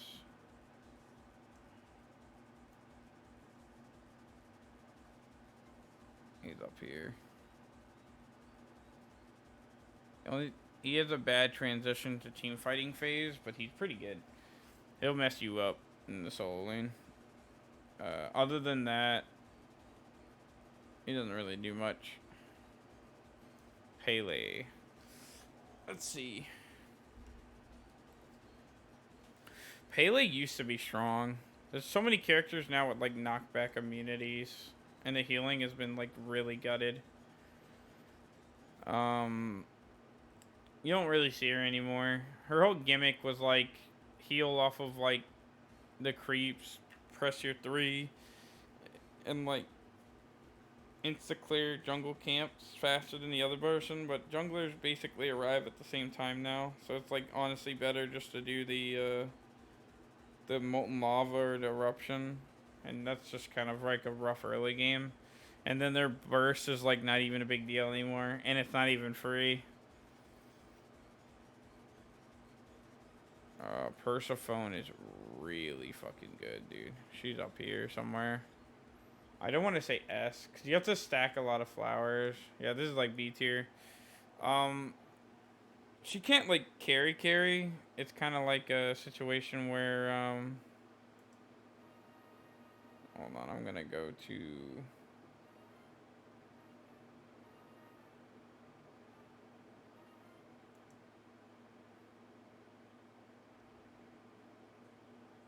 Hold on, let me get through this ad. Oh my god, it's been an hour and a half. It's crazy. Yeah. Her ult's like her best thing, but it's been gutted. And the whole flower stacking is just so unsafe, even if the escapes really low. Poseidon got buffed recently, and the Kraken's hype. However, no. Yeah. Honestly, one trick. All you're doing with this character, like as much as I want to put him higher, all you're doing with this character is stacking Tide and throwing Krakens at people off cooldown. The cooldowns are kind of free though. They're kind of free. But there's a bigger reason as to why you'd want to go with something else. Honestly, it is one trick as fuck. But I feel like I could do a lot more with a Poseidon than I could with... Nah. Because you're like overly reliant on the cripple and pushing people back in and then the Kraken cooldowns. While with Discordia, I can just play lame. Agni, play lame. Yanis, play lame. I can't really play lame with Poseidon. I just have to throw Kraken and hope that's enough to deal with the DPS. Lame. Like, it's just safer. This is my list, dude. Raw is super good early. However, all you do with Raw is like heal and then pray with beams. Like that's all you do. If you get some setup, cool. But this character sucks. You leave your tower if you don't have a lead, and even if you do, and you just lose. Not even worth it. It's definitely not worthless, but because of the healing and the DPS, but it's kind of bad. Raijin's good. Like, not crazy good, but definitely better than Poseidon. The Telly's good. Let me put him here. He's definitely middle pack or something like that. Okay, the thing is the stuff that he brings, that these two kind of do it better. But his ultimate is devastating late game. The Raiju sticks are like kind of unsafe. Yeah. And he's kind of slow.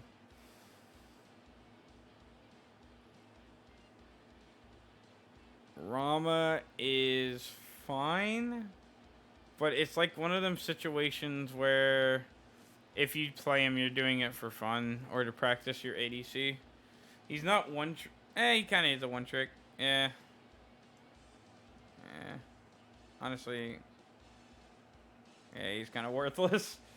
Like, he's got some of the strongest auto attack powers, but it's just kind of like, dude, you just shoot, and then if they're low, ult, and you use it as defense mechanism and roll out. Like, you just don't do anything with Rama. Rats, one trick, yeah. Even though he's got like a bunch of acorns, all I see Rats do is crit or just power. In tank. He's not even good solo, but people try to get away with him. I'll put him here just because I've seen people get away with them, and you should probably watch out for him. I really feel like I'm pushing the envelope on that. Scylla's really good. Scylla's like over here. He's like one of those characters that's like weak early and super free to hit everything, but you have to skill shot the ult, and her escape's just really good, and that's it. Other than that, she's kind of trash.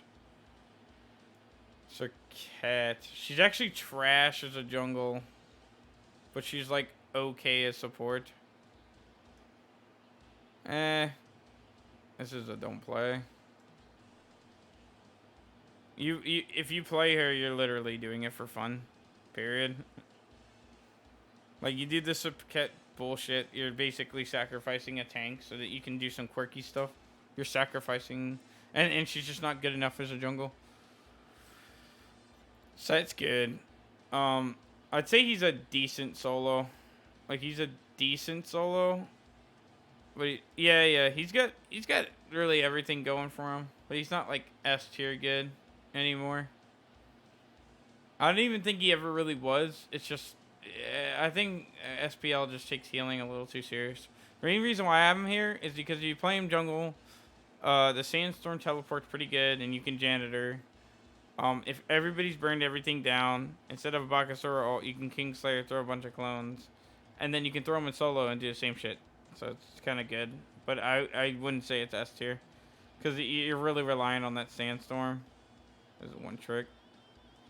You'll see them. They're just trying to solo you and bank on the dog, and then they kill you with the dog. It's really annoying. But but they're not. It's fart tier. This is all degenerate trash down here. Like, if you get beat by this, you get beat by trash, dude. Honestly, these guys should be even lower, because they are that bad. But, is what it is. Ooh, Sobek is so good. Sobek gets overhyped, though. He's not S. He's like a good support. He's like good. He's a good support that doesn't die. And if you put him in the solo lane, he's a okay solo laner. Probably on the worst, probably like C for solo, and then good support. I wouldn't even say he's good. No. I knew he's good. He's not that good. I'll squeeze him in right here. He's good. He's good. But the thing is he's like, if he's fragging in support and plucking every time, you're screwed if the other hunter's on it. But it's kind of like, you have to pluck, so that has to work out, and it gets really wonky in mid game. And then, what the heck is it? Late game, he's kind of just annoying, but he can't die. And then solo lane, he never runs out of mana because of his ult, but he's clear as trash. Yeah, one of these is gonna get fucked. Of the magical ADCs, I swear I'm not doing this on purpose. Soul's the best. Soul, if you back on Soul, because she like out traded you with her DP, like I ban her a lot. I ban her so much, especially in Joust.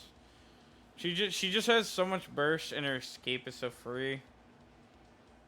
Honestly, I kind of want to put her in S. I don't think she'll ever not be good because of that stupid escape. And they've only been buffing her fire more and more and more.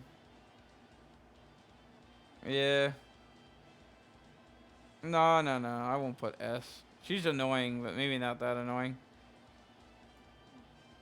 Some Wukong is kind of worthless. All they do is run.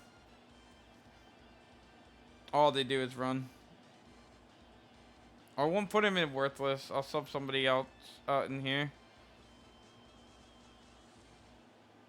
I'd say Hachiman is more worthless than Wukong. Don't play Wukong. Actually, I'll put him in one trick and then don't play for... Maybe Medusa. Because of the whole 180. Because Wukong is safe.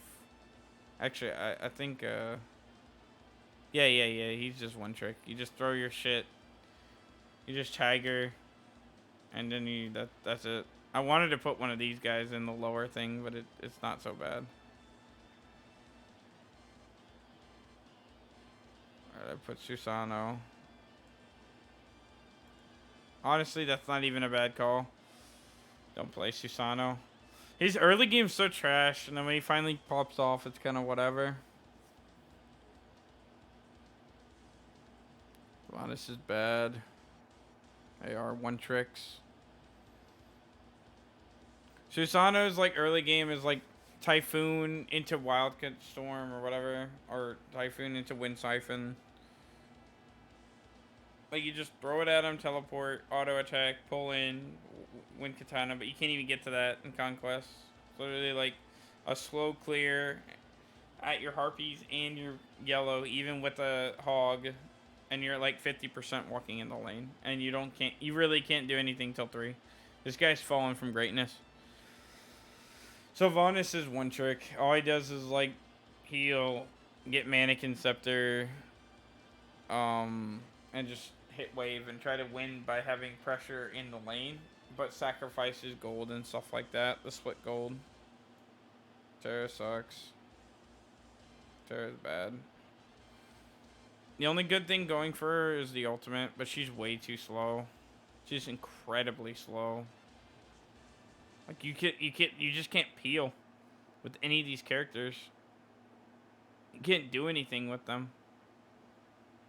They're just so unbelievable. There's so many trash characters in this game, dude, I swear.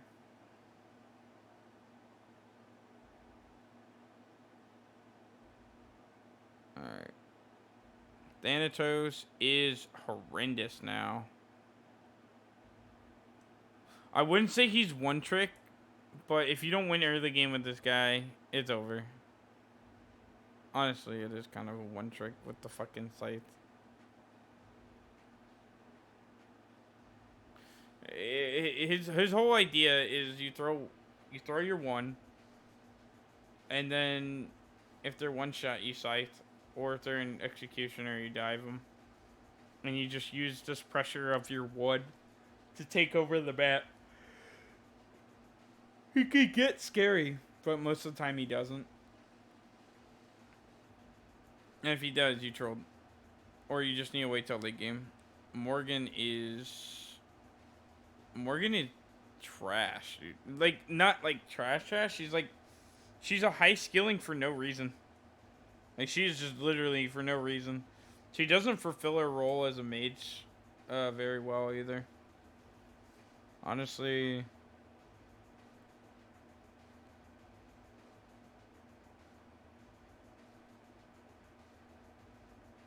As a mage or assassin, she doesn't really do it for me. Or anybody. She just doesn't play mage right. Your Dark Omen has a low cooldown, but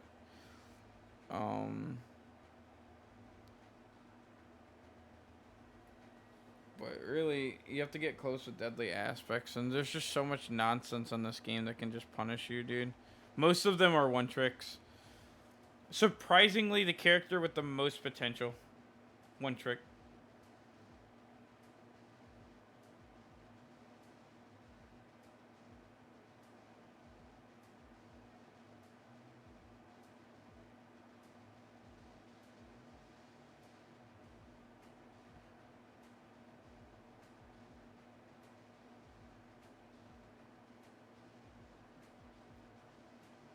Thor is so good. But his late game falls off so much.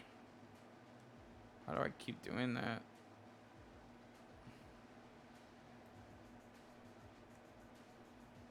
No, Thor is really good. Thor's like... I don't want to say... Yeah. Thor's really good. Thor's so good. I don't want to say beer. He's definitely not S. No, S is the best of the best. It doesn't matter how much I rock people's worlds with some of these characters. They gotta be like really good for me to think they're really good.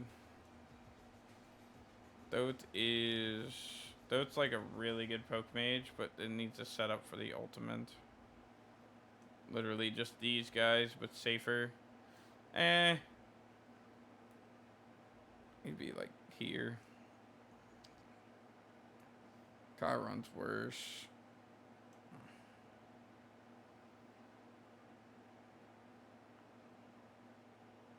Persephone's really good, honestly. What can you do in Conquest with her?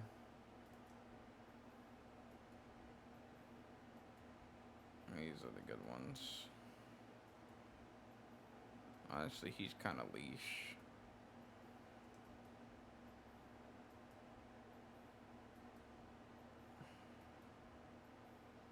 Don't worry, we'll get to it. I'm putting them. I know I was talking about them and knew the set stone, but when I look at them side by side, I'm like, nah, you're not better than you. Oh, Tyr is a one trick like some shit, dude. Tyr sucks.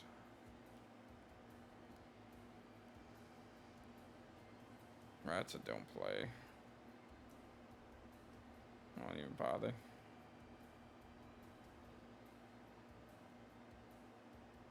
Honestly, Kumba is too. As much as I love Kumba, Kumba's worthless. As much as I love him, dude, he is worthless.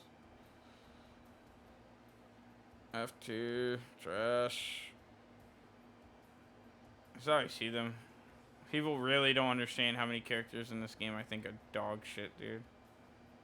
They think, oh, every character is really good, and I'm like, dude, these characters fucking suck.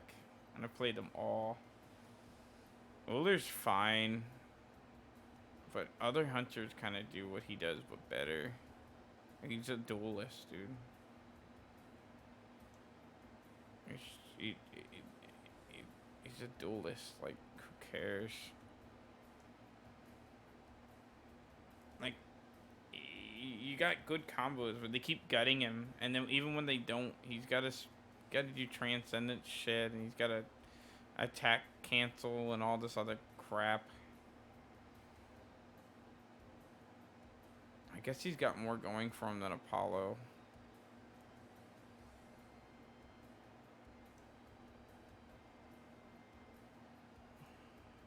Yeah, Apollo's a one trick.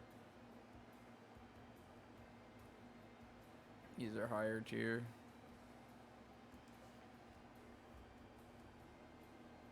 I'll do this.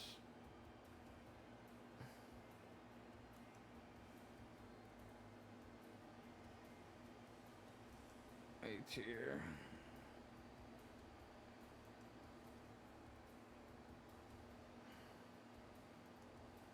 These are average. This is the D.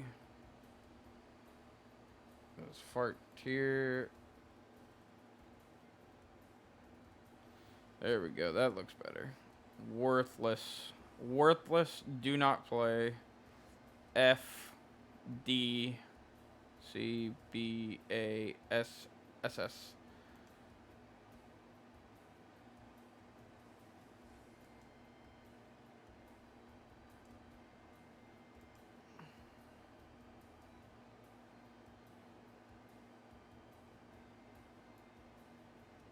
Vamana's really good. Vamana is annoying. He is so good. He just like he's got mana problems, but he just goes giant mode, and he just walks on your team, whether you support or solo. They're changing his attack speed stuff, or they changed it already. I didn't really notice anything. It looked like the same Goliath stuff. Vulcan's whatever. Yeah, he's kind of fart. The ult is just kind of worthless. It's not even worth it. Ooh, X-Ball is worthless. The only thing good going for him is his ultimate. I know everybody says the old one was better because you had to stop moving for like a split second, so it's considered a stun. But the blindness, no matter what, is awful and disorienting. But Xbox can't do anything with it. His kit is so trash. Nobody cares. Ooh, don't play Yamoja. Yamoja is bad. Do not play. Actually, the thing with Yamoja is, it's not that she's terrible. It's like this situation where they've gutted her into the ground, and what does she like do?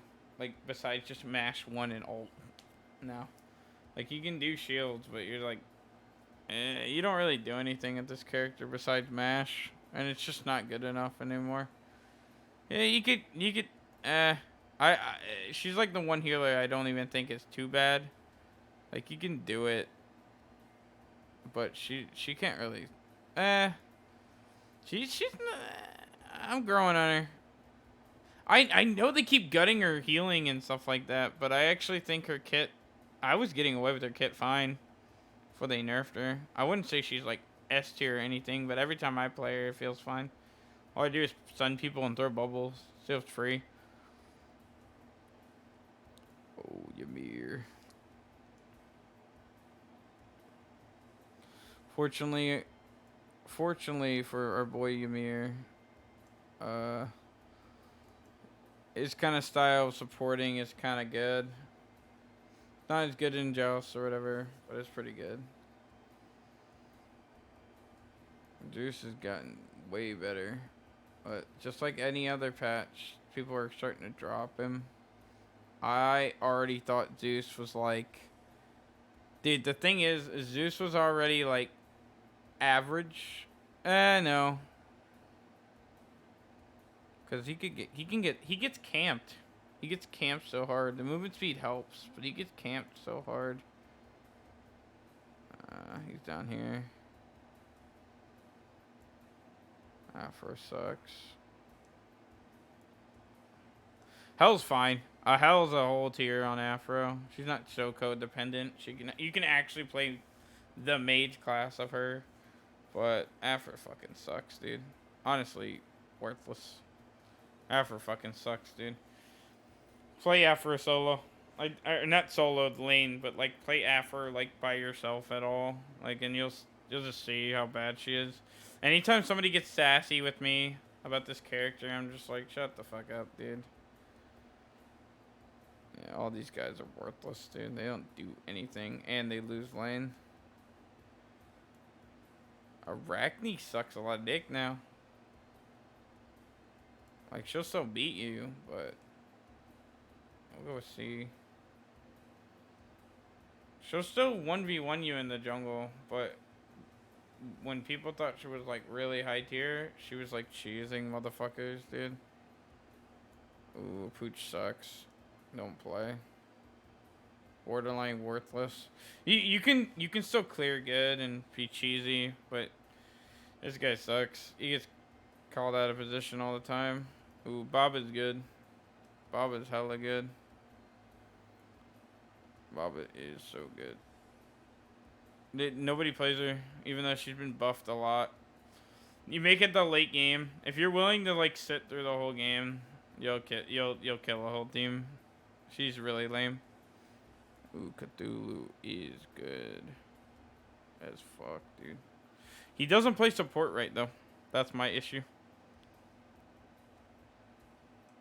He isn't a support. He's like a solo. I want to put Cthulhu up here, but he really isn't a support. He's a solo, and his solo game is kind of whatever. It's kind of like one of those situations where, like Jormungandr and Kemizat, where you win solo lane, but Cthulhu, when he wins solo lane, he kills everything. Sort of. He's a menace. Honestly, I kind of want to bump him up, but he really sucks at support. He's kind of just a really good solo, and honestly, Achilles beats him, Artio beats him, Bologna wails on him, so he has to back up. Hurt combos him.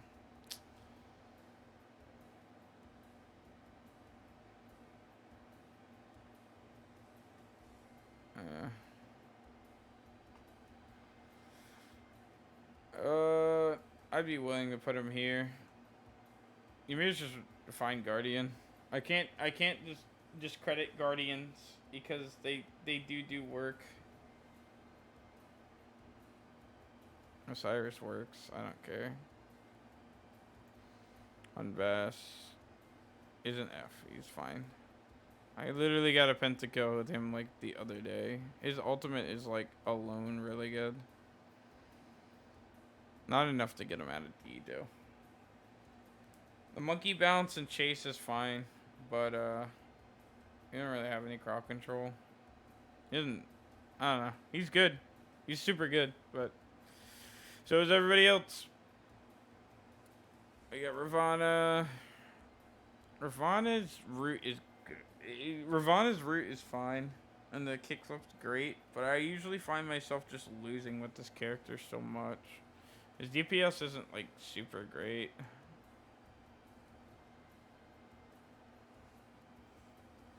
It's not. The slow is not a big deal. The ult's raw. It's just fun to play. Tsukiyomi, huh? Tsukiyomi will always be one of those lame characters that where you play him and it just feels unfair. Like that's bottom line. He's not. They're not as unfair as the characters at the top though. They really aren't. Tiamat will always seem good to me. Every time I make it the late game with Tiamat, I just win. Tiamat's always gonna be good to me.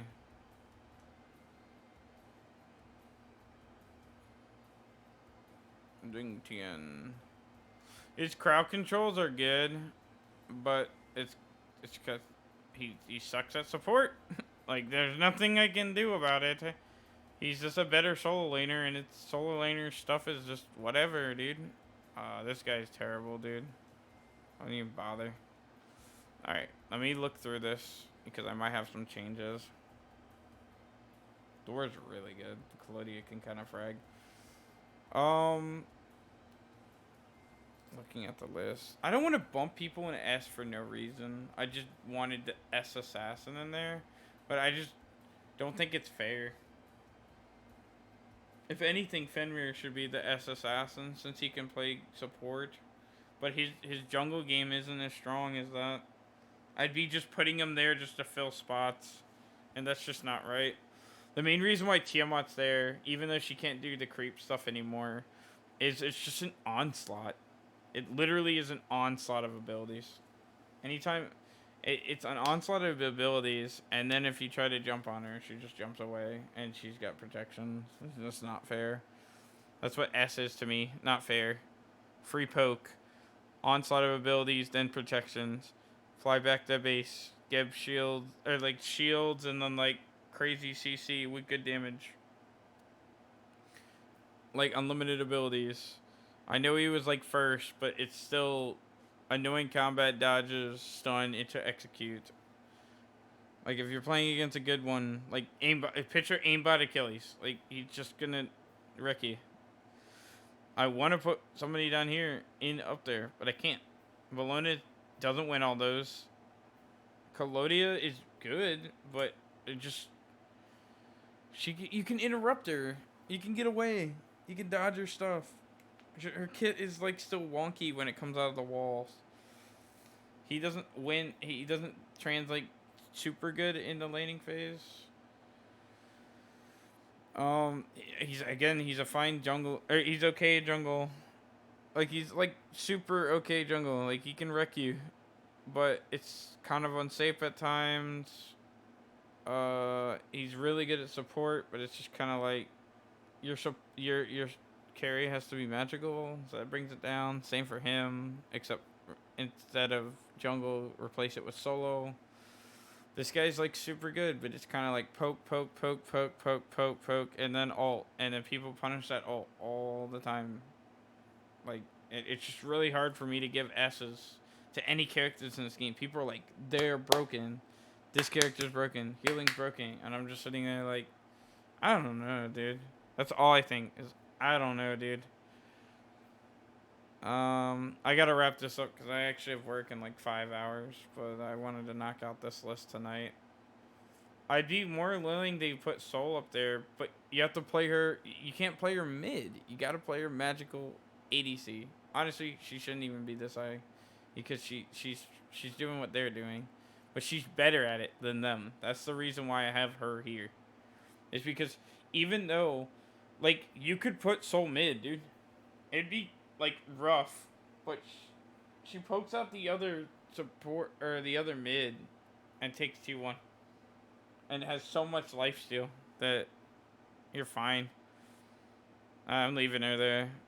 Thor's like super good, and I would love to put Thor S tier, but it's kind of like this with Thor. If you don't get that early pressure, he's just kind of like an alt bot, which is still good damage, and you'll take people out. But it's scaling into like the super late game. You take out like 2 or 3 people, and that's it. Like, I've seen so many people frag with him because he's so good, but it's like, it's so hard for me to put him S tier, man. I want to so bad, but that's just bias, man. That's just bias because I want my character. Like, that would just make me putting Mercury as S tier. Just because I frag with the dude doesn't mean he isn't, like see, B's solid, dude. He's a solid character. See, Gilgamesh is good. See? It sounded harsh at the beginning, but he's good. I just don't think he's as crazy as people say he is. It just kind of feels like when I'm fighting a Gilgamesh, I don't care in Conquest. Maybe in Joust, sure. But in Conquest, I'm like, Gilgamesh jungle? Okay. What are you going to do? Kickflip? Whatever. I don't care. See, Erling does work. All these characters do work. I'm satisfied with this. I'm saving it.